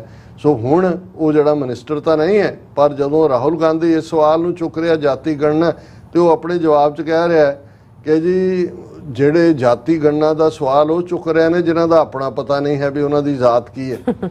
ਹੁਣ ਇਸ ਤੋਂ ਤੁਸੀਂ ਅੰਦਾਜ਼ਾ ਲਾਓ ਵੀ ਇਹ ਜਿਹੜੀ ਇਹਨਾਂ ਵਿਚਲੀ ਨਫ਼ਰਤ ਹੈ, ਕਿਉਂਕਿ ਹਾਲਾ ਉਹਦਾ ਪਿਓ ਜਿਹੜਾ ਉਹ ਰਾਜੀਵ ਗਾਂਧੀ ਹੈ, ਲੇਕਿਨ ਕਿਉਂਕਿ ਉਸ ਦੀ ਦਾਦੀ ਨੇ ਇੰਦਰਾ ਗਾਂਧੀ ਨੇ ਇੱਕ ਪਾਰਸੀ ਨਾਲ ਵਿਆਹ ਕੀਤਾ ਸੀ, ਫਿਰੋਜ਼ ਗਾਂਧੀ ਨਾਲ, ਬ੍ਰਾਹਮਣ ਤਾਂ ਉਹ ਰਿਹਾ ਨਹੀਂ ਇਹਨਾਂ ਦੇ ਮੁਤਾਬਕ, ਉਹ ਤਾਂ ਭਿੱਟ ਗਿਆ। ਅਦਰਵਾਈਜ਼ ਤਾਂ ਉਹ ਰਾਹੁਲ ਗਾਂਧੀ ਖੁਦ ਪੁਸ਼ਕਰ ਤੀਰਥ ਜਿੱਤੇ ਜਾ ਕੇ ਰਾਜਸਥਾਨ 'ਚੋਂ ਆਪਣਾ ਗੋਤਰ ਕਢਾਉਂਦਾ, ਕੌਲ ਕਸ਼ਮੀਰੀ ਬ੍ਰਾਹਮਣ, ਪਰ ਉਹ ਕਹਿੰਦੇ ਨੇ ਇਹਦੀ ਤਾਂ ਜ਼ਾਤ ਹੀ ਨਹੀਂ ਪਤਾ ਹੈ। ਉੱਤੇ ਦੂਜੇ ਰੌਲਾ ਪਾ ਦਿੰਦੇ ਨੇ ਕਿ ਜੀ ਦੇਖੋ ਇਹ ਕਿਸੇ ਨੂੰ ਜ਼ਾਤ ਕਿਵੇਂ ਪੁੱਛੀ ਨਹੀਂ ਜਾ ਸਕਦੀ। ਸੋ ਇੱਦਾਂ ਦੀ ਡਿਬੇਟ ਦੇ ਵਿੱਚ ਮੈਨੂੰ ਕੁਦਰਤੀ ਅੱਜ ਮੈਂ 2 ਕਲਿੱਪ 5-5 6-6 ਮਿੰਟ ਦੇ ਮੀਤ ਹੇਅਰ ਜਿਹੜਾ ਸੰਗਰੂਰ ਤੋਂ MP ਬਣਿਆ ਔਰ ਹਰਸਿਮਰਤ ਕੌਰ ਬਾਦਲ, ਉਹਨਾਂ ਦੇ ਮੈਨੂੰ ਸੁਣਨ ਦਾ ਮੌਕਾ ਮਿਲਿਆ। ਮੈਂ ਸੁਣ ਵੀ ਰਿਹਾ ਸੀ, ਦੇਖ ਵੀ ਰਿਹਾ ਸੀ, ਸਮਾਈਲ ਵੀ ਕਰ ਰਿਹਾ ਸੀ। ਮੈਂ ਕਿਹਾ ਕਿ ਬਈ ਹੁਣ ਦੋਨਾਂ ਚੋਂ ਇਹਦੇ 'ਚ ਕੋਈ ਸ਼ੱਕ ਨਹੀਂ ਹੈ ਕਿ ਉਹਨਾਂ ਨੇ ਫਲੱਡਸ ਦਾ ਇਸ਼ੂ ਚੁੱਕਿਆ ਕਿ ਵੀ ਪੰਜਾਬ ਨੂੰ ਤਾਂ ਕੁਝ ਵੀ ਨਹੀਂ ਦਿੱਤਾ ਬਜਟ 'ਚੋਂ। ਦੋਨੋਂ ਹੀ ਇਹ ਕਹਿ ਰਹੇ ਨੇ ਵੀ ਇੰਨੀ ਨਫ਼ਰਤ ਪੰਜਾਬ ਨਾਲ, ਜਿਹੜੇ ਕਿਸਾਨਾਂ ਨੇ ਤੁਹਾਡਾ ਢਿੱਡ ਭਰਿਆ ਹੈ ਔਰ ਉਹਨਾਂ ਨੇ ਆਪਣਾ ਪਾਣੀ ਬਰਬਾਦ ਕੀਤਾ, ਥੱਲੇ ਚਲਾ ਗਿਆ ਤੁਹਾਡੇ ਦੇਸ਼ ਦਾ ਢਿੱਡ ਭਰਨ 'ਚ, ਉਹਨਾਂ ਨੂੰ ਕੈਂਸਰ ਮਿਲਿਆ, ਕੈਂਸਰ ਟ੍ਰੇਨਾਂ ਚੱਲ ਰਹੀਆਂ ਨੇ, ਉਸ ਪੰਜਾਬ ਦੀ ਤੁਸੀਂ ਇੰਡਸਟਰੀ ਵੀ ਲੈ ਗਏ ਹੋ ਹਿਮਾਚਲ ਔਰ ਦੂਜੇ 'ਚ ਕੱਢ ਕੇ। ਜੇ ਫਲੱਡਸ ਦੇ ਲਈ ਤੁਸੀਂ ਹਿਮਾਚਲ ਨੂੰ ਪੈਸਾ, ਉਹਨੇ ਕਿਹਾ ਜੀ ਫਲੱਡ ਉੱਤੇ ਆਏ, ਨਾਲੇ ਦਰਿਆ ਪੰਜਾਬ ਦੇ ਭਰੇ, ਇਧਰ ਜਿਹੜੀ ਬਰਬਾਦੀ ਹੋਈ, ਉਹ ਮੀਤ ਹੇਅਰ ਕਹਿ ਰਿਹਾ ਮੈਂ ਮਿਨਿਸਟਰ ਸੀ, ਇੰਨੇ 1000 ਕਰੋੜ ਦਾ ਹੋਇਆ ਔਰ ਕਿਸੇ ਨੂੰ ਕੁਛ ਨਹੀਂ ਤੁਸੀਂ ਦਿੱਤਾ ਹੈ, ਵੀ ਅਸੀਂ ਪੰਜਾਬ ਦੇਸ਼ ਦਾ ਹਿੱਸਾ ਨਹੀਂ ਹੈ, ਇਹ ਗੱਲ ਕਹਿ ਰਹੇ ਨੇ। ਜਾਂ ਹਰਸਿਮਰਤ ਬਾਦਲ ਨੇ ਤਾਂ ਅੱਗੇ ਤੱਕ ਜਾ ਕੇ ਕਿ ਜੀ 1956 'ਚ ਇੱਕ ਚੀਫ ਮਿਨਿਸਟਰ ਨੇ ਰਾਜਸਥਾਨ ਨੂੰ ਸਾਲ ਲਈ ਪਾਣੀ ਦਿੱਤਾ, ਸਾਨੂੰ ਪੈਸੇ ਦਿਓ ਜਿਹੜਾ ਸਾਡਾ ਪਾਣੀ ਜਾ ਰਿਹਾ ਹੈ ਦੂਜੇ ਪਾਸੇ। ਮੈਂ ਕਿਹਾ ਵੀ ਵਾਹ, ਇਹ ਤਾਂ ਹੁਣ ਜਦੋਂ ਆਊਟ ਆਫ ਪਾਵਰ ਹੁੰਦੇ ਨੇ ਕਿਵੇਂ, ਔਰ ਪੂਰੇ ਗੱਜ ਰਹੇ ਨੇ ਉੱਚੀ ਉੱਚੀ, ਮਤਲਬ ਔਰ ਕੰਗਣਾ ਰਣੌਤ ਵੱਲ ਦੇਖ ਕੇ ਕਿ ਵੀ ਹਿਮਾਚਲ ਨੂੰ ਦਿੱਤਾ ਤੇ ਇੱਧਰ ਨਹੀਂ ਦਿੱਤਾ। ਪਰ ਮੈਂ ਉਹ ਸਾਰਿਆਂ ਨੂੰ ਸੁਣ ਕੇ ਮੈਂ ਕਿਹਾ ਵੀ ਹੁਣ ਕੱਲ ਨੂੰ ਉਹ ਕਹਿ ਤਾਂ ਸਕਦੇ ਨੇ ਦੇਖੋ ਜੀ ਅਸੀਂ ਮੁੱਦੇ ਉਠਾਏ। ਮੈਨੂੰ ਵੀ ਲੱਗਾ ਵੀ ਇੱਕ ਜ਼ਮਾਨਾ ਸੀ ਕਹਿੰਦੇ ਸੀ ਕਿ ਪੰਜਾਬ ਦੇ MP ਜਾਂਦੇ ਨੇ ਗੂੰਗੇ ਬਣ ਕੇ ਬੈਠੇ ਹੁੰਦੇ ਨੇ, ਨਹੀਂ। ਹੁਣ ਜਿਵੇਂ ਚਰਨਜੀਤ ਚੰਨੀ ਨੇ ਜਦੋਂ ਦਾ ਜਿਹੜਾ ਇਹ ਕਿਹਾ ਵੀ ਕੀ ਹੁਣ ਐਮਰਜੈਂਸੀ ਨਹੀਂ ਲੱਗੀ ਹੋਈ, ਅੰਮ੍ਰਿਤਪਾਲ ਸਿੰਘ 20 ਲੱਖ ਲੋਕਾਂ ਦੀ ਨੁਮਾਇੰਦਗੀ ਕਰਦਾ ਹੈ, ਉਹਨੂੰ ਉੱਤੇ NSA ਲਾਇਆ, ਐਮਰਜੈਂਸੀ ਨਹੀਂ ਹੈ, ਤਾਂ ਕਾਂਗਰਸ ਨੇ ਉਹਦੇ ਤੋਂ ਐ ਮੂੰਹ ਫੇਰਿਆ ਹੋਇਆ ਜਿਵੇਂ ਉਹ ਨੂੰ ਘਰੋਂ ਕੱਢਿਆ ਹੋਇਆ ਕਿ ਵੀ ਇਹ ਤੂੰ ਕੀ ਕਰਤਾ ਹੈ। ਲੇਕਿਨ ਇਹ ਕਿਉਂਕਿ ਤਿੰਨ ਸ਼ੇਡਸ ਤੇ ਬੈਠੇ ਨੇ, ਚਰਨਜੀਤ ਚੰਨੀ ਕਾਂਗਰਸ 'ਚ ਬੈਠਾ ਹੈ, ਮੀਤ ਹੇਅਰ ਆਮ ਆਦਮੀ ਪਾਰਟੀ ਹੈ, ਬੀਬਾ ਹਰਸਿਮਰਤ ਕੌਰ ਬਾਦਲ ਦਲ ਹੈ, ਤੇ ਜਦੋਂ ਰੋ ਰਹੇ ਨੇ ਪੰਜਾਬ ਦੇ ਹਵਾਲੇ ਨਾਲ ਕਿ ਜੀ ਸਾਨੂੰ ਤਾਂ ਤੁਸੀਂ ਗੈਰ ਸਮਝਦੇ ਹੋ, ਦੂਜਾ ਸਮਝਦੇ ਹੋ, ਮੈਂ ਸਮਝਦਾ ਵੀ ਇਹ ਕੇਸ ਖਾਲਿਸਤਾਨ ਲਈ ਬਿਲਟ ਹੋ ਰਿਹਾ। ਇੱਕ ਸਟੇਜ ਤੇ ਇਹਨਾਂ ਦੇ ਹੀ ਹਮਾਇਤੀ ਕਹਿਣਗੇ ਕਿ ਜੀ ਸਾਡੇ ਨੇ ਤਾਂ ਇਹ ਵੀ ਕਿਹਾ, ਉੱਥੇ ਤਾਂ ਸੁਣਦਾ ਹੀ ਕੋਈ ਨਹੀਂ। ਉਹਨਾਂ ਨੇ ਕਿਹੜਾ ਇਹਨਾਂ ਦੇ ਲੈਕਚਰ ਸੁਣ ਕੇ ਬਜਟ 'ਚ ਕਹਿਣਾ ਠੀਕ ਹੈ ਜੀ ਪੰਜਾਬ ਨੂੰ ਅਸੀਂ ਇੰਡਸਟਰੀਅਲ ਪੈਕੇਜ ਦਿੰਦੇ ਹਾਂ, ਜਾਂ ਪੰਜਾਬ ਦੇ ਕਿਸਾਨਾਂ ਨੂੰ ਅਸੀਂ ਜਿਹੜਾ ਉਹ ਸਬਸਿਡੀ ਜਿਹੜੀ 35% ਅਸੀਂ ਫਰਟੀਲਾਈਜ਼ਰ ਤੇ ਵਧਾਤੀ ਉਹ ਵਾਪਸ ਲੈਣੇ ਆ ਜਾਂ ਅਸੀਂ ਜਿਹੜਾ ਫਿਊਚਰ ਦੇ ਵਿੱਚ ਆਹ ਕਰਾਂਗੇ ਉਹ ਕਰਾਂਗੇ। ਸੋ ਕੁੱਲ ਮਿਲਾ ਕੇ ਅਸੀਂ ਇਹ ਦੇਖ ਰਹੇ ਹਾਂ ਇਹੀ ਗੱਲ ਕਿ ਜਿਹੜਾ ਮੈਜੋਰੀਟੇਰੀਅਨਿਜ਼ਮ ਹੈ 13 ਦੇ 13 MP ਅਜੇ ਤਾਂ ਇਹਨਾਂ ਦੋਨਾਂ ਚੋਂ ਜਿਨ੍ਹਾਂ ਦਾ ਮੈਂ ਜ਼ਿਕਰ ਕੀਤਾ ਜਾਂ ਤਿੰਨਾਂ ਦਾ ਕੋਈ ਖਾਲਿਸਤਾਨ ਨਹੀਂ ਕਿਹਾ ਕਿਸੇ ਨੇ, ਜੇ ਸਾਰੇ ਖਾਲਿਸਤਾਨ ਕਹਿਣ ਵਾਲੇ ਵੀ ਉੱਥੇ ਆ ਜਾਣ ਫਿਰ ਵੀ ਕੋਈ ਫਰਕ ਨਹੀਂ ਹੋਏਗਾ ਕਿਉਂਕਿ ਮੈਜੋਰੀਟੇਰੀਅਨਿਜ਼ਮ ਦਾ ਬਹੁ ਗਿਣਤੀਵਾਦ ਤੋਂ ਛੁਟਕਾਰਾ ਹੋਣਾ ਹੀ ਅਲਟੀਮੇਟਲੀ ਤੁਹਾਡੇ ਮਸਲੇ ਹੱਲ ਕਰੇਗਾ। ਇਹ ਗੱਲ ਸਾਨੂੰ ਅੱਜ ਸਮਝ ਆਏ, ਕੱਲ ਨੂੰ ਆਏ, ਹੋਰ ਕਈ ਦਹਾਕੇ ਜਿਹੜੇ ਨੇ ਉਹ ਖੱਜਲ ਖਰਾਬੀ ਤੋਂ ਬਾਅਦ ਆਏ ਕਿ ਖਾਲਿਸਤਾਨ ਦੀ ਕਾਇਮੀ ਤੋਂ ਬਿਨਾਂ ਸਿੱਖਾਂ ਦਾ ਕੋਈ ਮਸਲਾ ਹੱਲ ਨਹੀਂ ਹੋਣਾ। ਜੀ ਰਾਜ ਸਾਹਿਬ ਤੁਹਾਡਾ ਬਹੁਤ ਬਹੁਤ ਸ਼ੁਕਰੀਆ। ਸੋ ਤਲਨ ਬ੍ਰੇਕ ਵਿਊਅਰਸ ਤੁਸੀਂ ਕਿਤੇ ਨਹੀਂ ਜਾਣਾ, ਮਿਲਦੇ ਹਾਂ after this short break.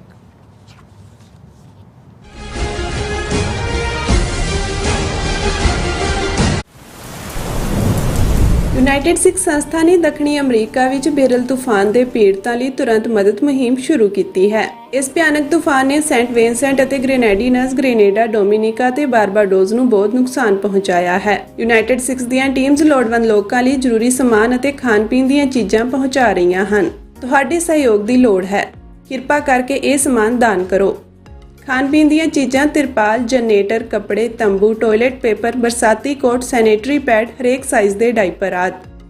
Donate ਕਰਨ ਲਈ contact@unitedsikhs.org ਤੇ ਸੰਪਰਕ ਕਰੋ। ਮਦਦ ਕਰਨ ਲਈ ਕਿਰਪਾ ਕਰਕੇ ਸਾਡੀ ਵੈਬਸਾਈਟ ਤੇ ਡੋਨੇਟ ਕਰੋ। ਅਮਰੀਕਾ ਵਿੱਚ ਰਹਿ ਰਹੇ ਹੋ ਅਤੇ ਡਰਾਈਵਿੰਗ ਲਾਇਸੈਂਸ ਲੈਣਾ ਚਾਹੁੰਦੇ ਹੋ ਤੇ ਲੱਭ ਰਹੇ ਹੋ ਇੱਕ ਤਜਰਬੇਕਾਰ ਡਰਾਈਵਿੰਗ ਸਕੂਲ, ਤਾਂ ਤੁਹਾਡੇ ਲਈ ਹੈ ਵੱਡੀ ਖੁਸ਼ਖਬਰੀ। ਕੈਲੀਫੋਰਨੀਆ ਦਾ ਸਟਾਕਟਨ ਟਰੱਕ ਡਰਾਈਵਿੰਗ ਸਕੂਲ ਤੁਹਾਨੂੰ ਦੇਵੇਗਾ ਡਰਾਈਵਿੰਗ ਸਿਖਲਾਈ ਅਤੇ ਡਰਾਈਵਿੰਗ ਦੌਰਾਨ ਪੇਸ਼ ਆਉਂਦੀਆਂ ਮੁਸ਼ਕਲਾਂ ਨਾਲ ਨਜਿੱਠਣ ਦੀ ਸਿਖਲਾਈ। 25 ਸਾਲ ਤੋਂ ਵੀ ਵੱਧ ਦੇ ਤਜਰਬੇ ਨਾਲ ਤੁਹਾਨੂੰ ਮਿਲੇਗੀ ਡਰਾਈਵਿੰਗ ਨਾਲ ਸੰਬੰਧਿਤ ਹਰ ਤਰ੍ਹਾਂ ਦੀ ਸਿਖਲਾਈ, ਉਹ ਵੀ ਵਾਜਿਬ ਕੀਮਤ ਵਿੱਚ। ਫਿਰ ਦੇਰ ਕਿਸ ਗੱਲ ਦੀ, ਅੱਜ ਹੀ ਸੰਪਰਕ ਕਰੋ 2097883308 ਜਾਂ ਫਿਰ 2093139919 ਨੰਬਰਾਂ ਤੇ ਅਤੇ ਪਾਓ ਆਪਣਾ ਡਰਾਈਵਿੰਗ ਲਾਇਸੈਂਸ।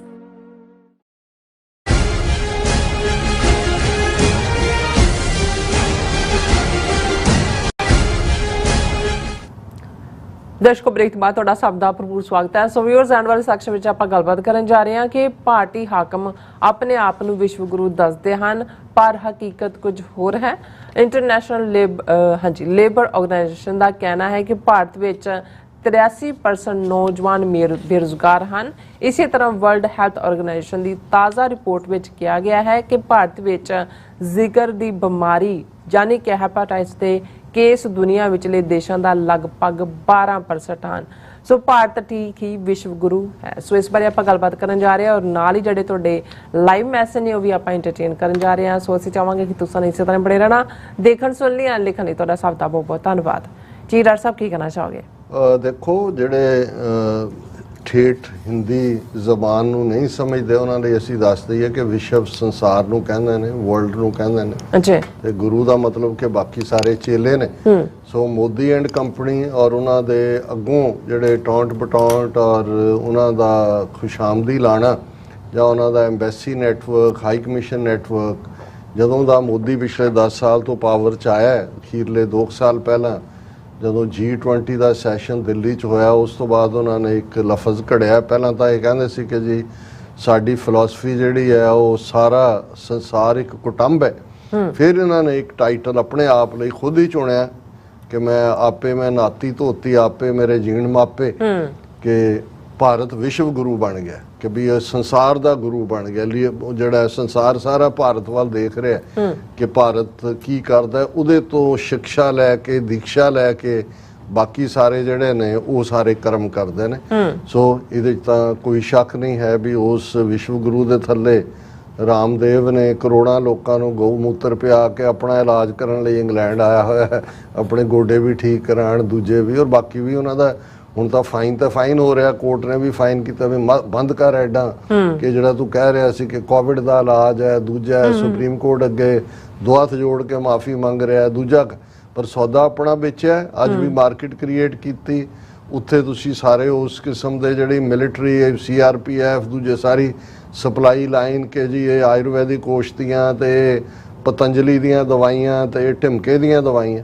ਪਰ ਹੁਣ ਤੁਸੀਂ ਜਿੰਨਾ ਮਰਜ਼ੀ ਝੂਠ ਆਪਣੇ ਲੋਕਾਂ ਦੇ ਨਾਲ ਬੋਲੋ, ਉਹਨਾਂ ਨੂੰ ਪ੍ਰਭਾਵਿਤ ਕਰਨ ਦੇ ਲਈ ਜੋ ਮਰਜ਼ੀ ਡਾਟਾ ਦੇਈ ਜਾਓ, ਪਰ ਗਲੋਬਲੀ ਜਦੋਂ ਦੁਨੀਆ ਦੇ ਵਿੱਚ ਰਿਪੋਰਟਸ ਹੁਣ ਜੇ ਵਰਲਡ ਹੈਪੀਨੈਸ ਇੰਡੈਕਸ ਹੈ, ਉਹੀ ਜਿਹੜੀ ਮੈਂ ਮੀਤ ਹੇਅਰ ਦੀ ਗੱਲ ਕੀਤੀ ਉੱਥੋਂ ਹੀ ਕੋਟ ਕਰ ਰਹੇ ਸੀ ਉਹਨਾਂ ਰਿਪੋਰਟਾਂ ਤੋਂ ਕਿ ਭਾਰਤ ਇੰਨਾ ਨਾ ਖੁਸ਼ ਨੇ ਭਾਰਤ ਦੇ ਲੋਕ। ਆ ਹੈਪੀਨੈਸ ਇੰਡੈਕਸ ਦੇਖੋ, ਆ ਹੰਗਰ ਇੰਡੈਕਸ ਦੇਖੋ ਦੁਨੀਆ ਦਾ, ਇਹ ਹਿਊਮਨ ਡਿਵੈਲਪਮੈਂਟ ਇੰਡੈਕਸ ਦੇਖੋ ਕਿ ਭਾਰਤ ਕਿੱਥੋਂ ਕਿੱਥੇ ਆ ਕੇ ਡਿੱਗ ਪਿਆ ਜਾਂ ਦੂਜੇ। ਚਲੋ ਇਹ ਗੱਲ ਮੈਨੂੰ ਚੰਗੀ ਵੀ ਲੱਗੀ ਕਿ ਵੀ ਚਲੋ ਉੱਥੇ ਬੈਠਿਆਂ ਨੂੰ ਵੀ ਜੋ ਗੱਲਾਂ ਸੀ ਇੱਥੇ ਕਰਦੇ ਆ ਉਹਦੇ ਚ ਕਿਸੇ ਨੂੰ ਉਹਨਾਂ ਨੂੰ ਪਤਾ ਵੀ ਇਹ ਇੰਡੈਕਸ ਇੰਟਰਨੈਸ਼ਨਲ ਰਿਪੋਰਟਾਂ ਦੱਸ ਰਹੀਆਂ ਹੁੰਦੀਆਂ ਨੇ ਕਿ ਵੀ ਤੁਹਾਡਾ ਹਾਲ ਕੀ ਹੈ। ਹੁਣ ਜਿਹੜੀ ਜਿਸ ਚ ਭਾਰਤ ਦਾ ਵੀ ਰੋਲ ਸੀ ਜਦੋਂ ਇਹ ਆਰਗੇਨਾਈਜੇਸ਼ਨ ਇੰਟਰਨੈਸ਼ਨਲ ਬਣੀ, ਇੰਟਰਨੈਸ਼ਨਲ ਲੇਬਰ ਆਰਗੇਨਾਈਜੇਸ਼ਨ।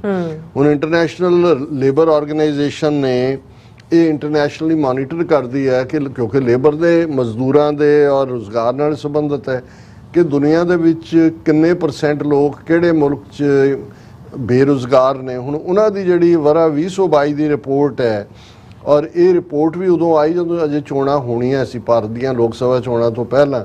ਇਹ ਇੰਟਰਨੈਸ਼ਨਲ ਲੇਬਰ ਆਰਗੇਨਾਈਜੇਸ਼ਨ ਦੀ ਰਿਪੋਰਟ ਜਿਹੜੀ ਇੰਸਟੀਚਿਊਟ ਆਫ ਹਿਊਮਨ ਡਿਵੈਲਪਮੈਂਟ ਦੇ ਰਾਹੀਂ ਆਈ, ਉਹਨਾਂ ਨੇ ਕਿਹਾ ਕਿ ਭਾਰਤ ਦੇ ਵਿੱਚ 83% ਭਾਰਤ ਦਾ ਯੂਥ ਬੇਰੁਜ਼ਗਾਰ ਵਰਕਫੋਰਸ ਹੈ, ਔਰ ਇਹਦੇ 'ਚ ਜਿਹੜੇ ਬਹੁਤ ਸਾਰੇ ਅਨਇੰਪਲੋਇਡ ਜਾਂ ਦੂਜੇ ਨੇ ਉਹ ਹਾਇਰ ਐਜੂਕੇਸ਼ਨ ਵਾਲੇ, ਸੈਕੰਡਰੀ ਹਾਇਰ ਐਜੂਕੇਸ਼ਨ 35.2% ਉਹ ਨੇ ਜਿਹੜੇ ਹਾਇਰ ਐਜੂਕੇਸ਼ਨ ਦੇ ਹੋਣ ਦੇ ਬਾਵਜੂਦ ਬੇਰੁਜ਼ਗਾਰ ਨੇ, ਔਰ ਇਹ 83% ਬੇਰੁਜ਼ਗਾਰੀ ਹੈ। ਹੁਣ ਇਸ ਰਿਪੋਰਟ ਨੇ ਇਹਨਾਂ ਦਾ ਪੋਲ ਖੋਲ ਦਿੱਤਾ ਕਿ ਜੀ ਇੰਨੇ ਕਰੋੜ ਅਸੀਂ ਦਿਆਂਗੇ। ਹੁਣ ਜਦੋਂ ਇਹਨੇ ਫਾਈਨੈਂਸ ਮਿਨਿਸਟਰ ਬੀਬੀ ਨੇ ਬਜਟ ਪੇਸ਼ ਕੀਤਾ, ਉਹਨੇ ਕਿਹਾ ਜੀ ਅਸੀਂ 500 ਕੰਪਨੀਆਂ ਨੂੰ ਜਿਹੜੀਆਂ ਇਹ ਕਿਹਾ ਕਿ ਜੀ ਉਹ ਇੰਟਰਨਸ਼ਿਪ ਪ੍ਰੋਗਰਾਮ ਦੇਣ ਜਿਹਨੂੰ ਸਰਕਾਰ 6-6 ਹਜ਼ਾਰ ਰੁਪਈਆ ਦੇਗੀ, ਵੀ ਵਿਲ ਨੱਜ।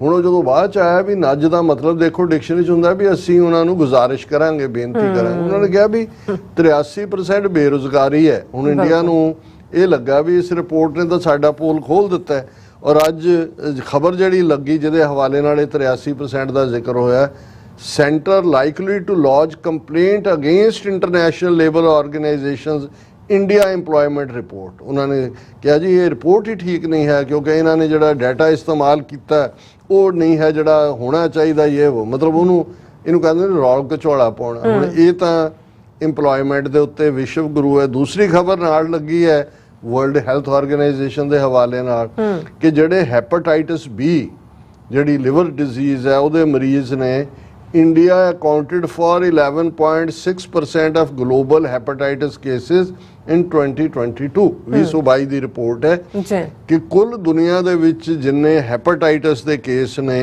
ਉਹਦਾ 11.6%, ਆਲਮੋਸਟ 12% ਜਿਹੜੇ ਨੇ ਇਹ ਭਾਰਤ ਦੇ ਵਿੱਚ ਕੇਸ ਨੇ। ਹਾਲਾਂਕਿ ਇਹ ਵੀ ਉਹ ਨੇ ਜਿਹੜਾ ਰਿਕਾਰਡਡ ਡਾਟਾ ਹੋਏਗਾ ਜਿਹੜੇ ਕਦੇ ਗਏ ਹੀ ਨਹੀਂ ਡਿਸਪੈਂਸਰੀ ਜਾਂ ਬਿਲਕੁਲ ਹਸਪੀਟਲ ਜਾਂ ਜਿਨ੍ਹਾਂ ਕੋਲ ਮੈਡੀਕਲ ਫੈਸਿਲਿਟੀ ਨਹੀਂ। ਇਹ ਘੱਟੋ ਘੱਟ 20%, ਹਰ 5ਵਾਂ ਬੰਦਾ ਹੈਪੇਟਾਈਟਸ ਬੀ ਦਾ ਇੰਡੀਆ 'ਚ ਹੈ, ਹਰ ਤੀਸਰਾ ਕੋੜਾ ਲੈਪਰ ਪੇਸ਼ੈਂਟ ਇੰਡੀਆ ਦੇ ਵਿੱਚ ਹੈ, ਹਰ ਚੌਥਾ 5ਵਾਂ HIV ਦਾ ਜਿਹੜਾ ਪੇਸ਼ੈਂਟ ਹੈ ਏਡਜ਼ ਦਾ ਉਹ ਇੰਡੀਆ ਦੇ ਵਿੱਚ ਹੈ। ਅੰਨਿਆਂ ਦੀ ਗਿਣਤੀ ਗਿਣ ਲਓ, ਦੂਜਿਆਂ ਦੀ ਗਿਣ ਲਓ, ਵਿਸ਼ਵ ਗੁਰੂ ਤਾਂ ਹੈਗੇ ਨੇ, ਇਹ ਤਾਂ ਮੰਨਣਾ ਪਏਗਾ। ਉਹ ਕੱਲ ਨੂੰ ਮੋਦੀ ਕਹਿ ਸਕਦਾ ਹੈ ਕਿ ਵੀ ਮੈਂ ਗਲਤ ਥੋੜੀ ਕਿਹਾ, ਦੇਖ ਲਓ ਆ ਰਿਪੋਰਟਾਂ ਨੇ ਵੀ ਅਸੀਂ ਵਿਸ਼ਵ ਗੁਰੂ ਹਾਂ। ਹਾਂ ਇਹ ਹਕੀਕਤ ਹੈ ਜੀ। ਡਾਕਟਰ ਸਾਹਿਬ ਤੁਹਾਡਾ ਬਹੁਤ ਬਹੁਤ ਸ਼ੁਕਰੀਆ। ਹੁਣ ਆਪਾਂ ਜਿਹੜੇ ਵੀਅਰਸ ਮੈਸੇਜ ਨੇ ਉਹ ਲੈਣ ਜਾ ਰਹੇ ਹਾਂ। ਸਭ ਦਾ ਬਹੁਤ ਬਹੁਤ ਸ਼ੁਕਰੀਆ ਅਦਾ ਕਰਦੇ ਹਾਂ। ਸੋਨਮਲ ਜੀ ਸਾਡੇ ਪਹਿਲੇ ਵੀਅਰ ਨੇ, ਸੋ ਸਾਨੂੰ ਫਤਿਹ ਬੁਲਾਉਂਦੇ ਨੇ। ਵਾਹਿਗੁਰੂ ਜੀ ਕਾ ਖਾਲਸਾ। ਹਾਂ ਕਦੇ ਮੈਂ ਜ਼ਰੂਰ ਸੋਨਮਲ ਜੀ ਨੂੰ ਮਿਲਣਾ ਚਾਹਾਂਗਾ। ਇਹਨਾਂ ਨੇ ਸਾਡਾ ਸਾਥ ਜਿਵੇਂ ਦਿੰਦੇ ਨੇ ਸਭ ਤੋਂ ਪਹਿਲਾਂ ਆਉਣ ਵਾਲਿਆਂ ਚ ਹੁੰਦੇ ਔਰ ਰੈਗੂਲਰ ਯੈਸ। ਦਵਿੰਦਰ ਸੰਧੂ ਜੀ ਔਰ ਇਸੇ ਤਰ੍ਹਾਂ ਰਾਜਵਿੰਦਰ ਸਿੰਘ ਜੀ, ਡਾਕਟਰ ਪਰਮਜੀਤ ਸਿੰਘ ਸਮਰਾ ਜੀ ਔਰ ਇਸੇ ਤਰ੍ਹਾਂ ਲਾਡੀ ਸਿੰਘ ਜੀ, ਧਰਮ ਸਿੰਘ ਜੀ, ਹਰਮਨ ਜੀ, ਇੰਦਰਜੀਤ ਸਿੰਘ ਸੰਧੂ ਜੀ, ਅਵਤਾਰ ਸਿੰਘ ਜੀ, ਸੁਖਜੀਵਨ ਬੱਚੂ ਜੀ, ਹਰਜੋਤ ਮਾਲ ਜੀ, ਅਜੇਪਾਲ ਸਿੰਘ ਜੀ, ਏ ਸਿੰਘ ਜੀ, ਫਿਰ ਇਸੇ ਤਰ੍ਹਾਂ ਅਮਰਦੀਪ ਖਾਲਸਾ ਜੀ ਔਰ ਕਮਾਂਡੋ ਫੋਰਸ ਜੀ। ਇਹ ਸਾਨੂੰ ਸਭ ਫਤਿਹ ਬੁਲਾਉਂਦੇ ਨੇ ਔਰ ਖਾਲਸਾ ਜ਼ਿੰਦਾਬਾਦ ਕਹਿੰਦੇ ਨੇ। ਡਿਸੈਂਡੈਂਟਸ ਆਫ ਪੰਜਾਬ ਇਹ ਲਿਖਦੇ ਨੇ ਕਿ there should B A legal action against Chandra Arya by Canadian 6 for this racist remark. He's not only spreading hate against Sikhs but also condemning the Charter of Rights in Canada.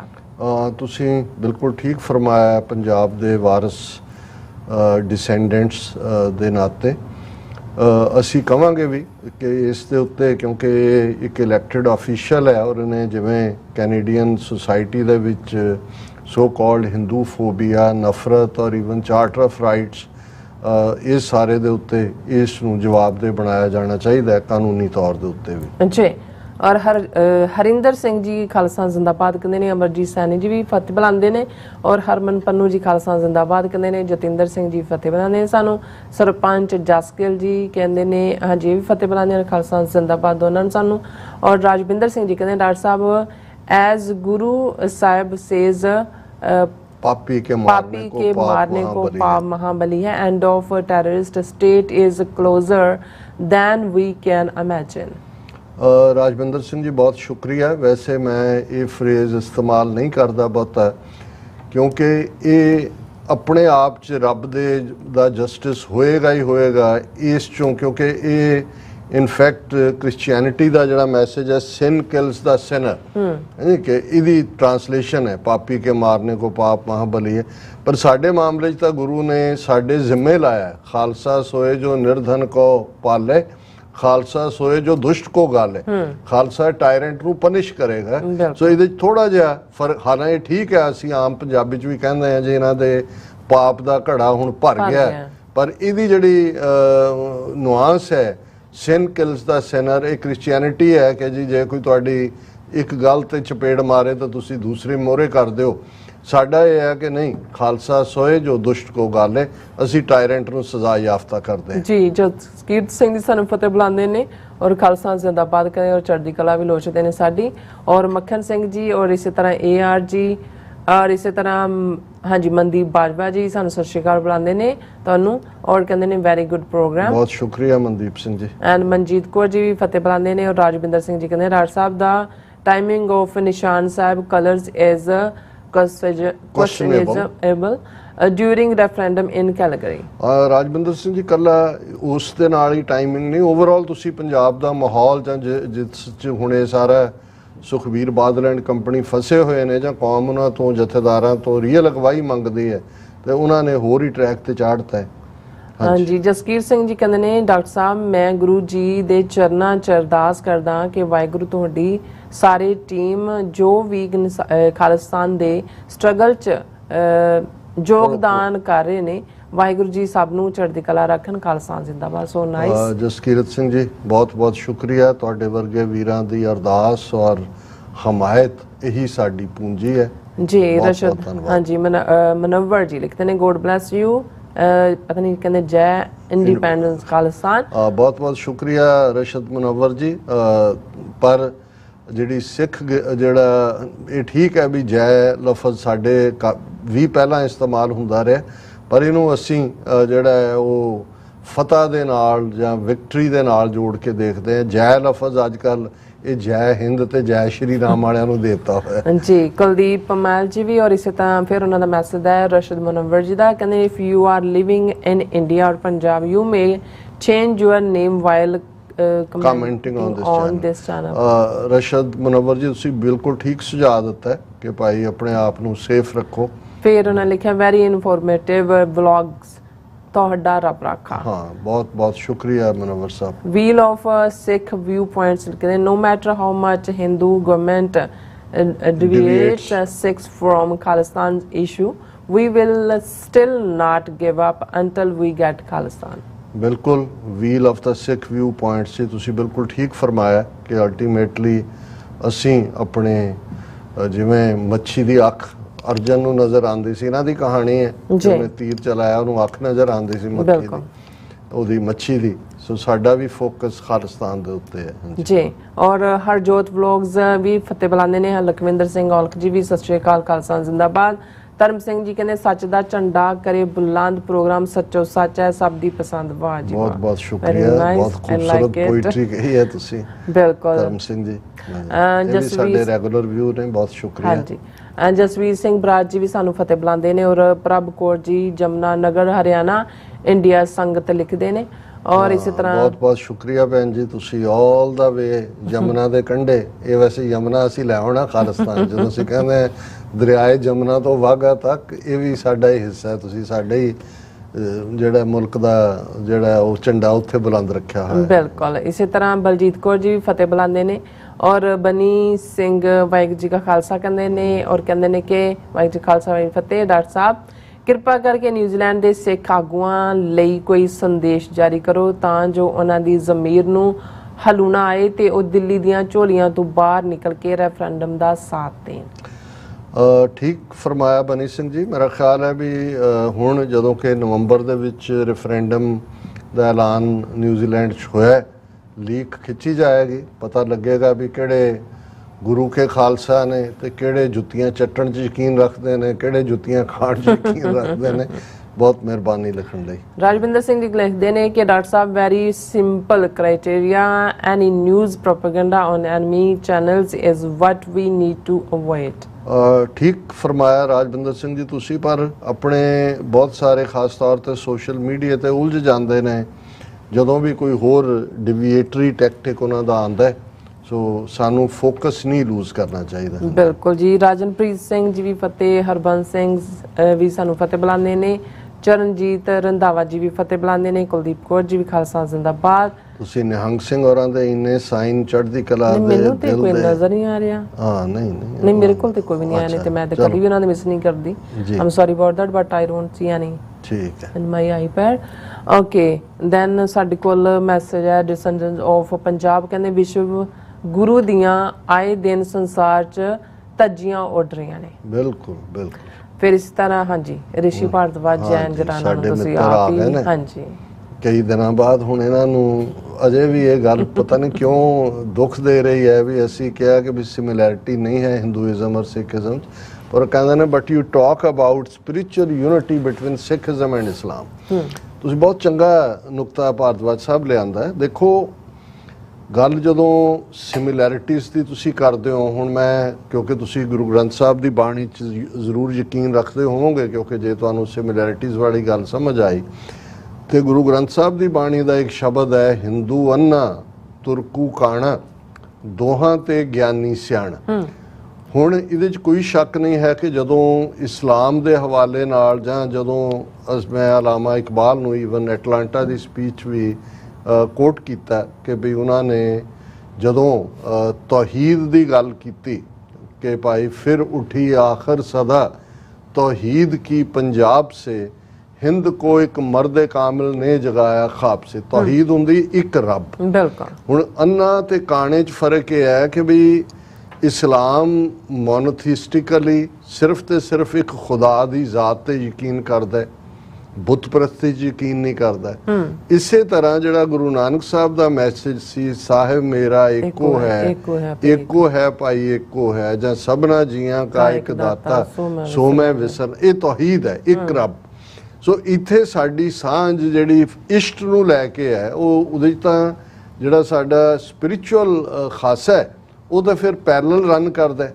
हाँ टकरा खास तौर पर शरह का वो हिस्सा जिथे कि हर एक दे हक्कां दी गल ना हो के मोमन दे लई खास राइट ने और बाकी जिहड़े ने उन्हां नूं नॉन बिलीवर कह के उन्हां दे हक्कां तो वांझिया कीता गया, जिस नूं बेशक मुगल राजियां ने बादशाहां ने अपने राज नूं जिहड़ा सॉलिडिफाई करन लई इस्तेमाल कीता। उत्थे गुरु साहब ने आके अपनियां शहादतां दित्तियां, चैलेंज किया। हुण तिलक ते जंजू जिन्हां दे उत्ते कोई सिखां दा विश्वास नहीं है जां गुरु नानक साहब ने जनेऊ पाउण तो इनकार कर दिता सी, पर उत्थे उस हक नूं डिफेंड करन दे लई जिहड़ा वो गुरु तेग बहादुर साहब ने शहादत दित्ती। सो इहदे च कोई शक नहीं है कि भी जदों सिद्धांतक इशू वाइज हुंदा है ते असीं मच मोर क्लोजर है इस्लाम दे दैन उस हिंदूइज़म दे जिहड़ा देवी देवतियां यकीन रखदा है, जिहड़ा बुत परस्ती करदा है, जिहड़ा जात पाती सिस्टम यकीन रखदा है। क्योंकि बेशक समाजिक तौर पर साडा एक तबका अज भी जात पात फसिया होया है, पर सिक्खी दे विच कोई थां नहीं है। और इस्लाम दे हवाले नाल भी फिर यही होया कि एक ही सफ में खड़े हो गए सब महमूदो एआज, फिर ना कोई बंदा रहा ना बंदा निवाज, ये भी बराबरी की गल। अच्छा जून 84 जख्म रिश्ते खालसा जिंदाबाद कहते ने ਔਰ ਇਸੇ ਤਰ੍ਹਾਂ ਅੰਗਰੇਜ਼ ਸਿੰਘ ਜੀ ਫਤਿਹ ਬੁਲਾਉਂਦੇ ਨੇ। ਮੀਆਂ ਸਰਵਰ ਜੀ ਕਹਿੰਦੇ ਨੇ Islam and Sikhism are very close many historic proofs. Narinder ji ਵੀ ਖਾਲਸਾ ਜ਼ਿੰਦਾਬਾਦ ਕਹਿੰਦੇ। ਨੂਪਾ ਜੀ ਕਹਿੰਦੇ ਡਾਕਟਰ ਸਾਹਿਬ ਪ੍ਰੋਗਰਾਮ ਮਿਸ ਨਾ ਕਰਿਆ ਕਰੋ। ਦੇਖੋ ਕਈ ਵਾਰ ਮਜਬੂਰੀਆਂ ਵੀ ਹੁੰਦੀਆਂ ਨੇ। ਬਹੁਤ ਸ਼ੁਕਰੀਆ। ਔਰ ਇਸੇ ਤਰ੍ਹਾਂ ਸਤਵਿੰਦਰ ਸਿੰਘ ਜੀ ਫਤਿਹ ਬੁਲਾਣੇ। ਰਾਜਵਿੰਦਰ ਸਿੰਘ ਜੀ ਫਤਿਹ ਬੁਲਾ ਕੇ ਕਹਿੰਦੇ ਡਾਕਟਰ ਸਾਹਿਬ ਤੁਹਾਡਾ ਤੇ ਨੀਲਮ ਜੀ ਦਾ ਤੇ ਪੂਰੀ ਟੀਮ TV 84 ਦਾ ਧੰਨਵਾਦ। ਅਸੀਂ ਖਾਲਿਸਤਾਨ ਤੋਂ ਹੀ ਬੋਲ ਰਹੇ ਹਾਂ ਤੇ ਅਰਦਾਸ ਵਿੱਚ ਤੁਹਾਡੀ ਚੜ੍ਹਦੀ ਕਲਾ ਮੰਗਦੇ ਹਾਂ। ਬਹੁਤ ਬਹੁਤ ਸ਼ੁਕਰੀਆ ਰਣਬੀਰ ਸਿੰਘ ਜੀ। ਬਹੁਤ ਮਹਾਰਾਜ ਤੁਹਾਨੂੰ ਵੀ ਚੜ੍ਹਦੀ ਕਲਾ ਦੇਣ। ਮਨਜੋਰ ਕਨੂਰ ਜੀ ਖਾਲਸਾ ਜ਼ਿੰਦਾਬਾਦ ਕਹਿੰਦੇ ਨੇ। ਡਿਸੈਂਡੈਂਟਸ ਆਫ ਪੰਜਾਬ ਕਹਿੰਦੇ ਨੇ ਕਿ ਪ੍ਰੋਪਗੈਂਡਾ ਸ਼ੇਰ ਕੋ ਨਾਮ ਦੁੱਖ ਨਹੀਂ ਕਿਸ ਤੋਂ ਨਹੀਂ, ਇਹਨਾਂ ਦਾ ਡਿਸੈਂਡੈਂਟ ਆਫ ਪੰਜਾਬ ਦੇ ਹੈਗਾ ਬੇਗਮਪੁਰਾ ਸ਼ਹਿਰ ਕੋ ਨਾਮ ਦੁੱਖ ਨਹੀਂ ਕਿਸ ਤੋਂ। ਨਹੀਂ, ਇਵੇਂ ਨਹੀਂ ਹੈ ਆਪਣੇ ਡਿਸੈਂਡੈਂਟਸ ਆਫ ਪੰਜਾਬ ਜੀ। ਇਹ ਭਗਤ ਰਵਿਦਾਸ ਜੀ ਦਾ ਸ਼ਬਦ ਹੈ। ਬੇਗਮਪੁਰਾ ਸ਼ਹਿਰ ਕੋ ਨਾਉ ਦੁੱਖ ਅੰਦੋ ਨਹੀਂ ਤੈ ਠਾਓ ना तशवीश खराज ना माल खौफ ना खता न तरस जवाल अब मोहे खूब वतन गह पाई ऊहा खैर सदा मेरे पाई। ये भगत जी ने सचमुच खालिस्तान का नक्शा खिंचा जिथे बेगम पुरा शह, जिथे कोई गम ना होए, बेगम ना तशवीश ना खराज ना टैक्स और उत्थे सब दी खैर होए। जिन्हों गुरु अर्जन साहब ने फरमाया हुण हुक्म हुआ मेहरबान दा कोई न किसै रिंझाण दा सब सुखाली उठिया ये हुआ हले मिराज जी। सो इसी तरह साडे कोल सतनाम औजला जी भी फतेह बुलांदे ने। सिंगरचा जी भी खालसा जिंदाबाद। बलिहार सिंह कंग जी भी खालसा जिंदाबाद फतेह बुलांदे ने। मिश्रा सिंह जी भी खालसा जिंदाबाद। बलजीत फरैद जी भी सानू फतेह बुलांदे ने। पंजाबी हाल कहंदे ने खालिस्तान। सब दा बहुत बहुत शुक्रिया। सो व्यूअर्स इस दे नाल सानू दिओ इजाजत और साडे प्रोग्राम दा समा इत्थे मुकदा। तुसीं अपनी राय ते सुझाव सानू भेजना भुल्लना साडे इस पते ते SOS@TV ते असीं अपना प्रोग्राम लैके फिर दोबारा तुहाडे सन्मुख होवांगे। तद तक ले मैनू ते अपना सुना गया दो देखते रहो TV 84 बुला दिओ फतेह। वाहिगुरू जी का खालसा वाहिगुरू जी की फतेह। रब राखा।